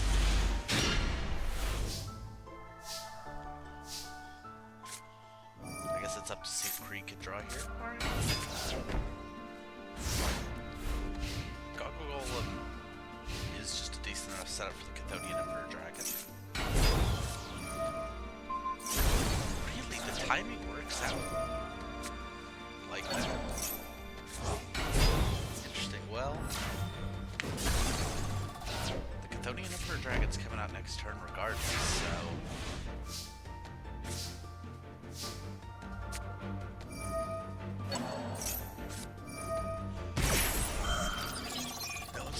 No, it's not. Aiden with the Solemn Judgment. Krieg just kind of bricked. So he has two. Yeah, Fissure Swords. Probably a good play.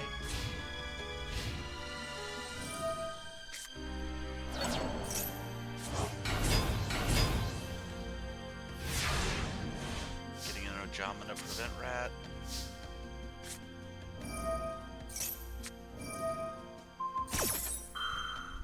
And Dust tornadoing the swords. One of the rare times you're going to see that at all. AI does not like to get rid of anything floodgating. But as long as Aiden doesn't get another Ojama country here, oh well. Did not. Okay.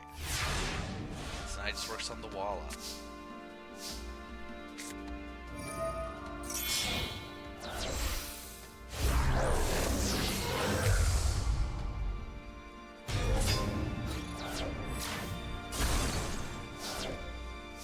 The great news is Rapidness is 22 even if Ojama country's up.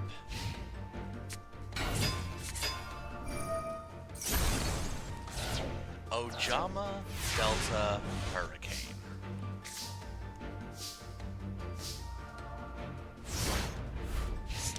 Somehow that happened. Thankfully, Krieg got that Harpies. I can't imagine the position he'd be in without that Harpies right now. He's got a Herculean power and a Chthonian Emperor Dragon, so if he can just get set up, he can start clearing this board. There it goes. was step 1 of the setup. Special the butter. Oh. Okay. That works too. It's not gonna clear the board as quick as the double attacking Emperor Dragon, but still a 28, 22 under Ojama country.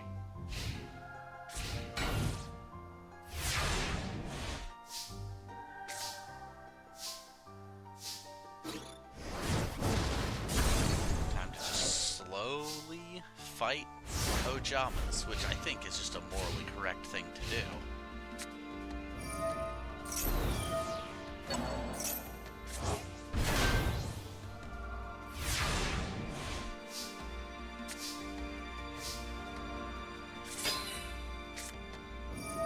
And there we go.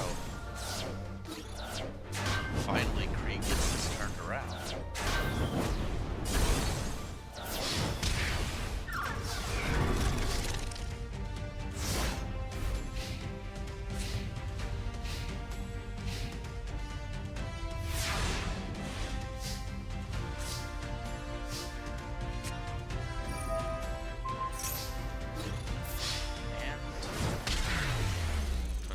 Alright.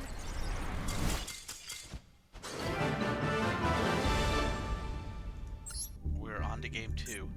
I saw that King of the Swamp, and it made me go double check Aiden's deck list. He does have Poly, he just didn't summon an Ojama Knight there. I guess the game decided the 2500 wasn't enough. That was bizarre. He does have Ojama Knight in that extra deck.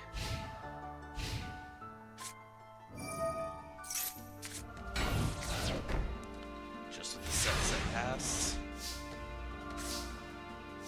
We're gonna see Dark Hole MST. Oh no, we're gonna see MST Dark Hole. We're not gonna see Dark Hole.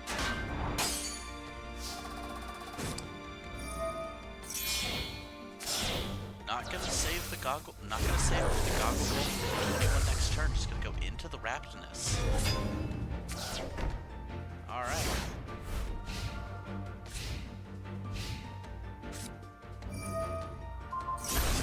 The trap hole.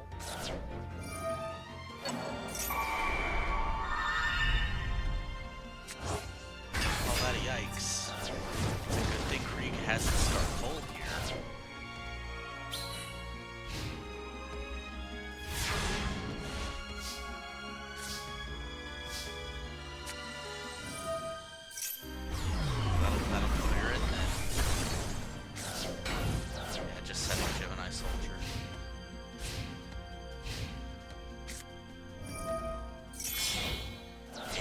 With the Poly.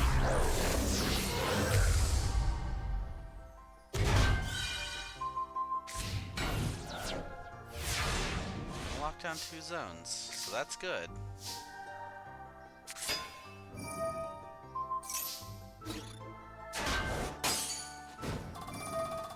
But gets the Blaze Wing saved, and because the Supervise saved the normal summon to normal summon the butterfly again. That was actually very, very smart. And no Ojama country, which would have cleared the Phoenix Gearfried here. Oh well.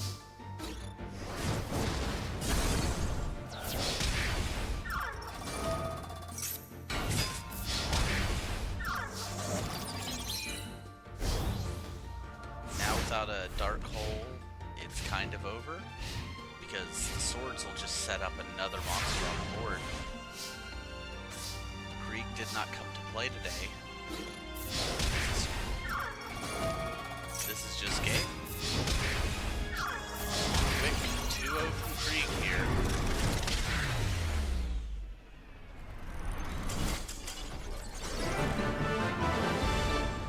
And Aiden, who doesn't seem all that bothered about it, but you do have to wonder how they're looking at each other, what that means.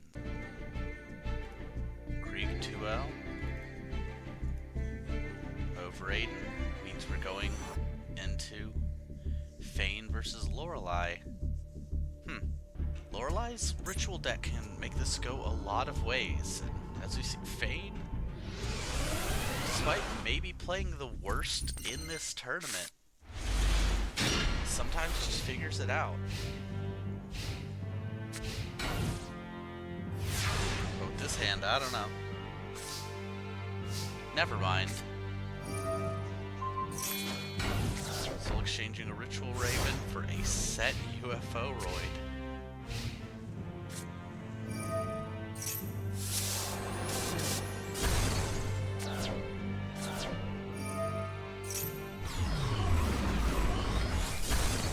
Yeah, going to assume that UFO Roid's a, real monster. And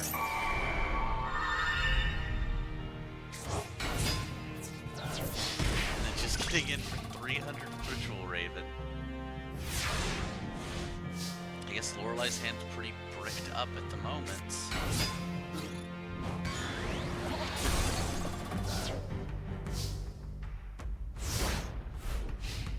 But as soon as she can just draw into a Manju or a Sinju, I'm sure it'll clear something up there.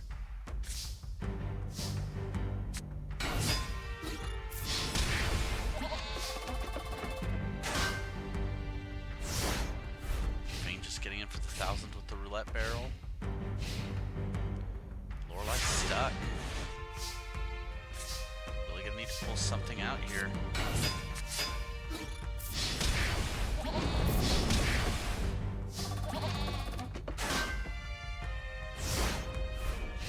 That 1000 would have changed the clock. I'm not sure why you didn't go for it. Okay, Karma Sword.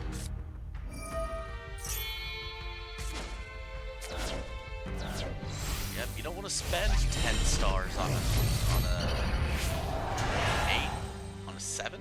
I forget how many cards on a 7, but gotta do it. And luckily, and smartly cleared the roulette barrel. But I think you might be getting Solexed here. Yep.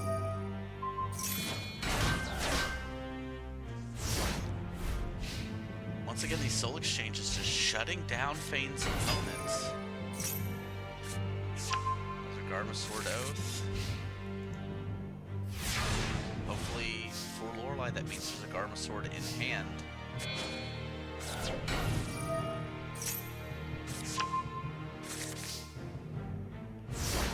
Interesting, not going on aggro with the Luminous Spark.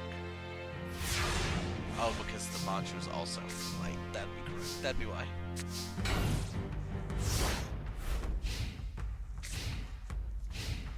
This hypothetically will be okay. Performance of Sword. Using another 8 stars of material.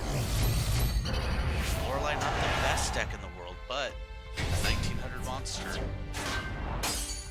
However, it's not big enough to get over the satellite limit. Needs to be, what, 7 stars? 7 stars, so a Garma Sword can, but a Performance of Sword cannot. So it just starts getting bigger.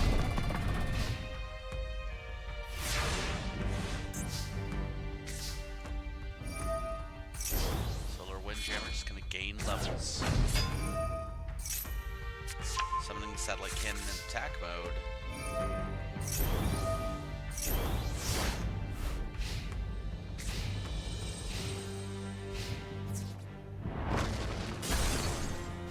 Deciding instead of going for damage just to clear a monster. I wonder if the Satellite Cannon is going to attack mode here.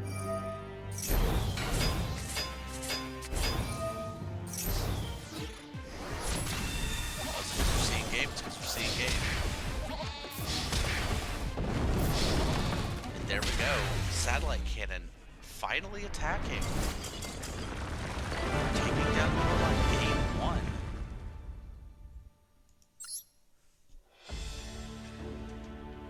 I'm not gonna lie to you, I expected both more and less from this Satellite Cannon deck. I guess that just what made Fane such a good operator of these machines.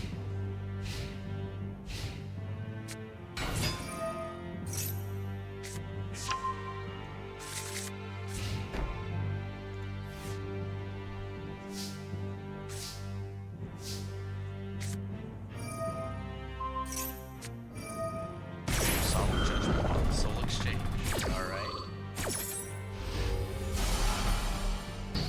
stopping that momentum it gave Fate last game.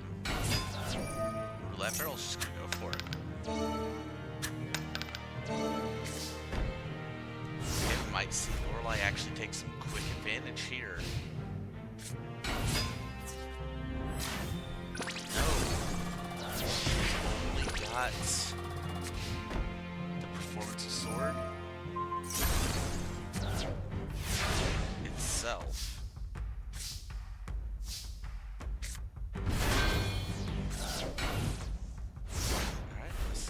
Allow her to set up with the satellite cannon. Lorelei cannot get a Garma sword going.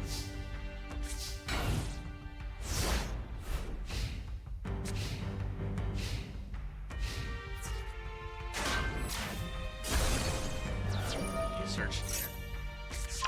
Hourglass of Courage. Okay.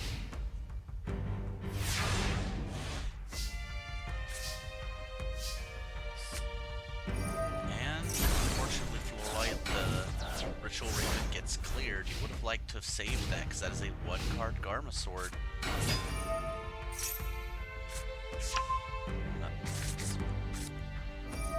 Oh, we got the Oath. Performance and Senju. You gotta do it though. And it is a 7-star monster, so that is big enough to... Nope, you have to be 8 stars? What, higher than 7? Okay, that'll be destroyed by 7 or lower.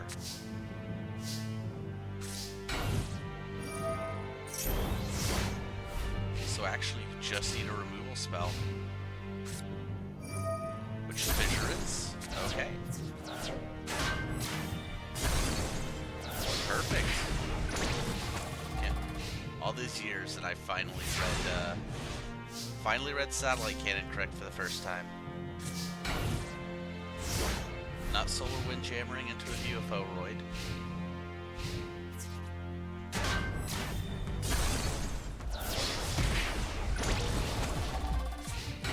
Alright.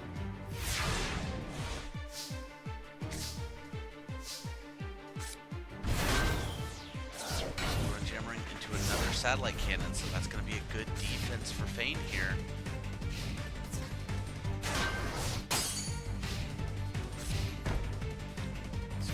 Needs to start digging for a new offensive tool.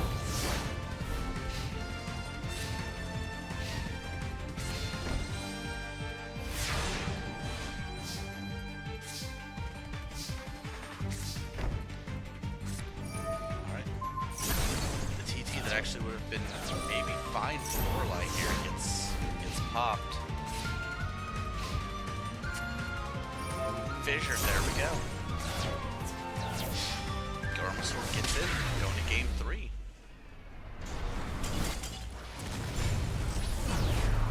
It just took finding those fissures.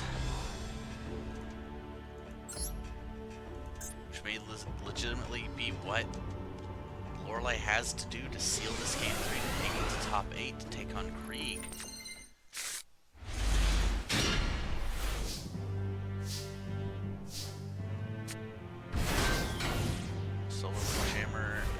Down roulette barrel.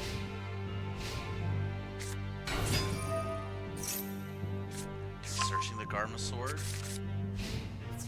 And no, in a 6-card hand, no ritual plays. Alright, well.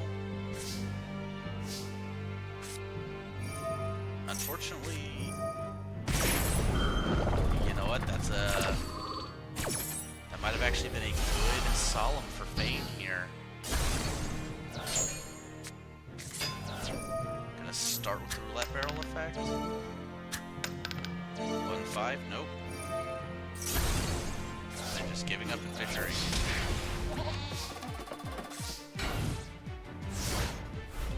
Alright, here's where Lorelei needs a ritual monster pretty fast.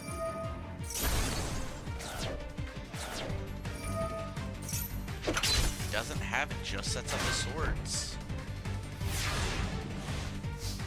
But at least the hourglass is not going to change It's not going to double its stats.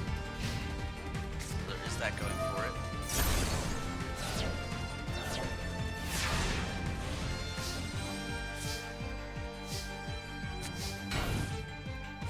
We do have to worry about the satellite cannon here from Fane. Still nothing on Lorelai's side. That sword is really doing a lot of work to protect her, but she's got this turn to summon any monster. Alright, there we go.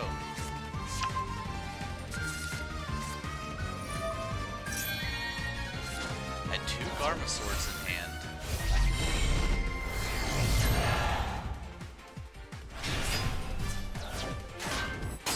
Unfortunately, into the roulette barrel.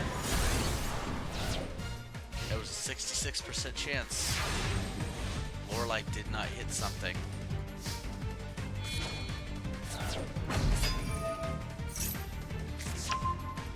We're gonna... okay, it's... You basically just played a sacrifice 1 monster to play Sparks.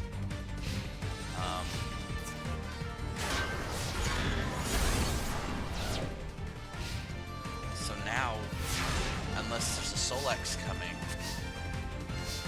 Lorelai's got pretty good control of this board until the Solex, but there's still 2 in the deck, so... Oh, Manju. Commencement Dance.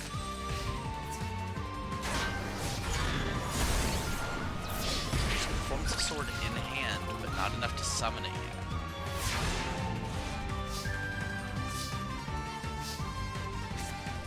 Yeah, you don't want to see Feather Duster.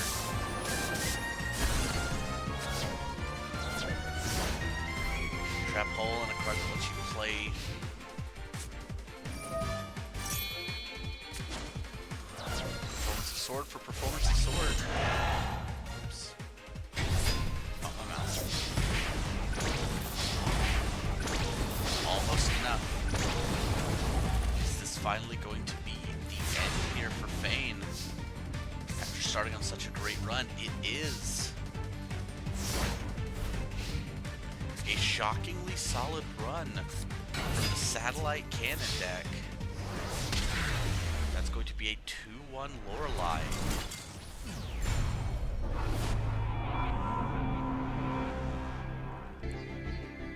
So, Fane got a game, but it does go to Lorelai. So Lorelai versus Krieg. I'm loving how these matches are looking. Some of these are going to be very, very interesting on that top half of the bracket, but we still have the second half of the bracket. So we're going to Tay versus Leo. So Pac-Man versus Morinfen. And let's be real, it's Pac-Man versus Power Traps. But what Tay has to deal with those is a swarm of locusts somewhere in her deck.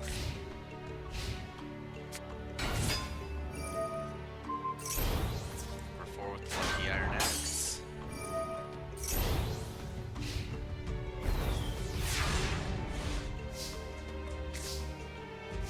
Well, it leaves not having it beat in defense mode, but Tate's missing out on a 300 burn here. Royal Guard is able to clear the Griffor with the axe.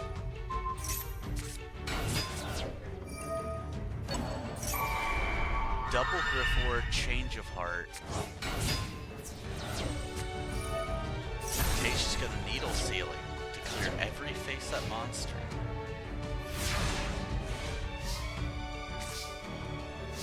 Alright, how does Tay play this? Exactly the way that she should. 700, then put the bird down.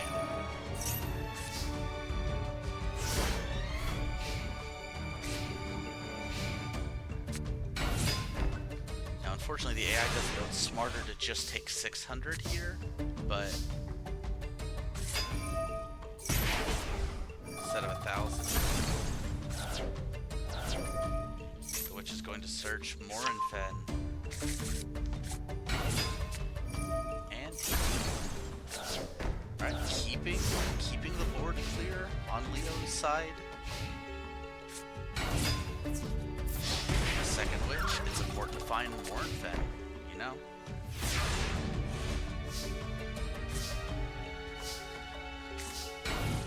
Unfortunately, the advantage camel is gonna have a hard time standing up to the Mournfen. You're searching your Ronzo.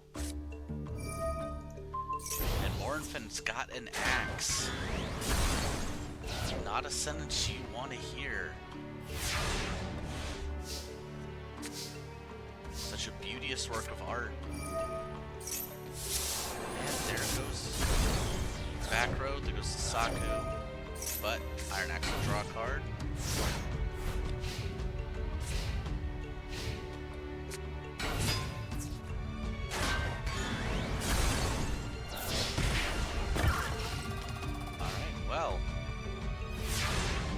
Started pretty strong, but now she's just got to figure out how to beat Mournfen.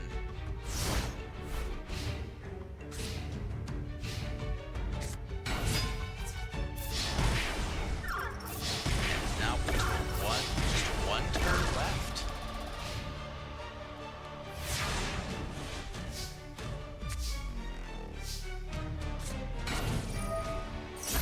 There we go, needle ceiling popping everything face up.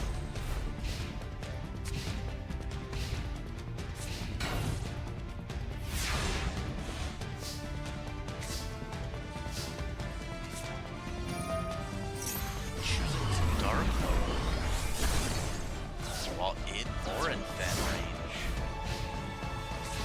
Now Leo did use his only reborn, so he can't reborn the Mournfen.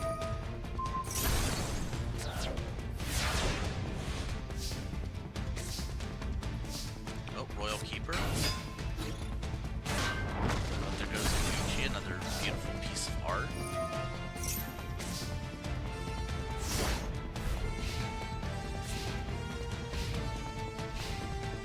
Lacking that back row that makes him so powerful, but also even just lacking monsters.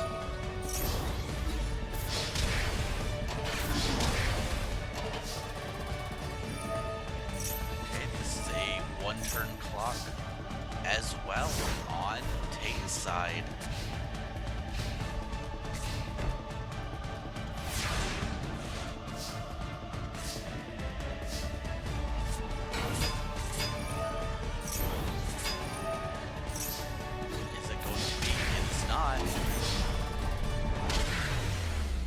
Leo goes down game one.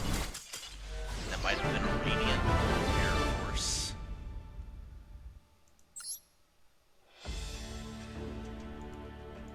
So Tay picking up the win there by the skin of her teeth. Heading into game two.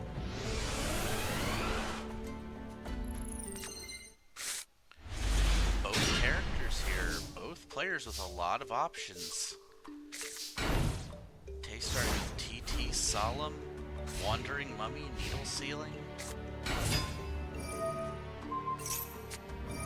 Soloming a lucky Iron Axe to stop him from getting over the Wandering Mummy. And it will not end its card draw because it was never active, or, you know, it was stopped, so.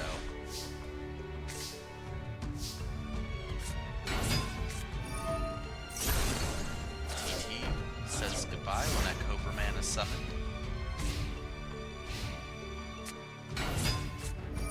And reverse TT. We're gonna see a Mournfen here? No, Yoranzo.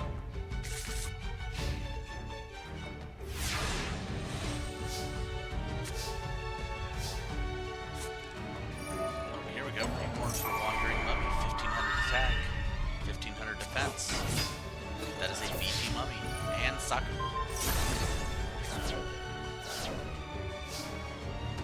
We might be getting some Yoranzo beat down here, which is very powerful, as we've established between Mari and Leo. Especially post a Solemn. Saving the Dark Hole here just to get in with the Royal Keeper. Royal Keeper, very powerful individually, especially amongst this current round of this current round of decks that we've got going. Pure Advantage Camel is here.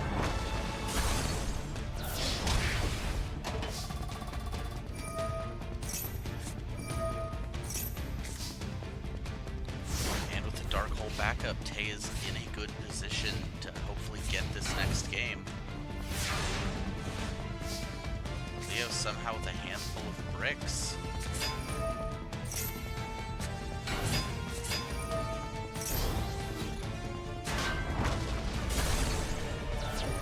Continuing advantage of the Advantage Camel. Bronzo is at least 1,300.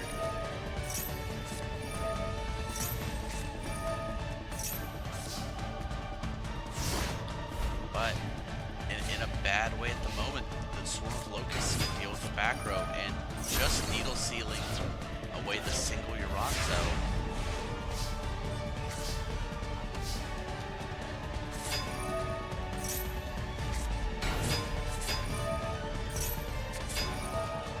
This may be it for Leo.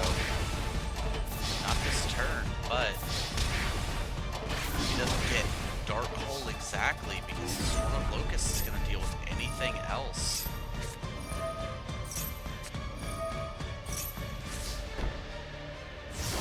That might be it. That Solemn, I thought, might have really helped Leo. No, and then Swarm of Scarabs will just consume that face down.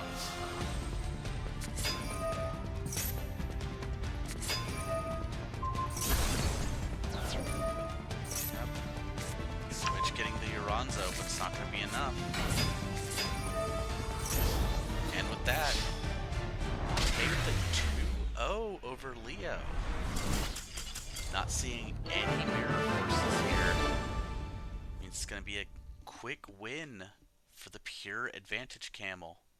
So, a very shocking 2-0. I don't think it's shocking that Tay won, but I do think it's shocking that it was a 2-0 at least.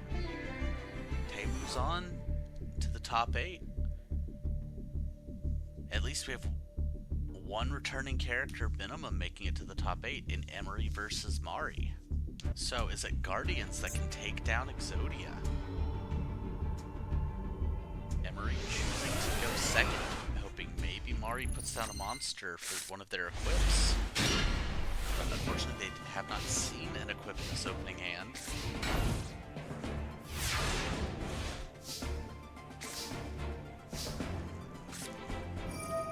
Popping that Harpies way too early. Really gonna wish you saved that for Hard the Underdog.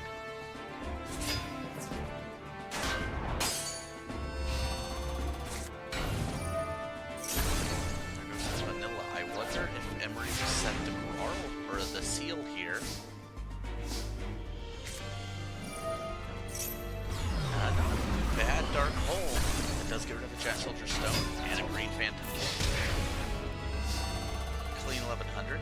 Not the best, but I don't hate it. I imagine we see a 1500 set here. Oh, with swords.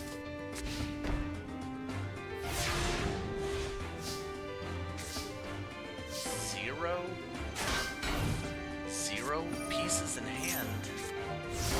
That's both good and bad, because obviously each piece is a brick, so.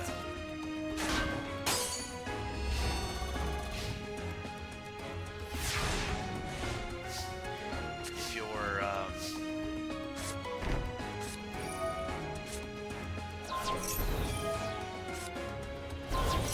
popping face down. Yeah, if you're Emery, you love to see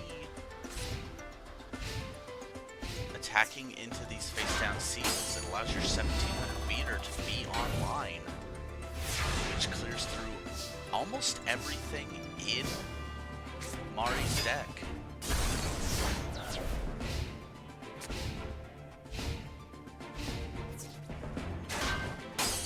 And Mari has taken so much deflected in these last couple turns now. And not even taking deflected themselves. Never mind, they will be here with the Giant Soldier Stone.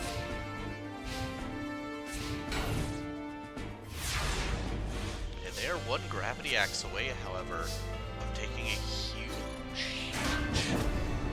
board position. So we set the Grarl. Oh, you can, but it's only 1,000 defense. That's why. Okay.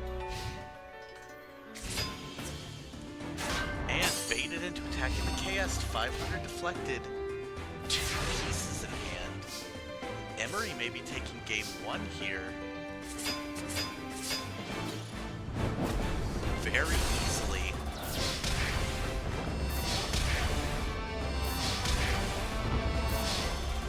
Just like that. Emery just taking Mari down. 1 game away from being the first person to stop Exodia in my tournaments.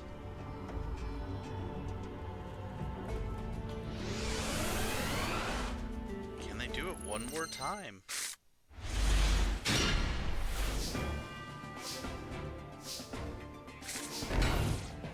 Not as quickly this time, it looks like.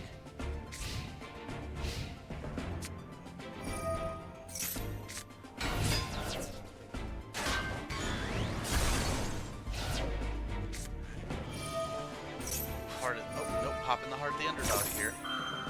Sorry, I just forgot. Yeah, Guardian Bow. Okay.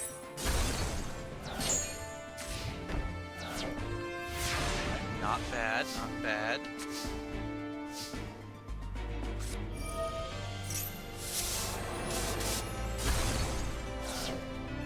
Unfortunately, if that was a Gravity Axe, Grarl could have taken over the board here. Not as good of a start from Emery this run. Mari with another Heart of the Underdog.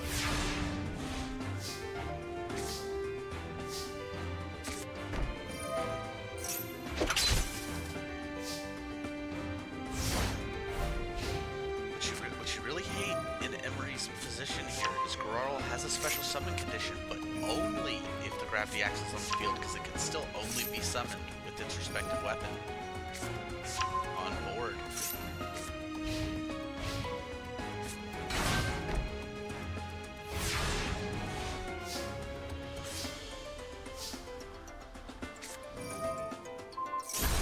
Shield Crushing Jellyfish. It's something to help a little with that board presence. Pepper.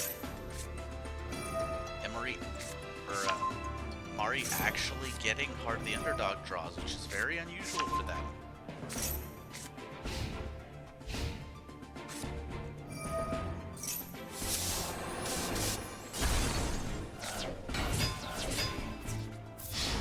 Full back row. Get it for near lethal.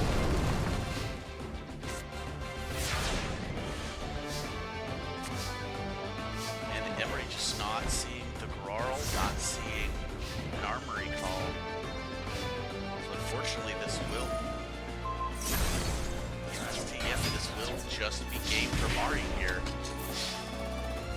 Wins 8,000 to 0. Game 3. Another shockingly close series of games here.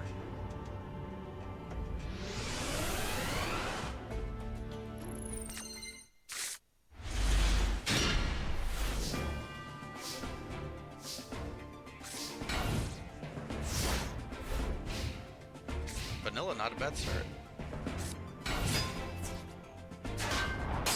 Perfect. That's a great position for Emery.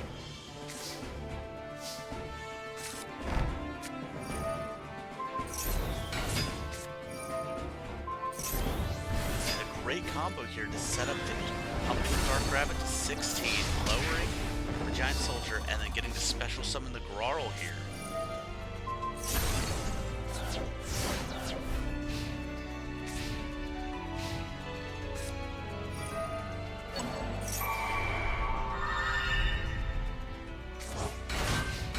That does force force an attack from the Grarl here on the Giant Soldier of Stone.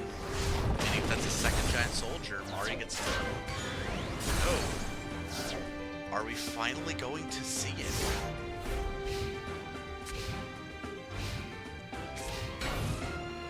Mari was just a single set card.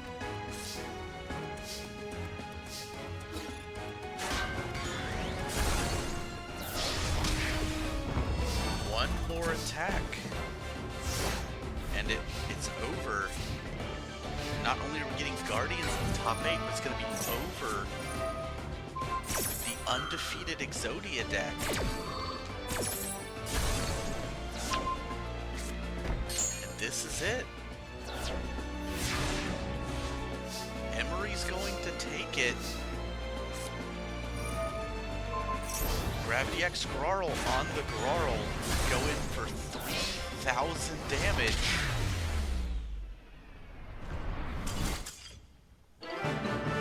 What a turn of events to see Emery take this one. Absolutely massive. That is... I'm stunned. So, Emery 2-1's Mari, finally putting a stop to the unstoppable Exodia.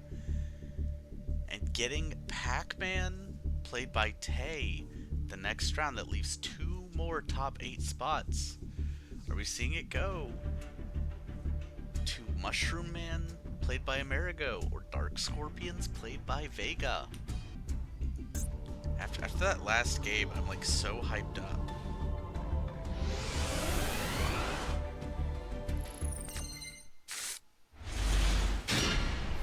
Amerigo with just a couple of amoebas. Sojin and the A-Force putting Cliff the Trapper at 1,600.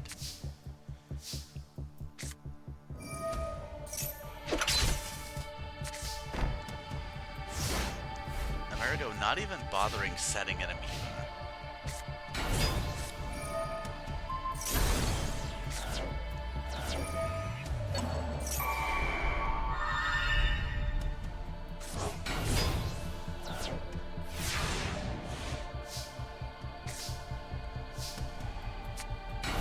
Start the Mushroom Man burn.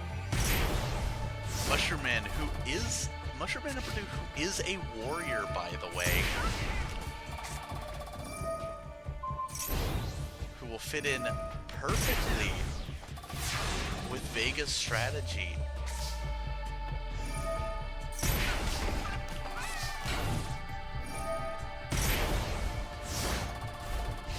By being a warrior. Now it is an Earth Warrior, and not specifically a Dark Scorpion. So...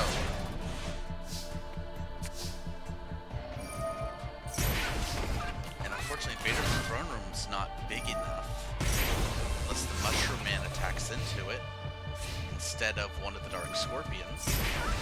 Nope, because the Mushroom Man's at 2250.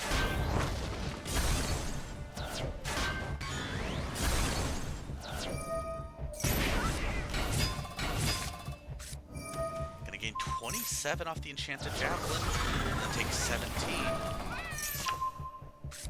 There goes the Amoeba.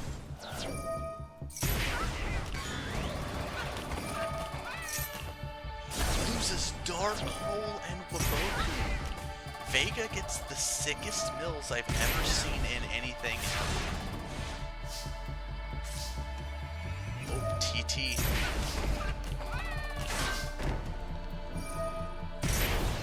So Vega pulls out another Scorpion here. Oh, he summons the Green Kappa. But the Solemn. That is going to be game 1 Vega. Amerigo completely overwhelmed by the massive attack stats on Vega's side. Vega just ripping power card after power card from the tops of these decks.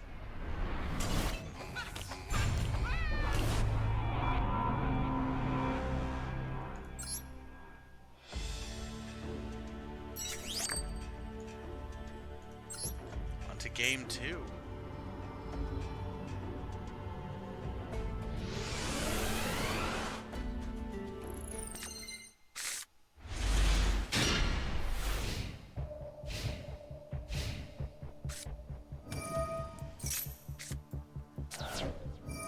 Another A-Forces. Marauding Captain dons the loot with a sword again.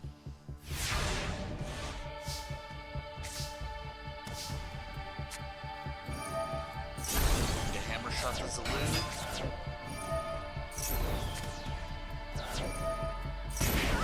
Yeah, it's only a 1200 attack point Marauding Captain, but that damage does add up pretty quick.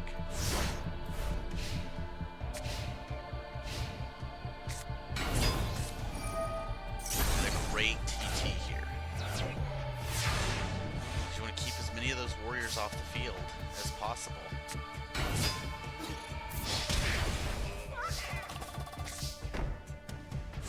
But when there's a continuous spell trap, the AI tends to leave them alone.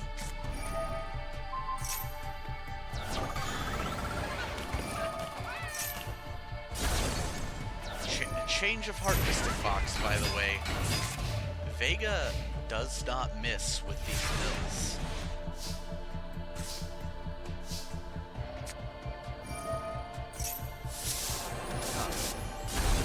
Now going interesting.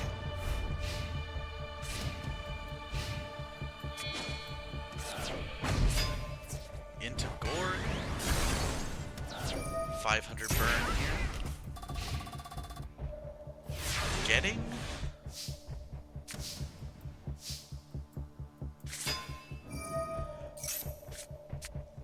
oh man, okay. Vega after the explosive start in game 1. Now only at 800 life points to Amerigo's 9,000.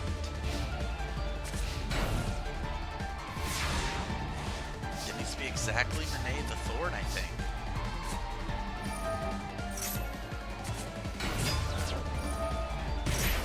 You know what? Yeah, you may as well Solemn. Don't get 400 life, you only have 800 anyway. Alright, Monet's gonna hold it down.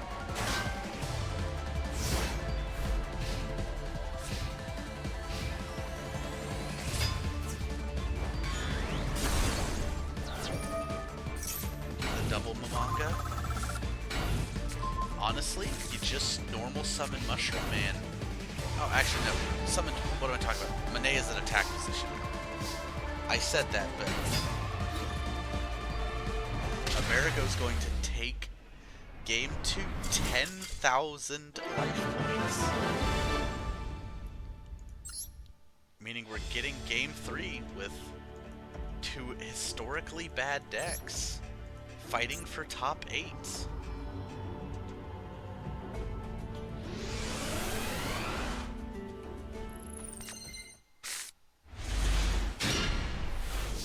Okay. This time, Amerigo being forced to go first.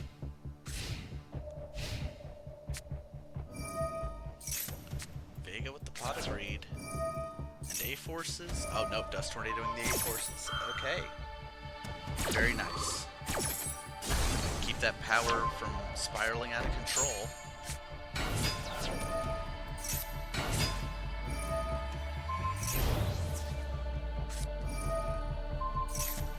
Getting 1500, unfortunately, Dummy Golem will not activate. Let's see what these mills are. No, just choosing to pop the face down, which was the Dark Hole. Honestly, forgot Cliff could do that. Now Amerigo having to set the Mushroom Man.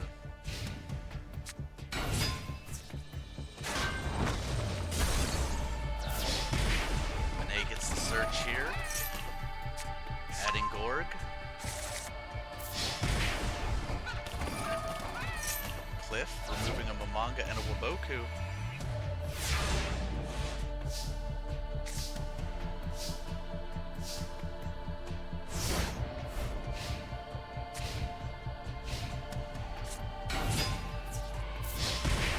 Does Vega just end up taking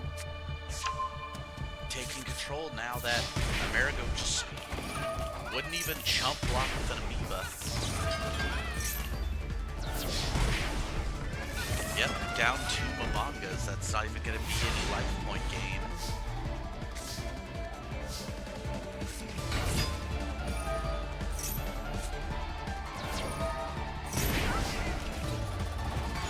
Yep, unfortunately Chick the Yellow is not going to provide a popping Marauding Captain yet, or bouncing Marauding Captain, unfortunately, is not something you care about if you're Vega here.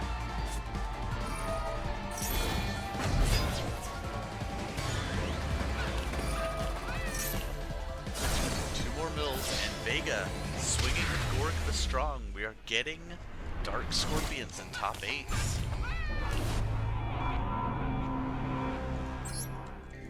Amerigo with a valiant fight there. Finally gets to go take her break. As Vega moves on, and we look at Coriander versus David for the final top 8 spot.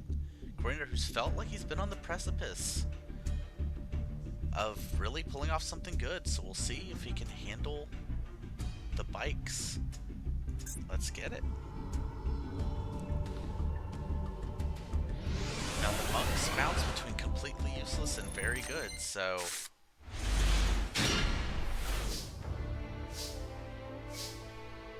unfortunately no monk fighter to start.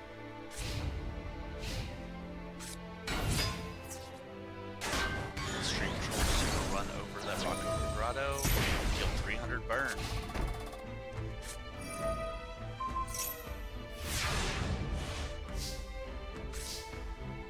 Don't Dark Hole after you just Shattered Axe. Okay, cool, you're just getting into the Seismic Smasher.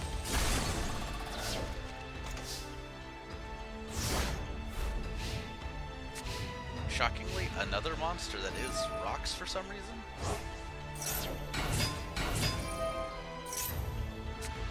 Oh, I forgot Stygian Street Patrol could even do that one.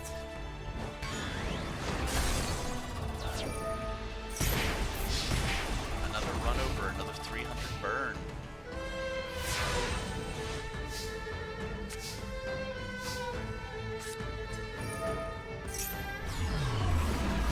Really good Dark Hole here from Coriander.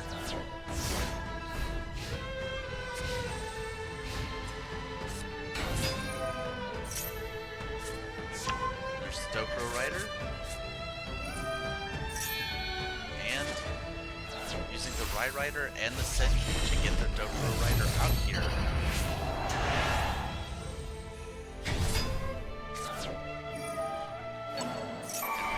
Seismic Smasher of all cards.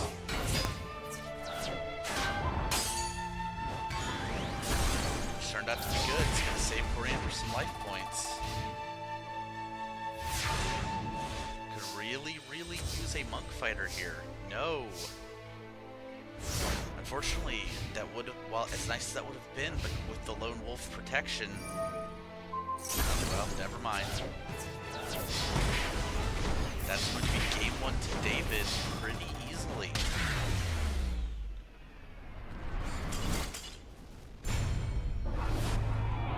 Just a little bounce back from the Prince here, and he should be able to get some stuff lined up, but it just wasn't in the cards for him the first time.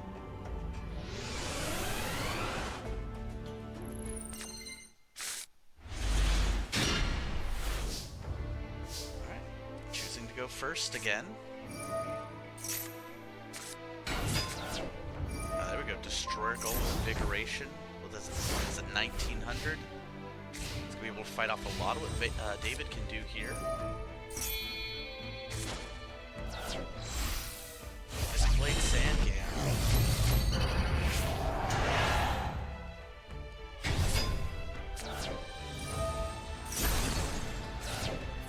Fissure.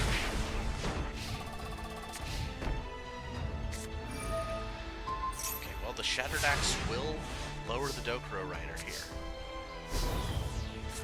to just enough. However, when you're taking the Disc Blade Rider,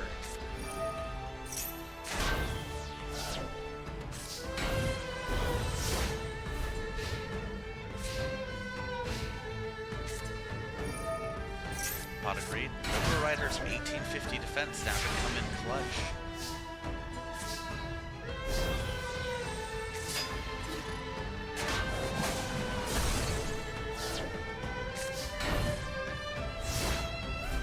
Gives one more turn before Discblade Rider runs that oath. Never mind.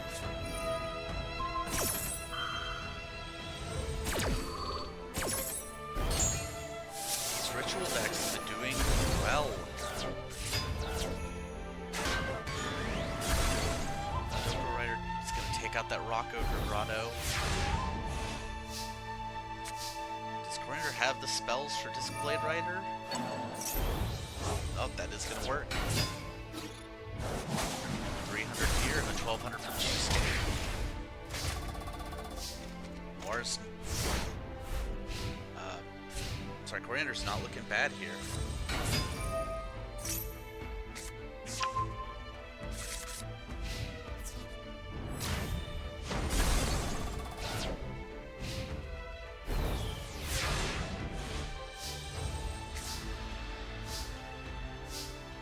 Yeah, just running over with the Discblade. I agree. No need to overextend anything if you are Coriander here. Especially if that Dokuro Rider does come down, you've got that fissure backup. That he just gets to keep on work on keeping the board clean. The stolen Discblade, so.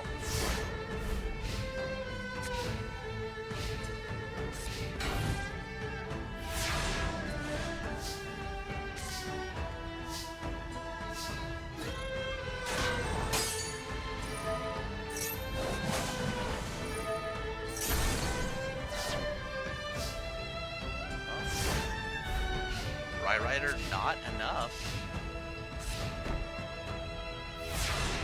Just the face down.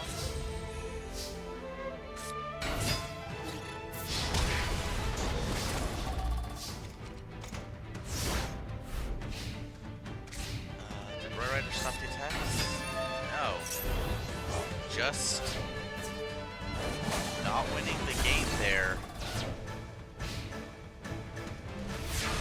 I feel like I missed something in the part where Coriander should have just won the game. I mean, Chaos Rider Gustav is gone.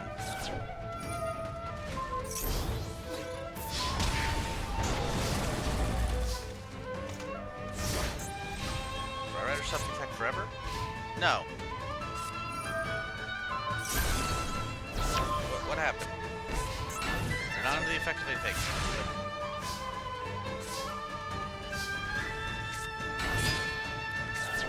Alright, well, this works.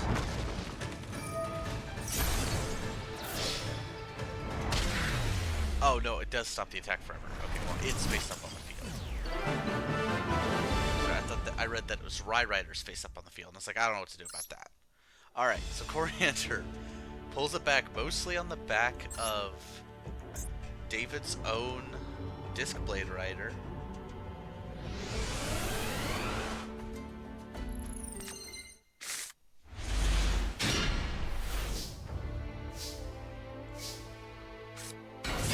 The Monk Fighter in hand, so if you can just get the Master Monk, that should do him a lot of work here very quickly. Resisted in-stream control. Does he have a second in hand? He does.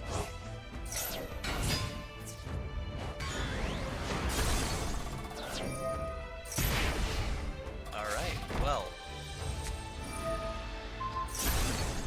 It's just desserts. Draw the monk, the Master Monk here? Will he just set a Chusuke? He'll at least just set a Chusuke.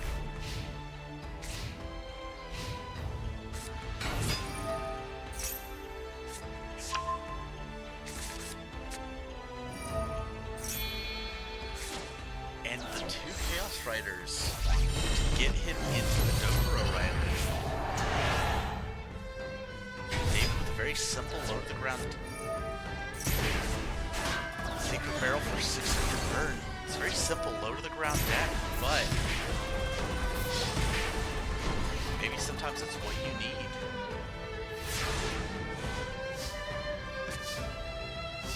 Okay, TT.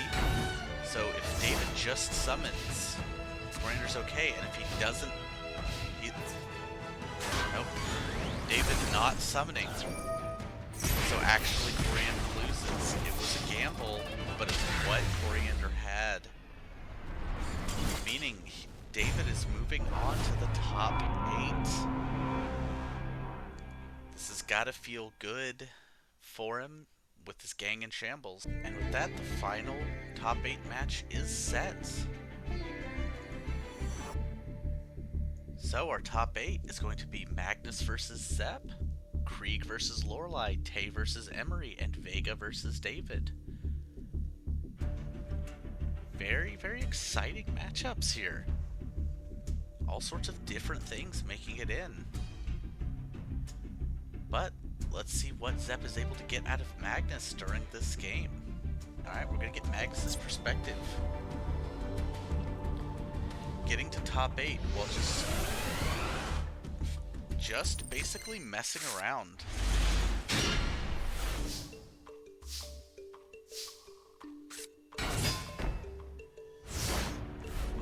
That is the difference, I guess, in these championship contenders.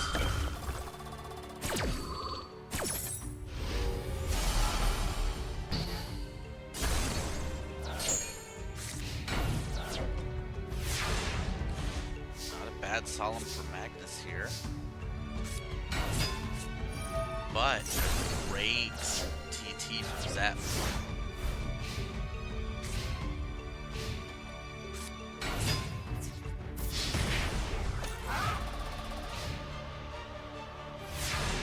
Camerclops is getting fissured here, but oh no, no need. You can just have the Axe Raider.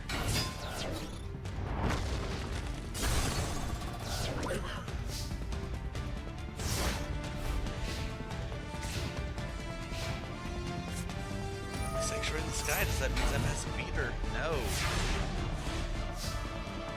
Zepp has a couple of beater options if Sanctuary in the Sky is on the board. Camerclops 1600 defense, able to hold off the Alpha.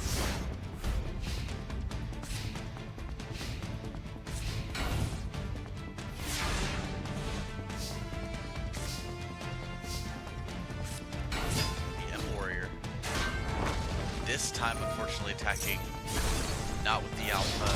I get not attacking with the M-Warrior. Not attacking with Alpha at all.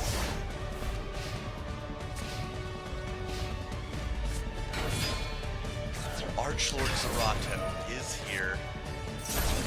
Wipes the entire board and takes game 1 on Magnus.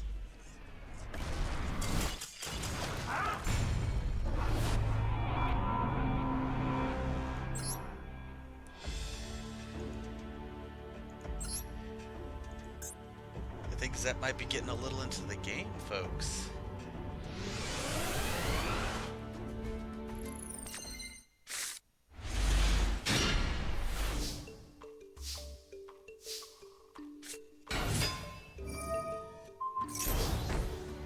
Let's see if Zepp has an answer to an Axe Raider with a big-ass sword. There's the Shadow of Eyes.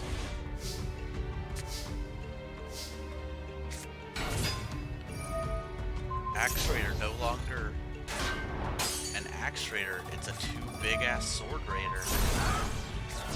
Okay, not gonna have an Axe and a Sword, I think that's okay, as a tree. As a tree.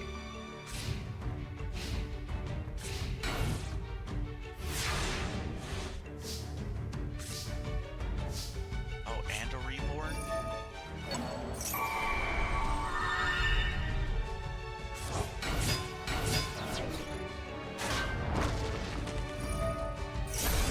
First game set, but Magnus has decided to take you all the way down to 26. Do you have the TT or the Dark Hole?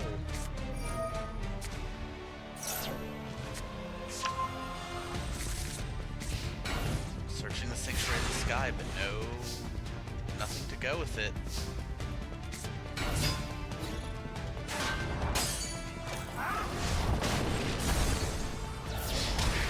And just like that, exact lethal from Magnus's side. Thanks to the M Warrior, we're going to game 3. I think this is going to make for a great report, though, on Zep's side. Win or lose.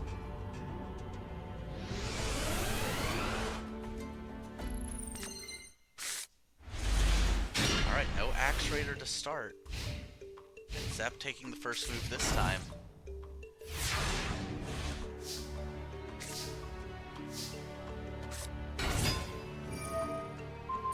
The M Warrior with the Lightning Blade.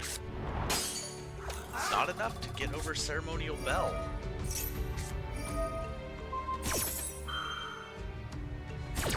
Swords, Ishsark, and Sanctuary in the Sky.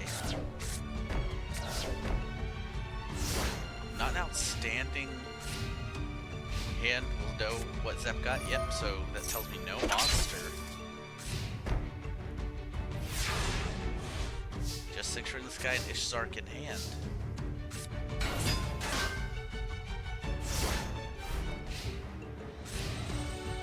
Sim Warrior may end up baiting something offensively.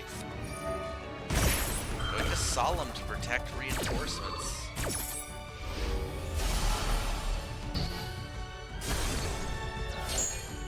That still means no monsters in hand. Gonna Rhoda for another Axe Raider.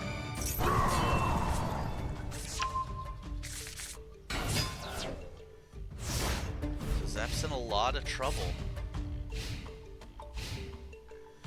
Again, nothing. Last turn of swords here. Saving the Lightning Blade until offense can be put on.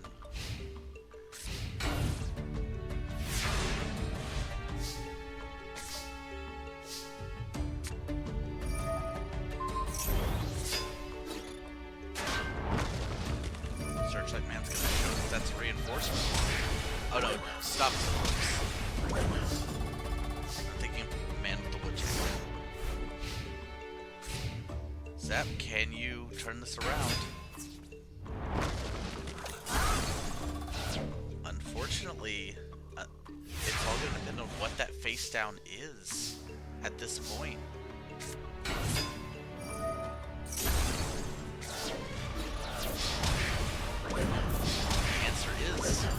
Not enough. Magnus going to top 4. But you gotta hand it to Zep for going to game 3 there.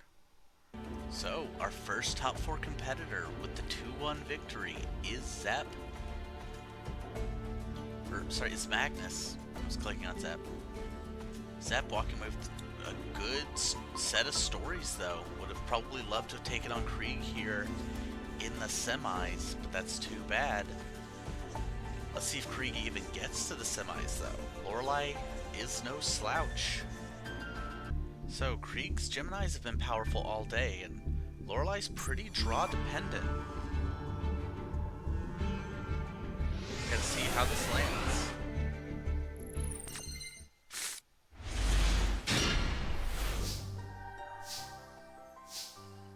Featherizer is not.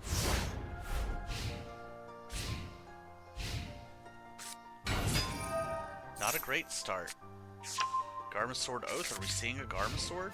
No. So there is that going at least. Oh, except we are going to see a huge turn from Krieg here if the AI knows what it's doing. Going to Feather Dust here.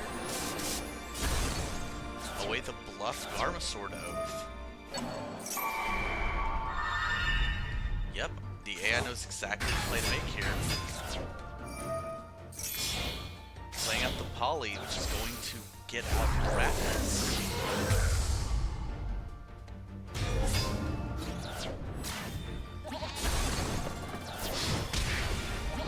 2800 to the face. Does Lorelei have any comeback here? Yes, Dark Hole. Okay.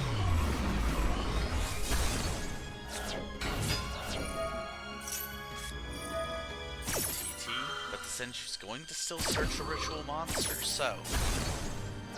Even though she's down a Garmasword Oath, can she play a ritual?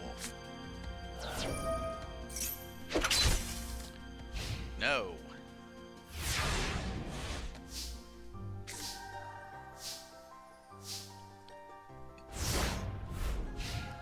A ritual deck with double rituals and not much to do with them. Okay. Another performance of sword.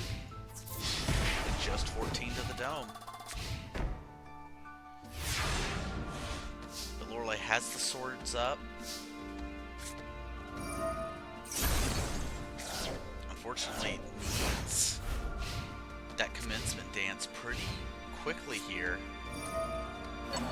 Or Monster Reborn to take the Phoenix Gear Free is also probably good.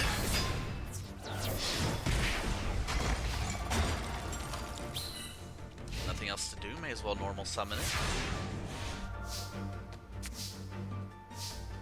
And Krieg drawing dead, and Lorelei gets any monster on board here except for the Ritual Raven. No. Krieg is getting another turn, so it tells me that's a Ritual Raven face down.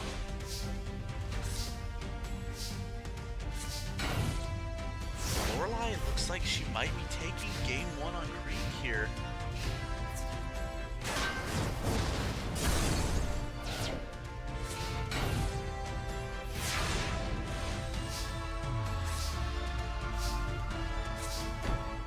Yep. Even if that was something, she had the Dust Tornado. Getting the commencement dance. Doesn't even need it. Uses Krieg's own Phoenix Gear Free to take game 1.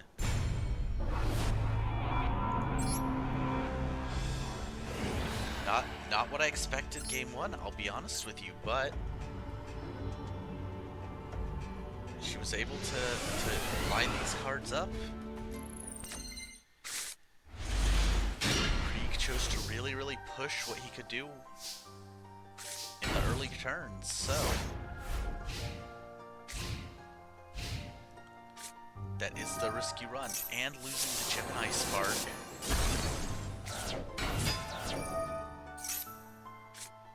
Is there enough for a Garmasword in hand? No.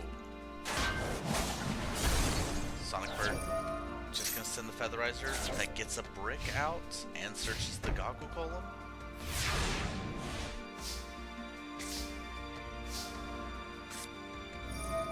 There we go, Reborn. No. Yeah, you know what? I think I agree with Solemn here.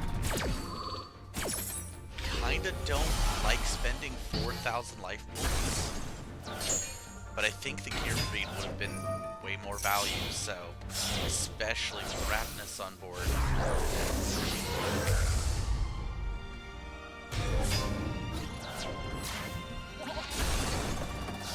Now Lorelei needs to get into the Garmasword pretty immediately.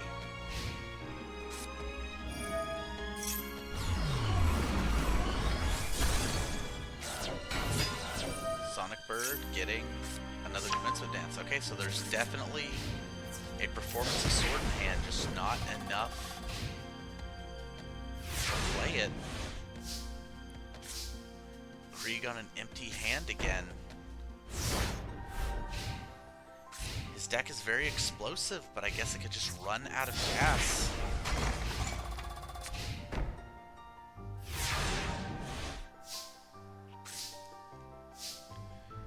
Chthonian Emperor Dragon.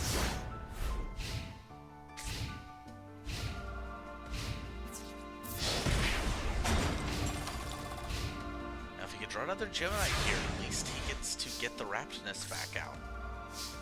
There we go.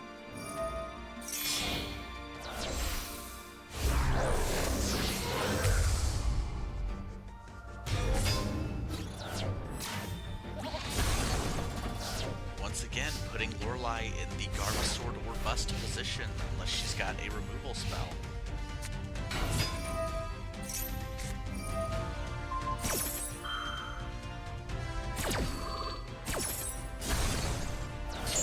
Manchu grabbing Garmasword. does have the Garma Sword Oath. So she's able to pull it off.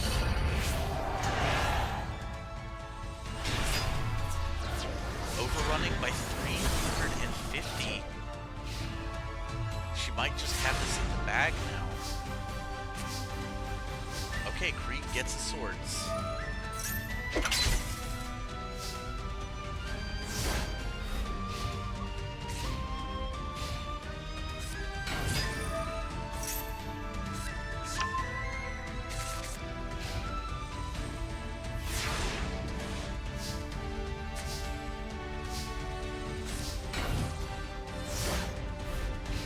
Gemini Soldier's not terrible.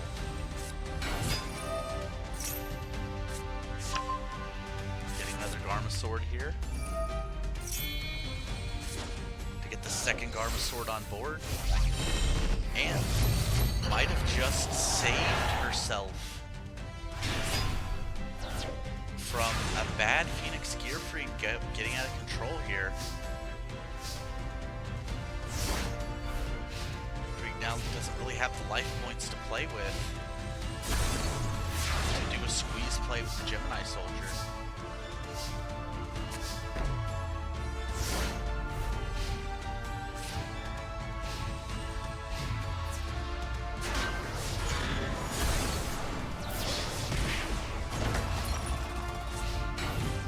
Only 900 left. Are we going to see a 2-0? Hold on. Wait, stop, no. That's not how that works. Oh no, that is how that works. Okay, I'm crazy. Alright, I was wrong. I thought that they were just gonna blaze away.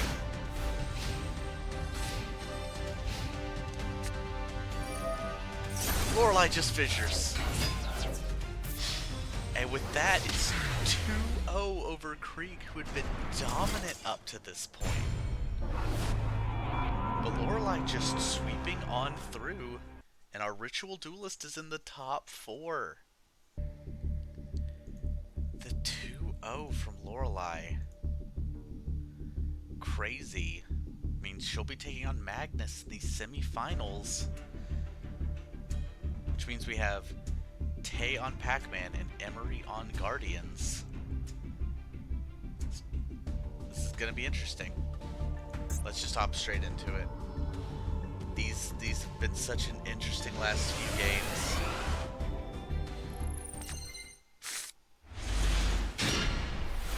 Okay, Royal Keeper is a big problem for Emery in this matchup. Is just the fact that Tay will be keeping so much face down. Won't really be able to equip to her monsters. Which is one of the things you can do in a Guardian deck to help you get your monsters on board.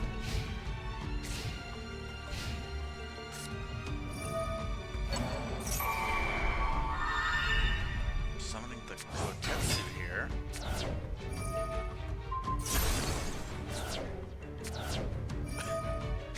Discarding the Gararl for Bow. And Gararl stops position changes. Oh, okay. Well, never mind. There's the fissure. I was about to go crazy.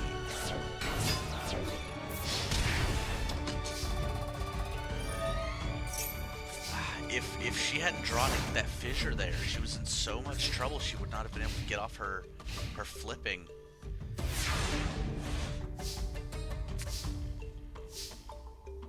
Okay, just gonna get into Cobraman and Swarm of Locusts. Cobraman may be the worst Pac-Man monster, but it does have 800 attack.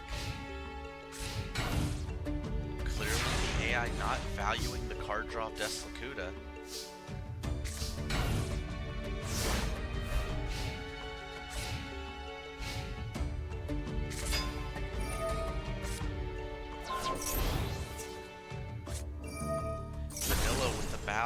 unfortunately, is popped by the needle ceiling.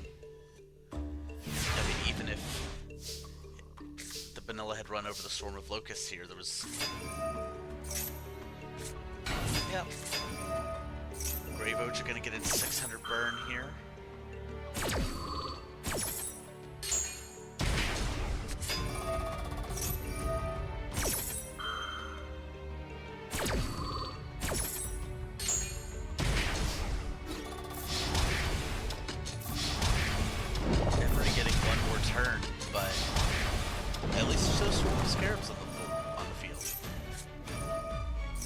Vanilla, well, there's a Fissure in hand for Tay here, so, and 3 face downs for Grave Oge. It doesn't matter. Going for the Grave Oge burn over the attack by Tay here.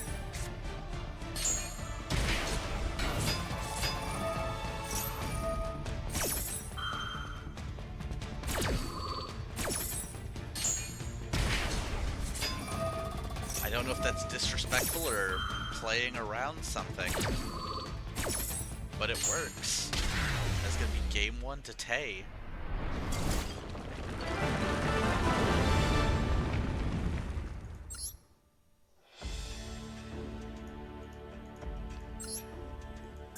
Emery still has a shot to win this. I just don't like their odds too much.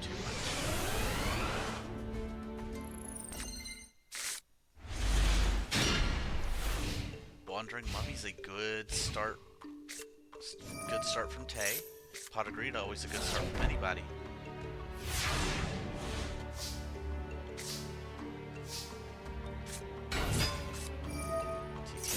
Mummy. Not bothering setting the needle ceiling makes sense. There's not enough monsters on the board. You're gonna lose your face down. Just gonna search a spell. Chainlink 4 may be our highest chainlink so far in this entire series. Getting a Grarl.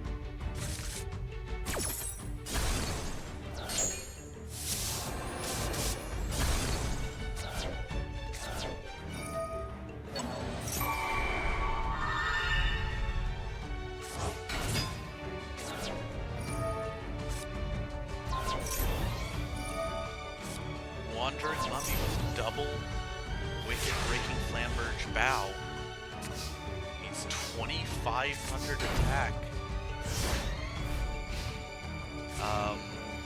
Alright, well, until Tay draws a removal spell here, I say Emery's won the board.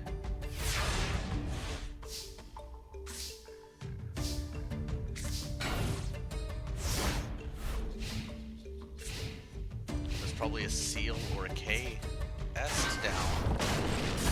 So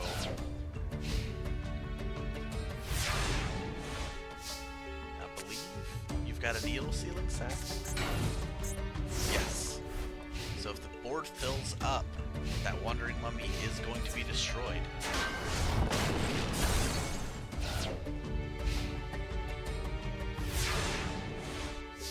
It's just kind of hoping Emery fills the board up, and hoping you draw enough sacks to keep yourself alive.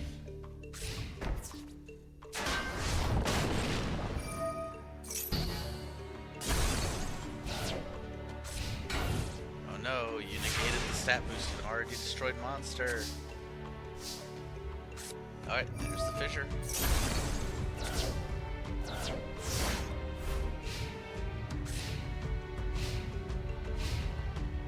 With no follow-up.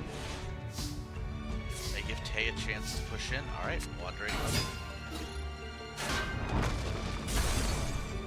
Unfortunately, that was the bow.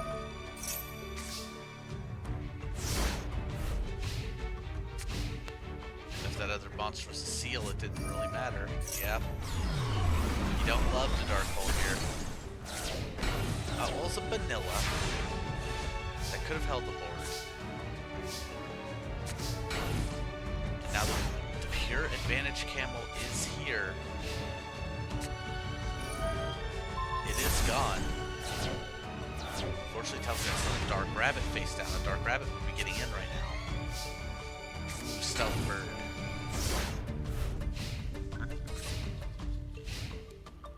We start the burn train here. Emery's on an 8-turn clock.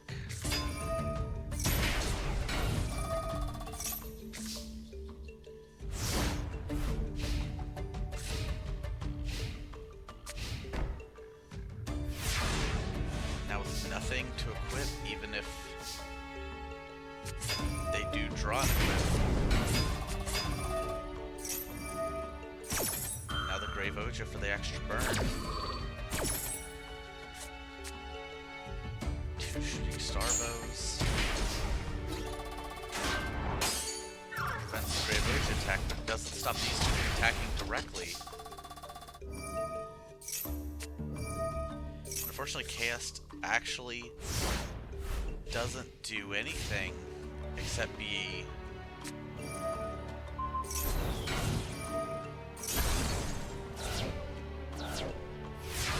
Alright, well, I guess it baited a needle ceiling.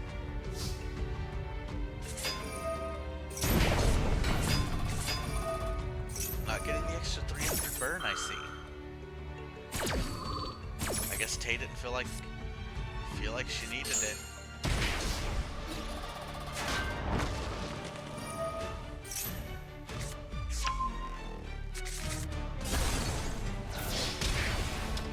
Question is there a Carl in hand? And can Emery empty their hand?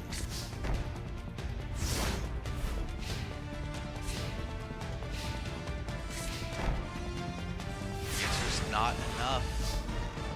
Looks like Tay will be getting the 2-0 on Emery here. The one to take down Exodia is going down.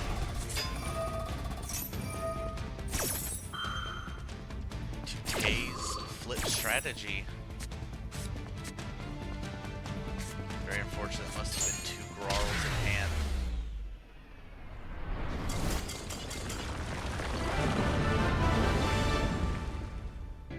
So another 2-0 into the top 4. It's going to be Tay. Meaning there will be no returning characters from episode 1 in the top 4. But we still have great matches anyway. We have Vega versus David. Alright, I had to take my dog for a walk real quick. Let's get into Vega versus David.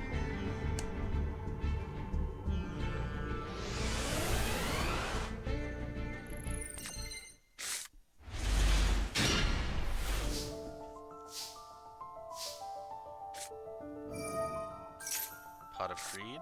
Okay. There could be better starts, but definitely could be worse starts. Well, Stygian Street Patrol is kind of maybe David's best monster. 1600 attacker with burn.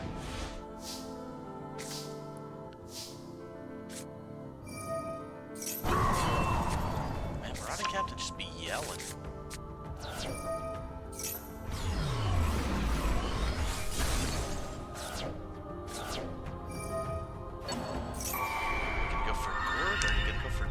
Luke here. Going for the Donza-Luke, but was very patient. Waited to TT the normal summon.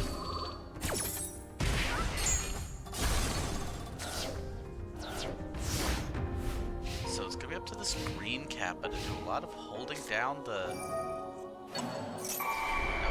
more Stygian Street Patrol. Back to the... And Ride Rider's great vision protection here.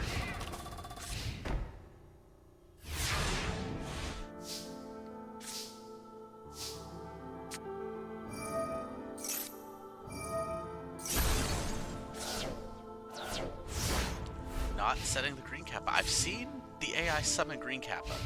I promise. It does. It not only sets green Kappa, but like...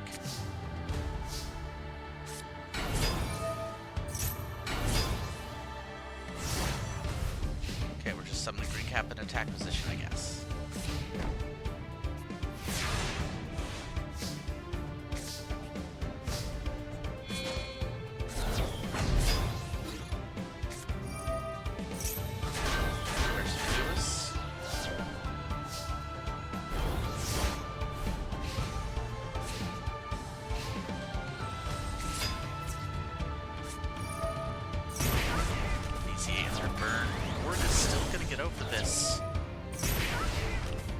this Stygian Street Patrol. It's even big enough to deal with the Dokuro Rider thanks to the A forces.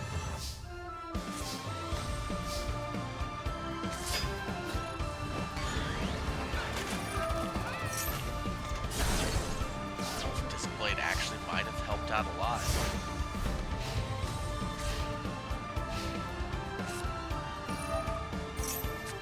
But Fissure, Secret Barrel, just a little bit of burn for the funsies as Stygian Street Patrol goes in, taking game 1 for David. Vega put up a hell of a fight there. But looks like we have to move on to game 2. I have faith that that Vega can pull this out.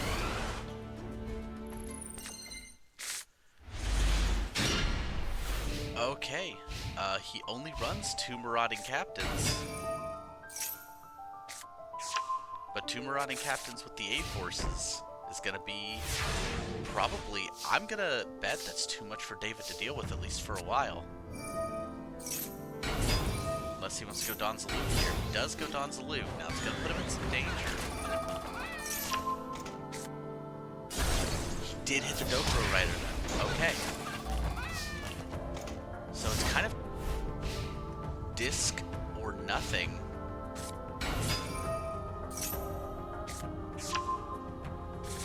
Oh, can he get the Dokuro Rider? He can. Alright, that is enough. The Disc Blade Rider and the Rai Rider into the Dokuro Rider. That's enough to run over Marauding Captain. But since it's not enough to beat Don Zalug, I think that Gorg in hand is gonna... No, even better, gonna get the Monet out. Gonna allow a surge, grabbing Cliff.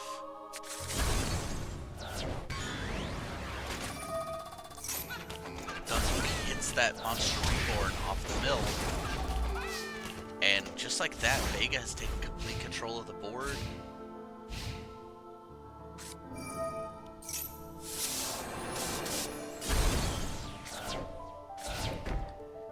And while that would be fine normally, you've got monsters that beat 1400. Looks like that ain't it. Getting the Dokuro Rider. This seems like an easy game 3 to me.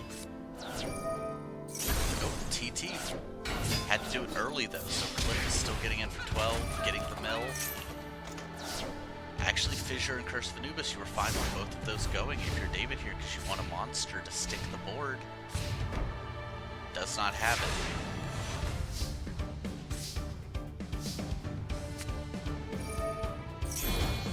Sojin, Gorg. Trapple. Okay. Well, now it's kind of up to Vega to actually frickin' play the green Kappa. Gustav going up to 2200. See, I want to say, like, a lot of these games with... Hello?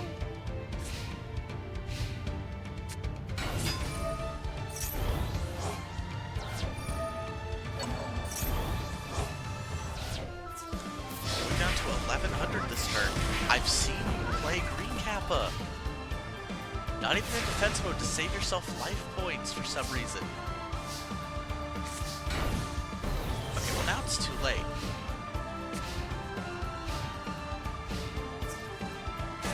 David somehow always plays around the TT. How does he always play around the TT? That is 3 matches in a row where a TT stops him and he doesn't summon a monster. Wild. That is gonna get David into the top 4. And with that, Vega got a game, but David got 2. So our top 4 will be Magnus versus Lorelei. That is M-Warriors versus Sword Rituals versus Tay, and then Tay versus David, which is Pac-Man versus Motorcycles. who's going to the finals, who's winning. Let me know your prediction. Let's see how you did here at the end. I'm super excited to hop into it. Magnus versus Lorelei. The pro versus Mom. Alright. Getting this from Magnus's perspective again.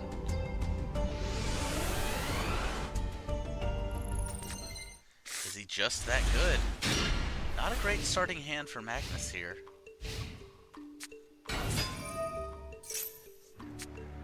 Lorelei immediately searching for Performance of Sword and setting 2 face downs.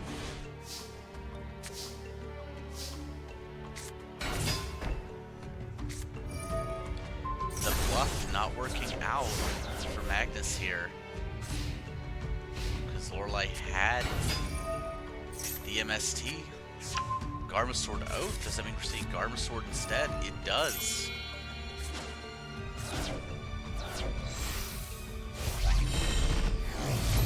Honestly, if you told me Anju and Performance of Sword was a fusion and it was Garma Sword, I'd believe you.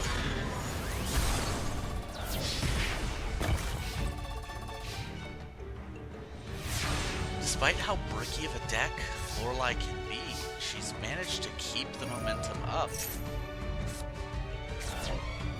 Okay, Fisher's only going to take care of this Senju, giving up an M Warrior here.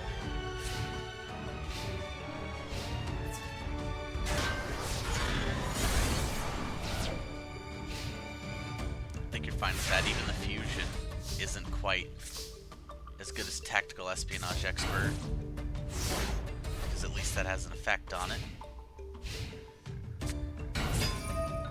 Adding another Ritual Monster, adding Performance of Sword. No Commencement Dance. But she might not need it.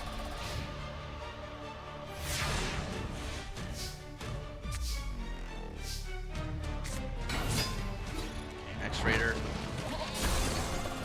kinda saves some damage here, because that Senju gets over basically anything. Oh, well. Taking his alpha. And that's it. Game 1 goes to Lorelei with Garma Sword.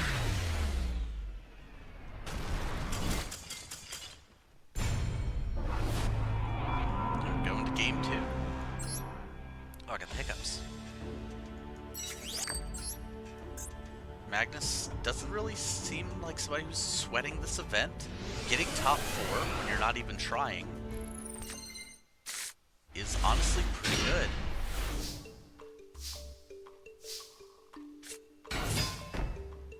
Espionage Expert with the reinforcements. It stops anything but her ritual monsters.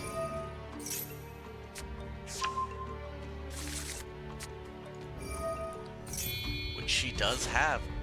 Giving up an Ib, or giving up a Ground and a Manju to get into the Performance of Sword. Now, yep, that's what I imagined. I was like, I think she still attacks with the Senju here. So able to trade for multiple cards here. Now it's a matter of beating Performance of Sword. No trap holes, huge.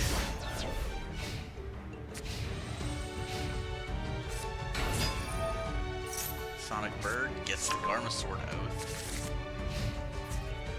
So, even if Garma Sword's in hand, she's not going to give up her entire field presence for Garma Sword.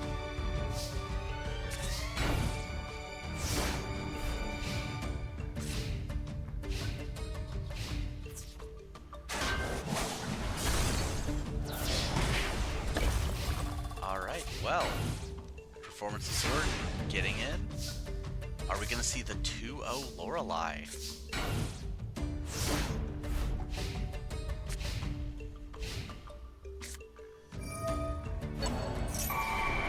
Well, Manju.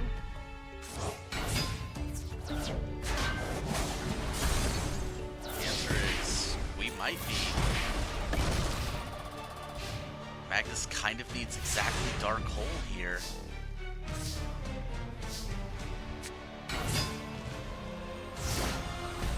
No, that's 50 attack too little. And it didn't even matter. Lorelai's going to 2-0 Magnus here. For me, a surprise result of seeing Lorelai's Ritual Sword deck in the finals. Now we just have to see who her opponent's going to be, David or Tay. Alright. And defeating the pro is Lorelai 2-0, going to the finals to take on Tay or David. Magnus dropping to the 3rd place match. That leaves only 3 games before the end of this tournament. Okay, I'm super hyped for this. Pac-Man versus motorcycles.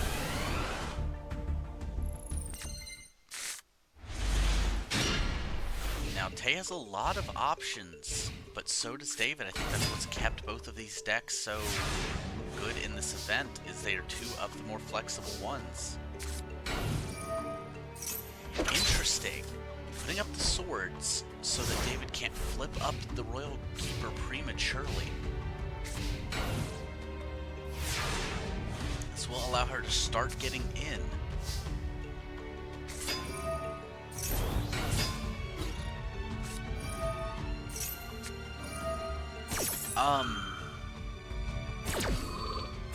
I'm not sure. I'm not sure 2 of your own monsters was worth that. That's really good when your monsters are face down, Tay. I think the nerves might be getting to her.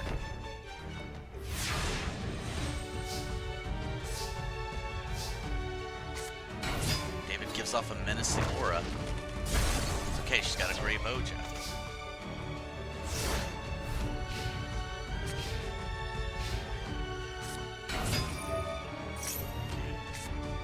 Search up Revival. Set up his own swords.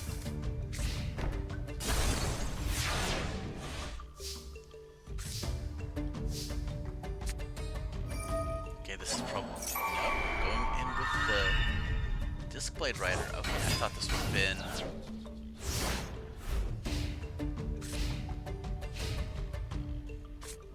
something to start flipping monsters up.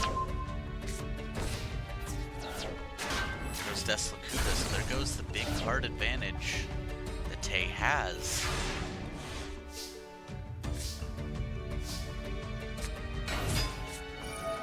And TT. And just desserts for extra 1500 burn. I think I'm going to get a Senju. It's going to help get the Dokuro Rider itself. It's going to be all about getting enough material to summon it. Which he does have. Unfortunately using 2 monsters, so... Well, you would have loved, if you're David here, to have not had to use the Senju and the Rai Rider. At least it's a 1900 attacker that beats basically Tay's entire deck one-on-one.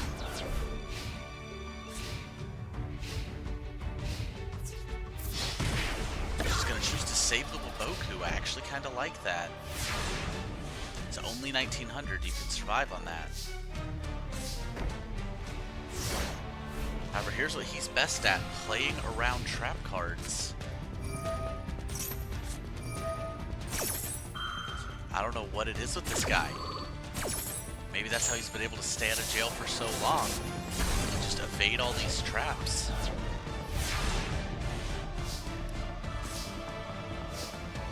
Okay, Pot of Green. Wandering Mummy should at least keep him from killing her, but...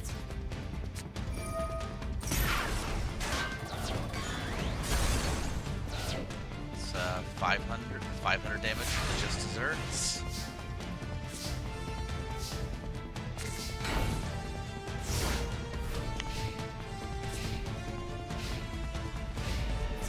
Rider just keeping the pressure on.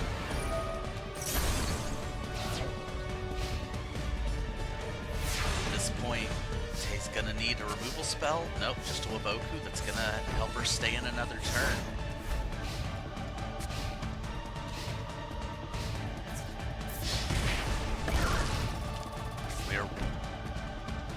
Again, I think wisely saving that Waboku.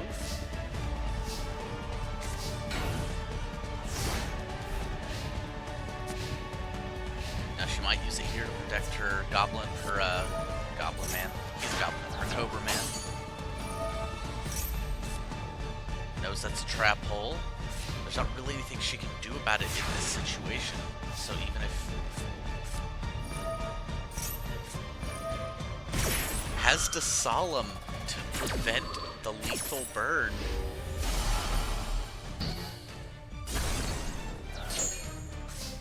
That right there is a good use of Solemn to stop burn. Cobra Man getting in for 800, and it is big enough to stop Manju or Senju from running it over. Dark Hole. Does he have any monsters left? Not right now.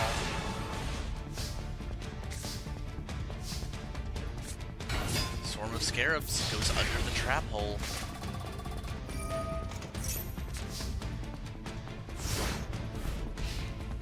She's just keeping alive here.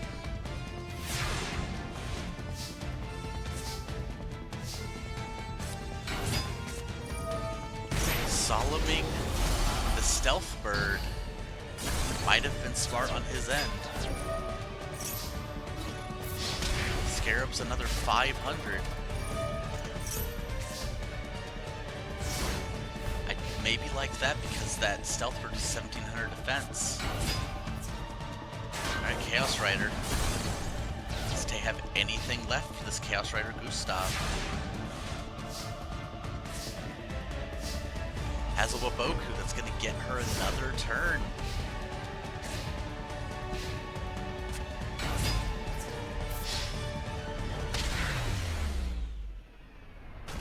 Chooses not to.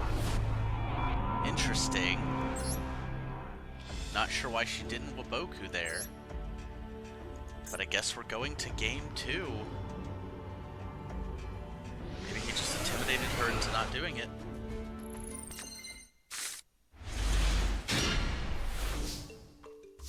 But she gets to go first. Establishing Royal Keeper and getting into Grave Oja next turn.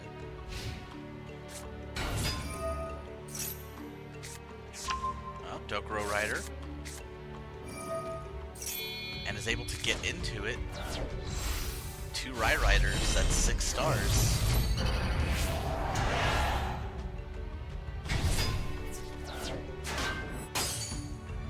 However, because of attack order, that means the Royal Keeper is going to be 2000 defense. Okay, here's where Waboku goes crazy.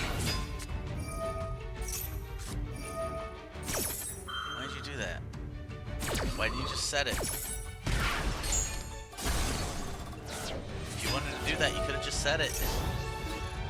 Alright, well, still Royal Keeper in for 1900. Setting a Waboku. It's kind of all Tay at the moment. Getting a Revival out of the deck. Setting it, that's probably the Revival. It's probably a bluff.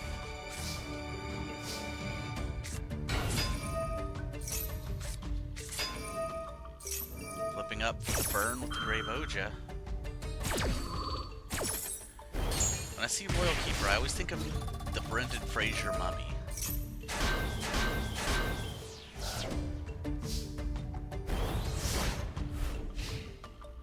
I don't know if anybody else is old enough that that's where their mind goes, but that's definitely where mine goes.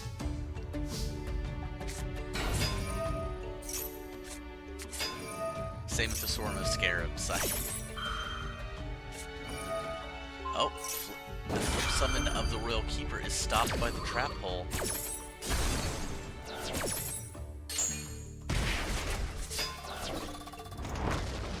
Save lot of damage on David's side. But now that Swarm of Scarabs is going to do work if he cannot deal with it. Which he is. He's just going to search up the Rye Rider and I assume run over the Swarm of Scarabs. Is what he thought, because the Waboku's here.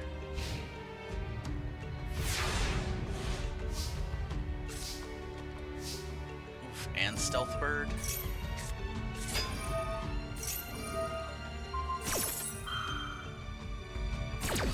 Scarab's going to take care of Senju. 300 from Grave Oja.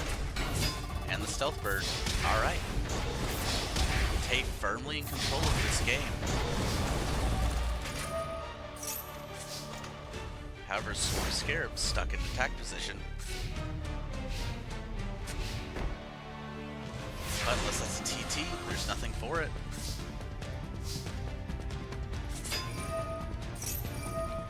I think... Yep, because a TT would activate on the flip summon. This time going for the attack.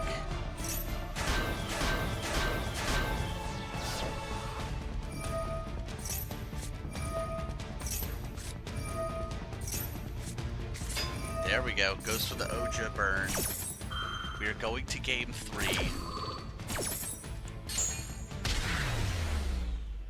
Tay managing to get her nerves under control and heading into a game 3 in the semifinals.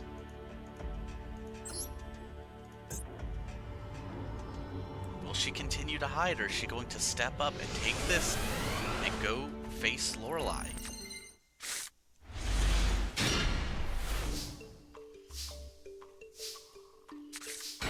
She's given the opportunity to go first. Exactly what she wants.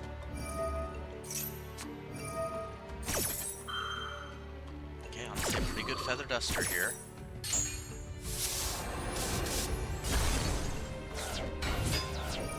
Since you're gonna go get the Dokuro Rider. Ended up being good for him here, only taking 300 instead of 1,000. However, Grave Oja. Yep. First Anubis.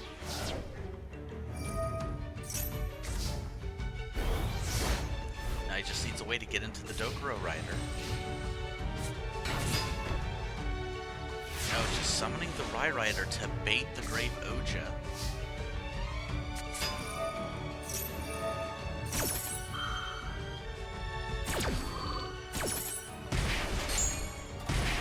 Probably work too. Yep. Nope. Still wants to send you over the Rye Rider.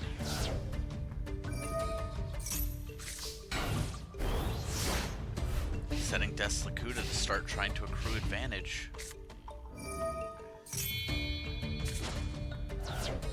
Sangan and Gustav from hand to get into the Dokuro Rider, which is enough after those 2 Curse of Anubises. Choosing to go for Stealth Bird. I actually think I agree with that.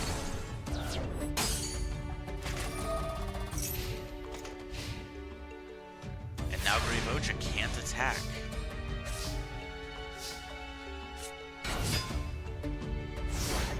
Changing it to attack position to make it harder to kill, I guess?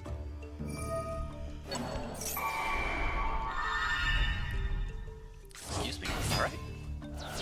Chaos Rider's gonna banish 2 spells, go up to 2,000 attack. This might be it for Tay here.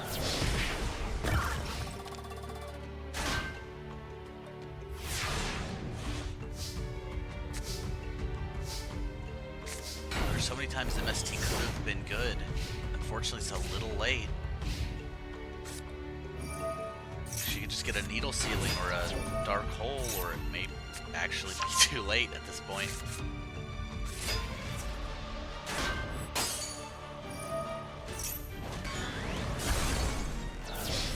This is 5,000? Oh, 4,000.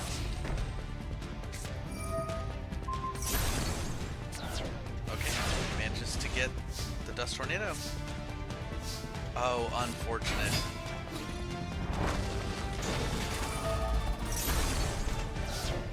And because he knows what the Royal Keeper is, he knows to attack him with Dokuro Rider. Meaning, we are not getting Tay in the finals. We are getting David taking it 2-1. So that means the finals are set. Okay, despite her best efforts, David 2-1's Tay. Meaning our finals will be Lorelei versus David, but first we have the third place match. Imagine your nerves going up against someone you know to be a criminal, losing, and then having to face a world competitor. See if Tay can keep her nerves to take on Magnus to see who takes third place. So, we saw Tay last match. We're going to stick on her side for this as well. Let's do it. Tay versus Magnus.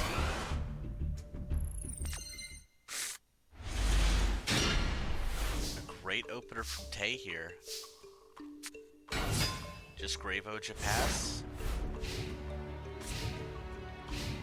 I honestly expected the Wandering Mummy, but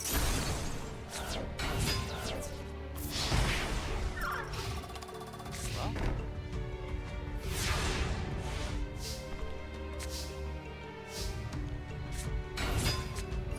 ooh. Solemning the Wandering Mummy. To leave her with no choice but to fissure the Alpha. Set up the swords, but the swords is great for her because she's going to be able to establish these swarms of scarabs to keep his board clean. Unless she's just going to go wandering under here. She just gets trap hold.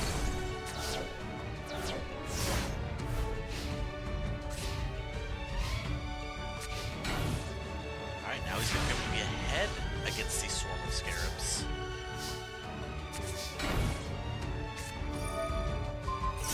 Her needle sealing, which is her biggest form of advantage. As long as she uses it correctly. Now, we've seen her be kind of dumb with it a couple times. Oh no! He's going to lose his field advantage to get the Carbonla Warrior out.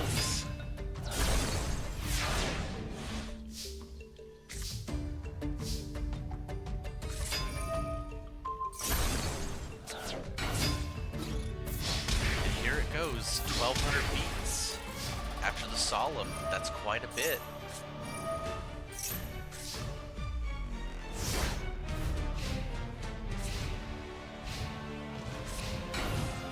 And yeah, that Swarm of Scarabs is just going to be able to eat through whatever that is that's face down. King of the Swamp, 1,000 burn. That's going to be 100 short of victory.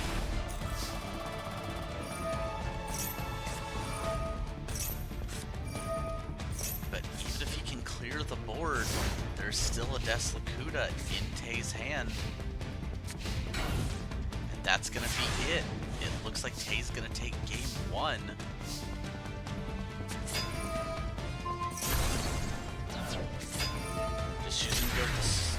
Just choosing to go with the stealth burn, burn. We go into game two.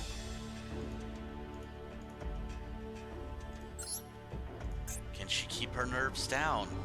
Can she get this last game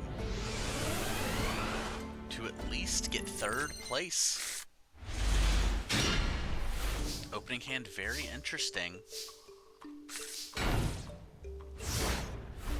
A little spell trap removal, a little disruption.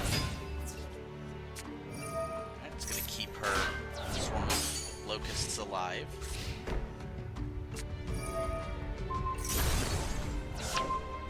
And they're gonna set the swords.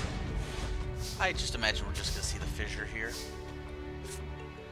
And a TT on Tay's side as well. Not bad.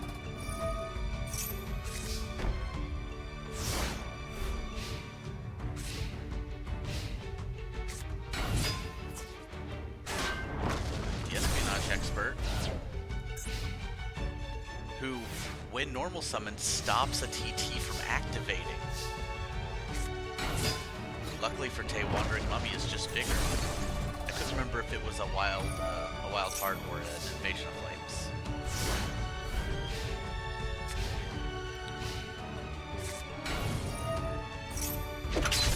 Setting swords, flipping up the Wandering Mummy, just to fissure it. Alright, well. I guess if you had changed the order, you would have gotten to attack, but now that TT's gonna sit and collect value as Magnus fills his board, or doesn't fill his board, setting with just the M Warrior 2. And now Stealthbird gets to start cranking up the damage.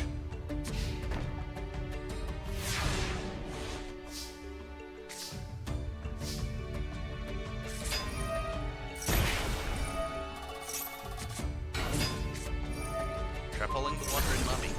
Okay. One more turn of guaranteed Stealthbird damage. Tay very patient with this TT.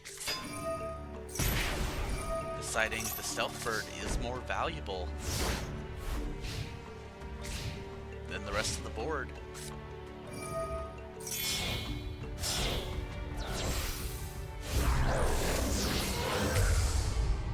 Carbonala Warrior.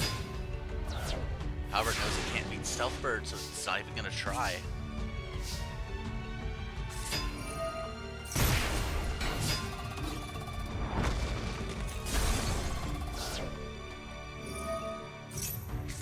Tay, so close to 2-0ing Magnus. Is this it? Could we be seeing it? Pot of Greed. It's gonna allow her to draw 2 cards.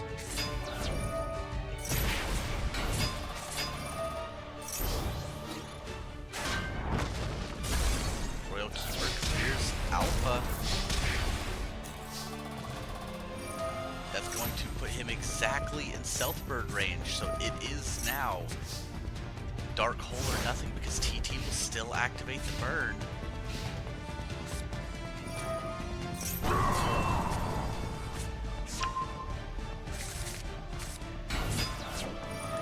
Needle Sealing, taking care of the Axe Raider. That is it. It is going to be a 2-0 for Tay. Taking 3rd place. Gotta hope this helps her confidence. But nothing's going to make you as confident as winning this event. So as fun as that was, we gotta head off back to the bracket. Okay. So, Tay taking 3rd place over Magnus. Meaning all that's left is the gold medal match of Lorelei versus David. Lorelei here because she was recommended it by her friend with her Ritual Sword deck versus David here to re-establish his gang, which he might just be able to do by walking into the military's base and winning their event. Is that what's going to happen here? We have to see. Alrighty. This is it. Lorelei versus David.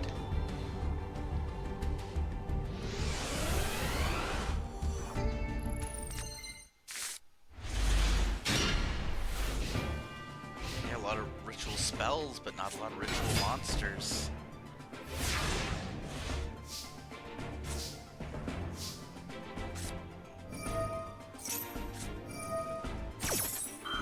Big burn from Secret Barrel here.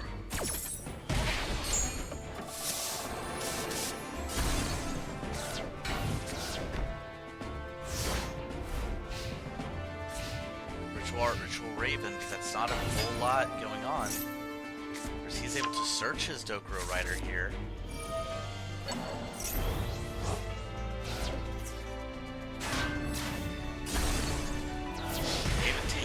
Risk to attack with Senju to get that 2200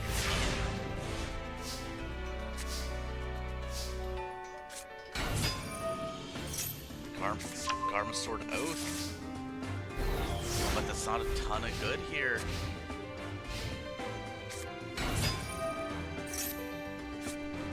Revival of Dokuro Rider.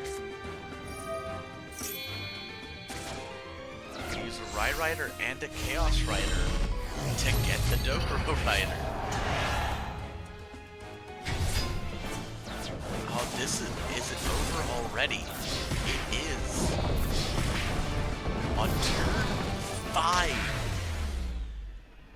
After Lorelei had absolutely nothing she could do. David's gonna win, meaning he is 1 game away from taking this event. Can Lorelei turn this around in game 2? We just have to see, right? Okay, well, she's got to send you. It's gonna let her get the Garma Sword itself. Now we're gonna save the Oath. Not overextending. Alright, now you need another monster. Oh. Oh, jeez. 31 to the dome.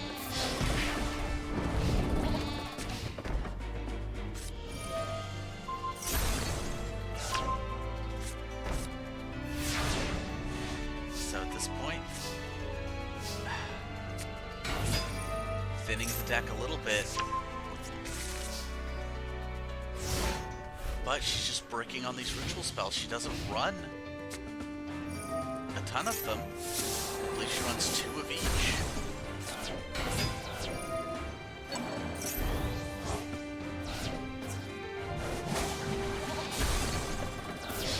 So she needs to draw Garma Sword, or Sword to the Revealing Eye. And it's over immediately.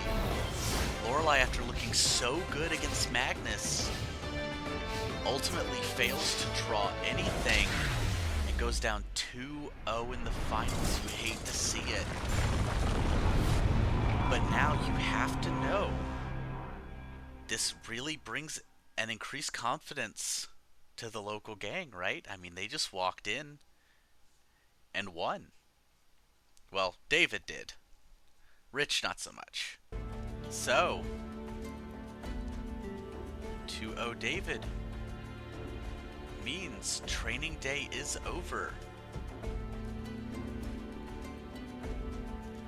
Gonna end the tournament because the winner is David with the silver medal to Lorelei. Tay getting 3rd and Magnus getting 4th, with Emery, Vega, Zepp, and Krieg taking the rest of the top 8. This set up a lot of things in the future to really happen. Some obvious, some not so much. I am super excited to keep this going, because this was training for the upcoming regionals event, which may be the next thing we've got going on. I hope to catch you guys again really soon. This was super fun. Congratulations to David. Good luck to everyone, now that he just won this. I hope you guys enjoyed. Let me know what you thought of all the decks, all the characters, and I'll catch you in the next one.